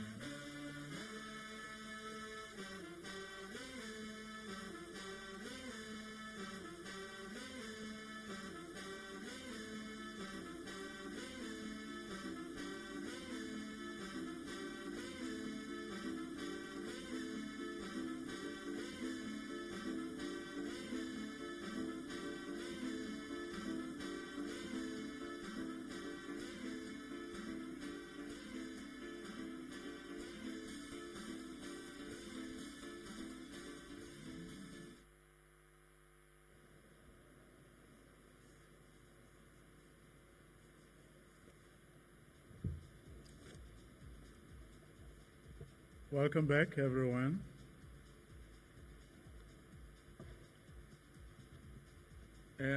I think we can start what promises to be probably the shortest session we are going to have, and the last. I understand some people are busy in other sideline events as they were initially scheduled.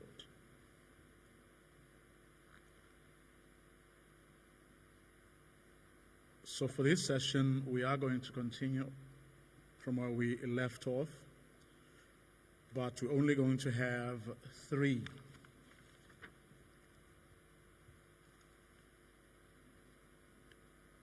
speakers who have been allocated 3 minutes each.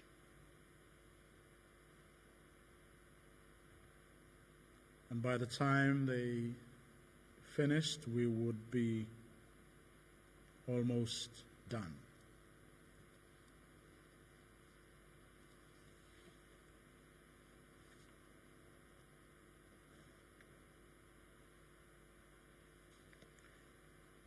Allow me then to invite our first invited statement, which is going to come from Sarah Savastano, who is the Director for Research and Impact Assessment at the IFAD.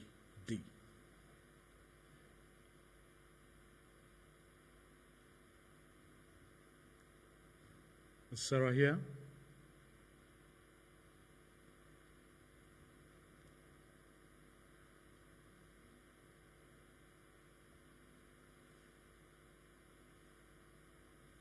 Okay, it doesn't look like.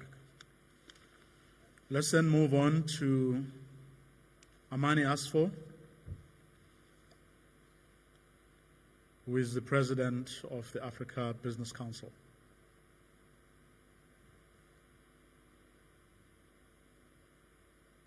Let's show her some love.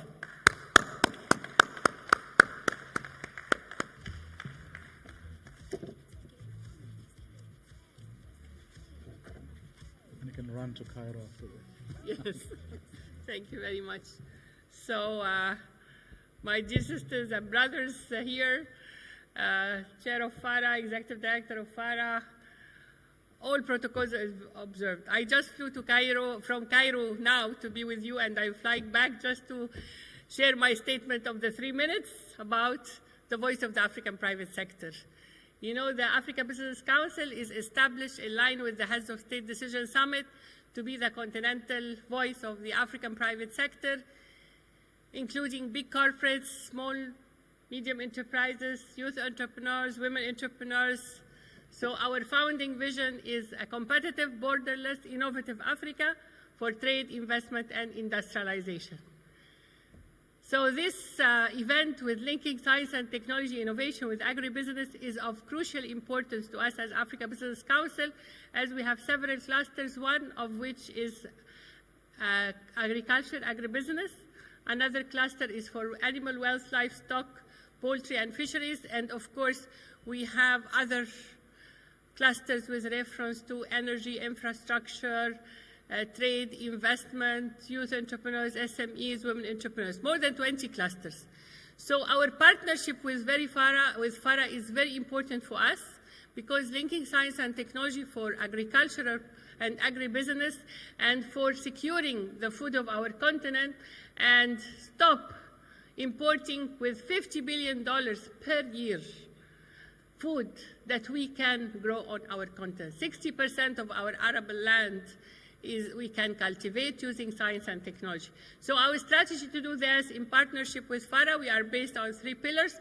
The first pillar is private sector strengthening, including SMEs, women, and youth. So how to build the capacity of our youth entrepreneurs, our SMEs, our small-scale farmers, our rural women with knowledge, with innovation, with technology, how to raise awareness, Sometimes the women, they cultivate a crop which is not actually matching with the soil, or they use water which will not be having a good impact for the irrigation system. How to use science and technology for agriculture, agribusiness is huge importance. The second pillar is policy advocacy, how we advocate with the policy makers, the governments, even the heads of states, because our continental body is established by the heads of state to have a policy which is favoring the investment in agriculture, agribusiness, to give investment for our agriculture, agribusiness, and to link science and technology innovation. One of the main issues that we're working on, and I personally was the one who pushed to have a decision summit for at least 1% to be geared of GDP to be geared towards scientific research and technology. I'm a scientist coming from National Research Center of Egypt, and I believe that scientific research and technology is our only and crucial point for our Africa's development. So having said that, the third pillar is product development. Product development to have a made in Africa product which is standardized, which is value added, which is competitive. So we need to value add our agriculture product to be agribusiness. We need to make sure that we equip our small-scale farmers and everybody with technology and innovation. That's why we are happy to be here and to will be signing an MOU with FARA, inshallah, on the business forum that we are handling with FARA. Africa Business Council is committed for the continent, is committed to support science and technology and financing and investment in scientific research and technology. And we are here for all of you, private sector. Actually, our membership include REX Business Councils, which Comesa Business Council, SADC Business Council, East Africa Chambers of Commerce, West Africa Chambers of Commerce, private sector federations, Union of Industries, Manufacturers Association. So all of the private sector under one umbrella coming together for the Africa we want. The Africa we want is a prosperous, peaceful, integrated Africa driven by the citizens of Africa. So as the citizens of Africa, that is the voice of the private sector, we are happy to be here to partner with FARA and to be here to be committed as the voice of the African private sector. Thank you very much.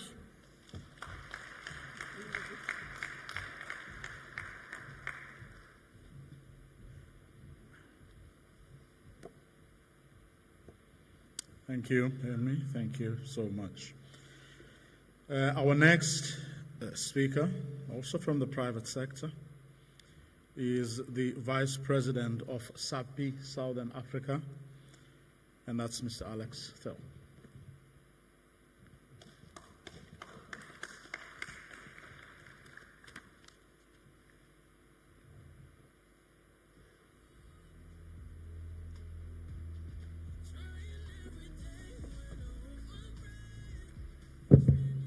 Afternoon, everyone.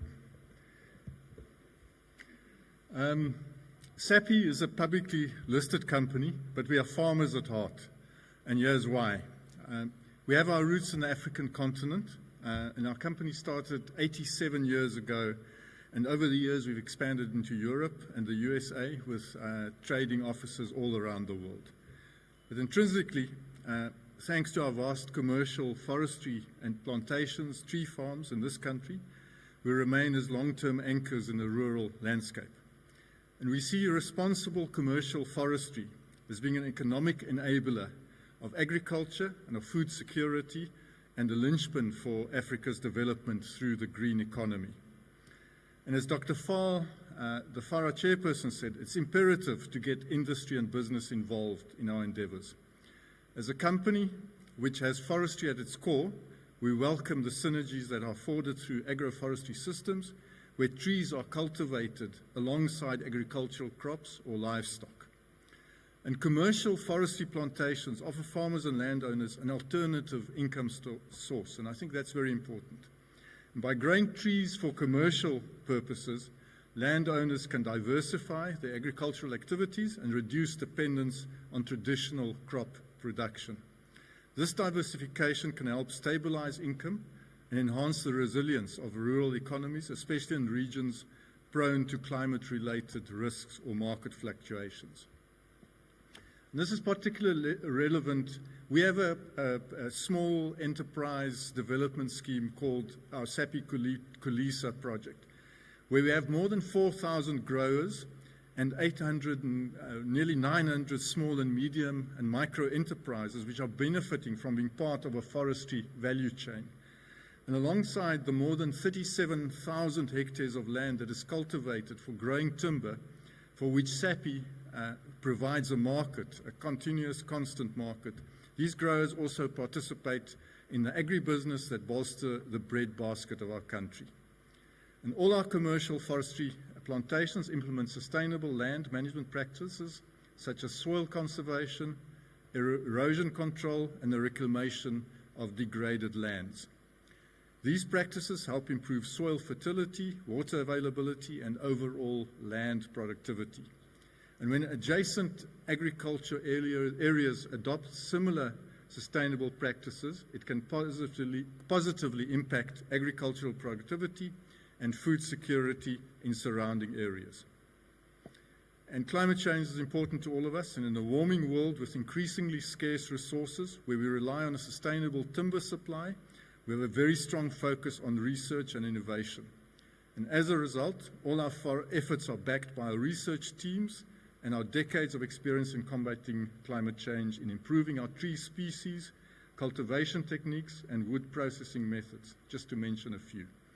We believe that this expertise can be transferred to other sectors, including agriculture, and can contribute to increased agricultural productivity, resource efficiency, and sustainability. And in today's global economy, it is critical that Africa is not locked out of markets due to a lack of Africa-relevant climate data and the subsequent use of generic data. And we are investing to ensure that such Africa-specific data is captured for use.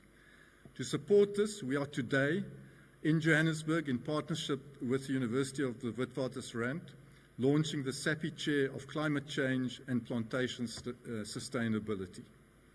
And importantly, today is also World Environmental Day, which this year is focused on beating plastic pollution and transforming to a circular economy. This theme is particularly meaningful for SAPI, given our company's purpose, which is to unlock the power of trees to meet the demands of the planet and people while building a thriving world which is based on bio-based circular economy. And thanks to our focus on innovation and research, SAPI has developed and will continue to develop a broad range of wood fiber-based sustainable solutions as an alternative to fossil fuel-based non-renewable products across many industrial and consumer segments. And we are energized by the opportunity to be here at this important summit where the great minds of Africa have converged to bring science and research to agribusiness. Thank you very much.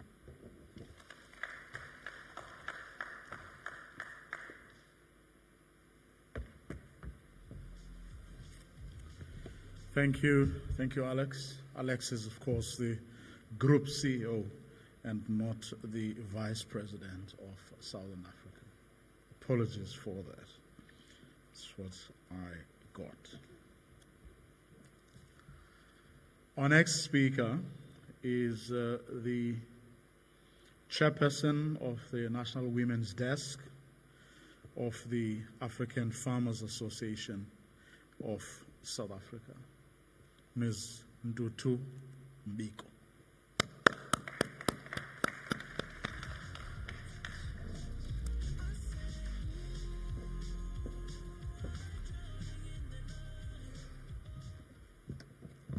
Thank you, Program Director.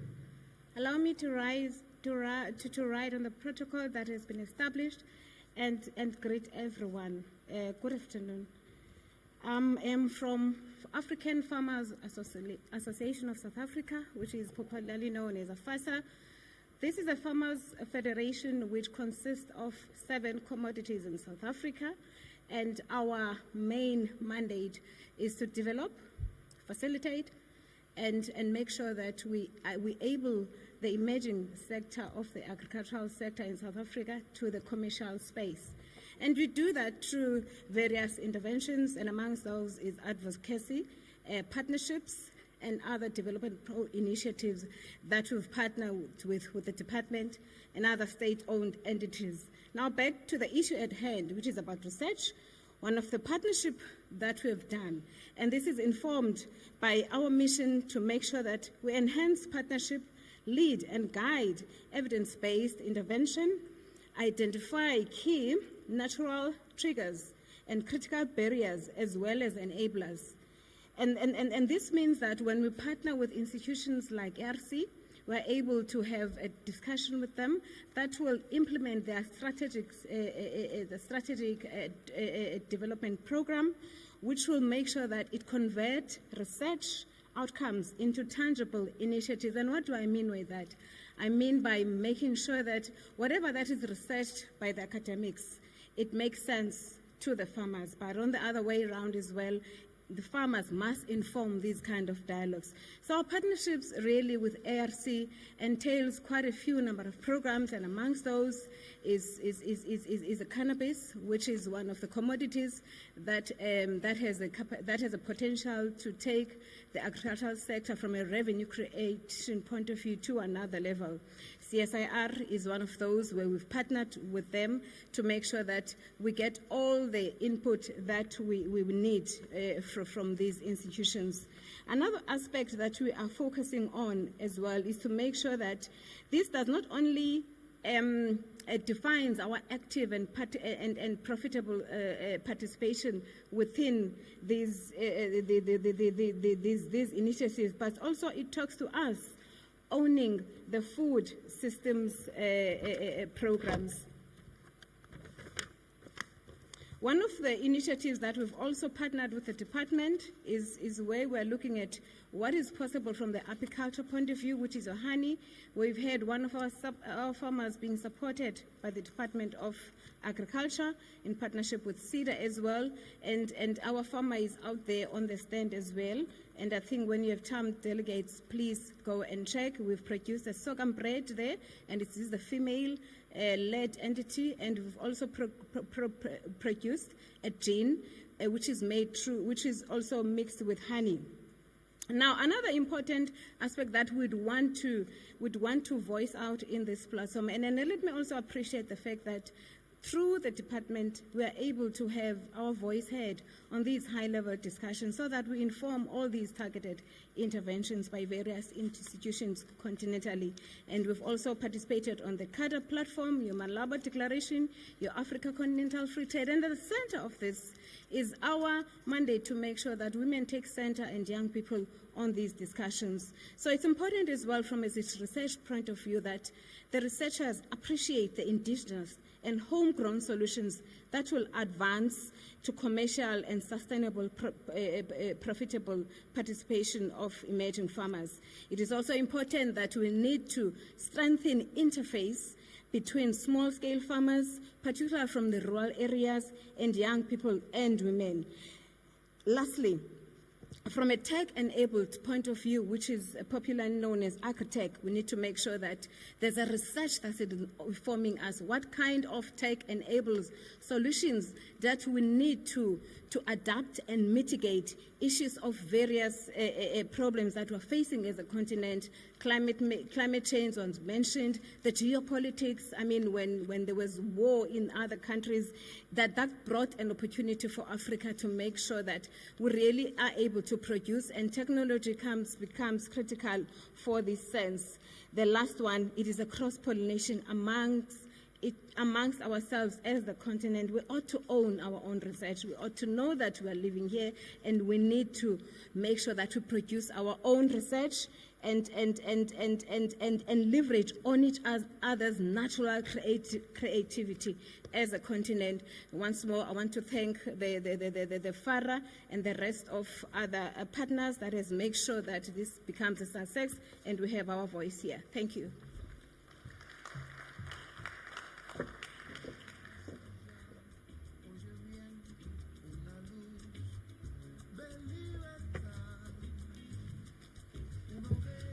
Thank you, Sister Dutu. She was our ultimate speaker, penultimate, I should say, speaker. And the last person for this session and for today is Sarah Savastano from the IFAD. Let's give her some love.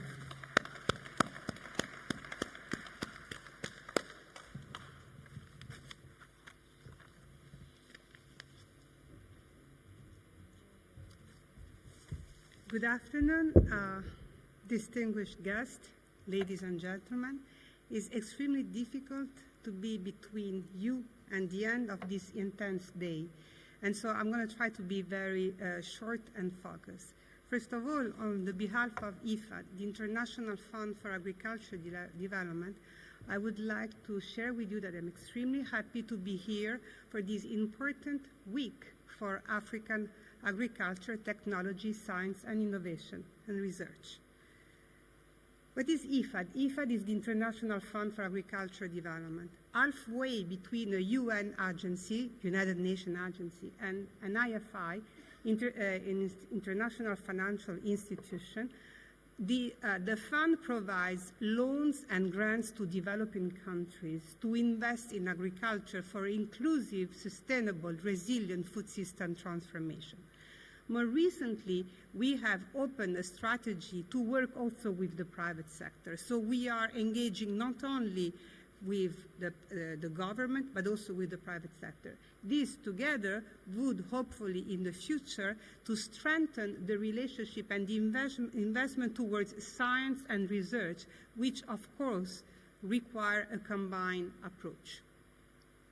One of the key features of IFAD is that we conduct an impact assessment, the division that I lead in IFAD, on a core sample of projects that we finance in the country. And this allows us for accountability and transparency to report to our member states what was the impact that the projects that we have financed had on the livelihood of the population, their income towards SDG 2.3.1, for increasing agriculture production, market access, strengthening resilience, and also overall the mainstreaming theme, nutrition, food security, and gender empowerment. Those are all topics that are at the core of investment and activities in the area of science and innovation to strengthen food system transformation. In our latest impact assessment, we have showed that the value chain development project that IFAD is financed are the driver for inclusive food system transformation. And investing in the midstream to link the upstream and downstream, so producer and consumer, is key for value addition and market access to deliver results. In particular, in the last 3 years, we showed that IFAD beneficiaries increased their production by 22% compared to other individuals who didn't receive IFAD intervention. We do that with ex-post quasi-experimental impact evaluation. And also they increased market access by 26%. And 76 million small-scale producers improved overall their market access, 46% more than what we promised we would have done. What does it mean in terms of future investment, on designing new investment in the future? As President Adesina was mentioning this morning, these require investing in the last mile rural infrastructure, but also rural credit to maximize impact on the market. This also means to partner with other IFI to link the overall value chain, but also to work with the private sector. And why? Because despite the green revolution, notwithstanding progresses and disruptive technologies, in the last century, farmers are still poor and efficient, as Schulz used to say 50 years ago. What does it mean? It means that today they face a triple challenge, though they are extremely productive and they are the key drivers of the future of African agriculture. More than ever, there are physical infrastructure and digital divide and for this reason, not all the farmers can access to those markets, and so not all of the farmers can become global. Second, transport costs. the transfer costs still exclude farmers from employment opportunities, both within the farm but also off-farm. Last but not least, credit and financial exclusion. They cannot invest in more productive and agricultural opportunities for those restrictions. And this is within an environment that is facing a triple malnutrition burden: undernutrition, hidden hunger, micronutrient deficiency, but also overweight and obesity. So in the era of globalization and digitalization, lack of education, poor financial and digital literacy, silos of poverty inequalities, especially in remote rural areas, increase and even more compared to 50 years ago.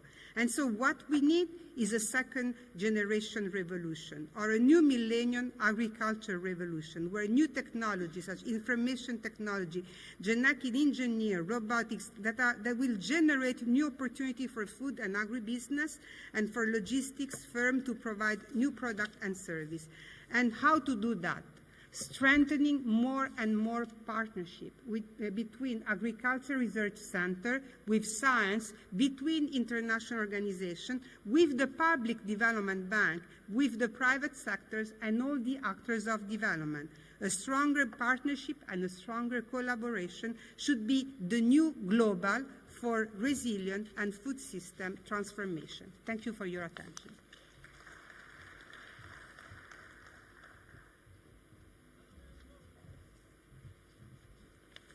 Special thanks to all our speakers for this session, and I know it was a very difficult one.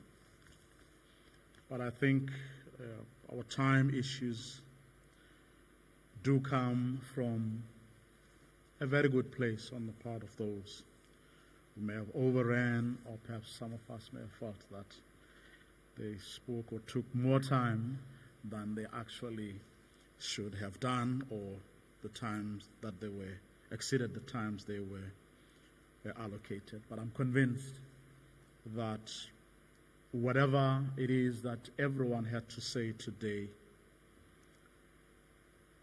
will definitely be good for our continent. The statistics aren't pleasing at all.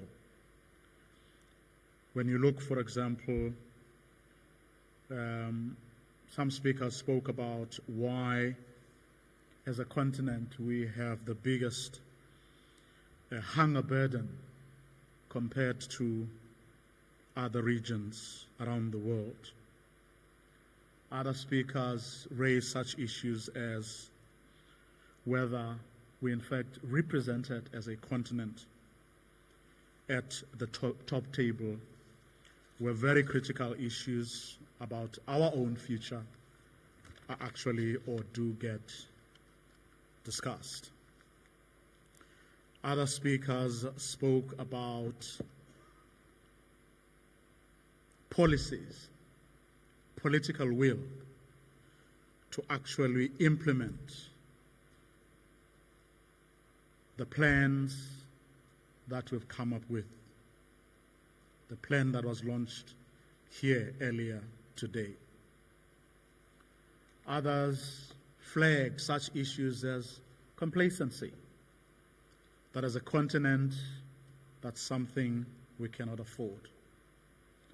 Other people also pointed out or reminded us that we actually do have very many successes. We just need to build upon some of those successes. Ethiopian case was one case study that was mentioned, from which all of us can actually learn. It was good to hear the private sector talking about that perfect storm that one of the speakers identified earlier today, and that's climate change, which may stand in the way of us actually building and getting to that point where we are able together to really work hard and achieve the kind of Africa that we want. And I have no doubts in my mind that over the next few days, we will all be grappling with these challenges and find ways of actually addressing them for the sake of the people of this continent. Ladies and gentlemen, it's been a great pleasure. I really enjoyed being part of these conversations, and I'm sure that I'm speaking for all of us when I say we don't have an option but to work towards the kind of future we deserve. We've been at the back of the queue for far too long, but right now it is in our hands, notwithstanding everything that is going on in the world today. So thank you for being part of this conversation today, and thank you for the commitment that each and every one of you has made to really make sure that this conversation continues for the duration of this gathering, and indeed we do find solutions to the problems that are plaguing our continent. With those few words, I'd like to say thank you very much, and where I may have offended you, I sincerely apologize. I never meant to do so.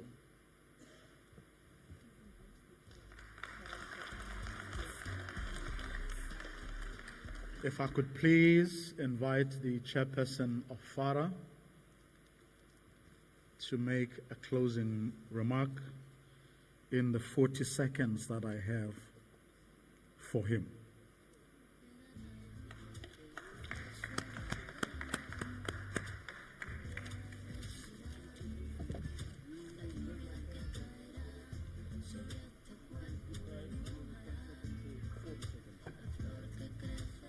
Is that you okay? Thank you very much. A big round for our MC for today. We really appreciate the level of the way he conducted. Since this morning, I know he's been very patient, and I know myself. I've been conducting meetings, and sometimes when you have VIP talking, you cannot tell them to stop. I know your problem. You've been sitting very quiet and just let it slide, and say, well, we said 3 minutes, but somebody is already 10 minutes. And one after the other one, the meeting just drags, and then there you see what happened, Yeah, but well, we learn a lot. Everybody here, we learn a lot. It was good to let them talk, because we want to know what people have in terms of planning, because that's why we are here. So to listen the political will, which has to be with researchers. If we don't have political will, there's no way we can have agricultural research in our continent. If I'm a researcher, I got my PhD, I've been running around, but if I don't have resources to do my research, or if nobody is listening to the research I'm doing, well, we're still looking for impact. But we need to have impact, especially when we have enable environment and condition so we can deliver.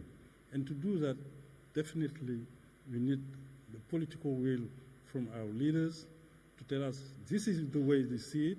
We listen to the African Union, to the FASACO.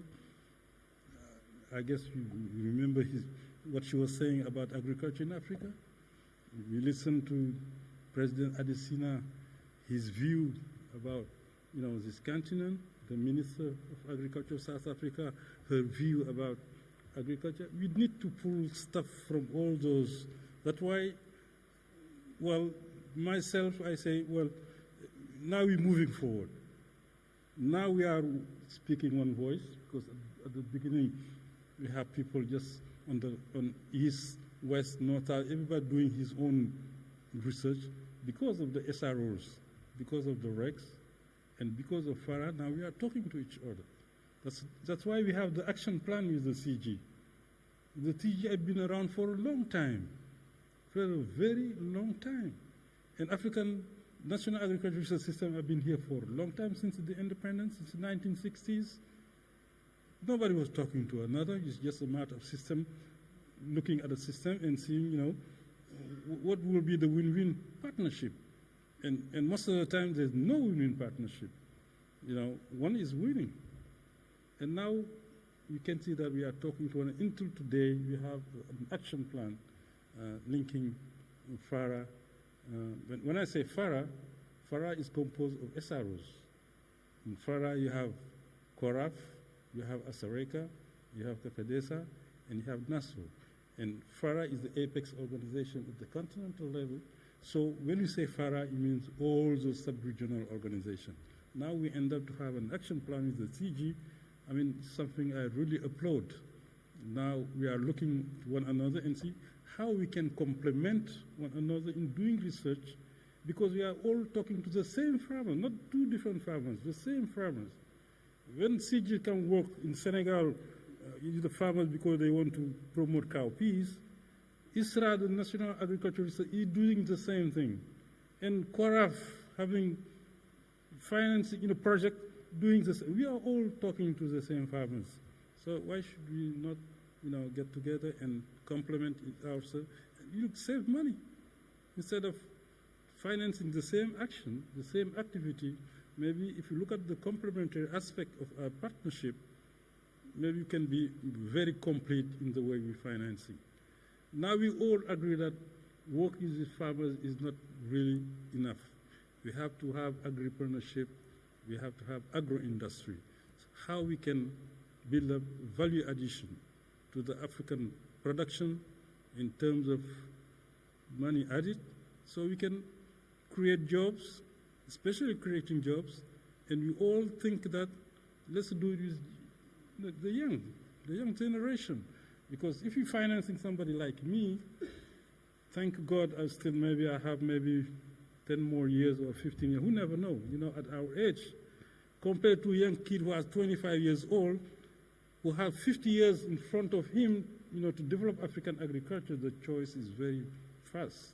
So let's get the youth in terms of not to do what the parents were doing, changing ways, in terms of saying, I'm going to make a business out of agriculture. Not I'm just going to produce for our own consumption. No, let's create jobs, agriculture.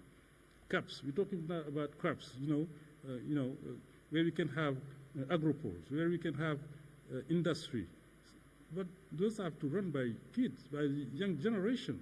And I guess we are on the right pathway, so let's just keep on speaking one voice, doing what we say that we are going to do. That's why this morning I say, let's walk the talk, so we can reach and attain the objective we are fixing to ourselves. I'm really happy this morning for today. We had a very long day, but very rich presentations. And I guess coming from now, let's all support ourselves. Let's all support FARA so we can have a productive agriculture for food resilience, especially for the food system in Africa. Thank you very much for coming, and I guess we'll see you tomorrow. Thank you very much.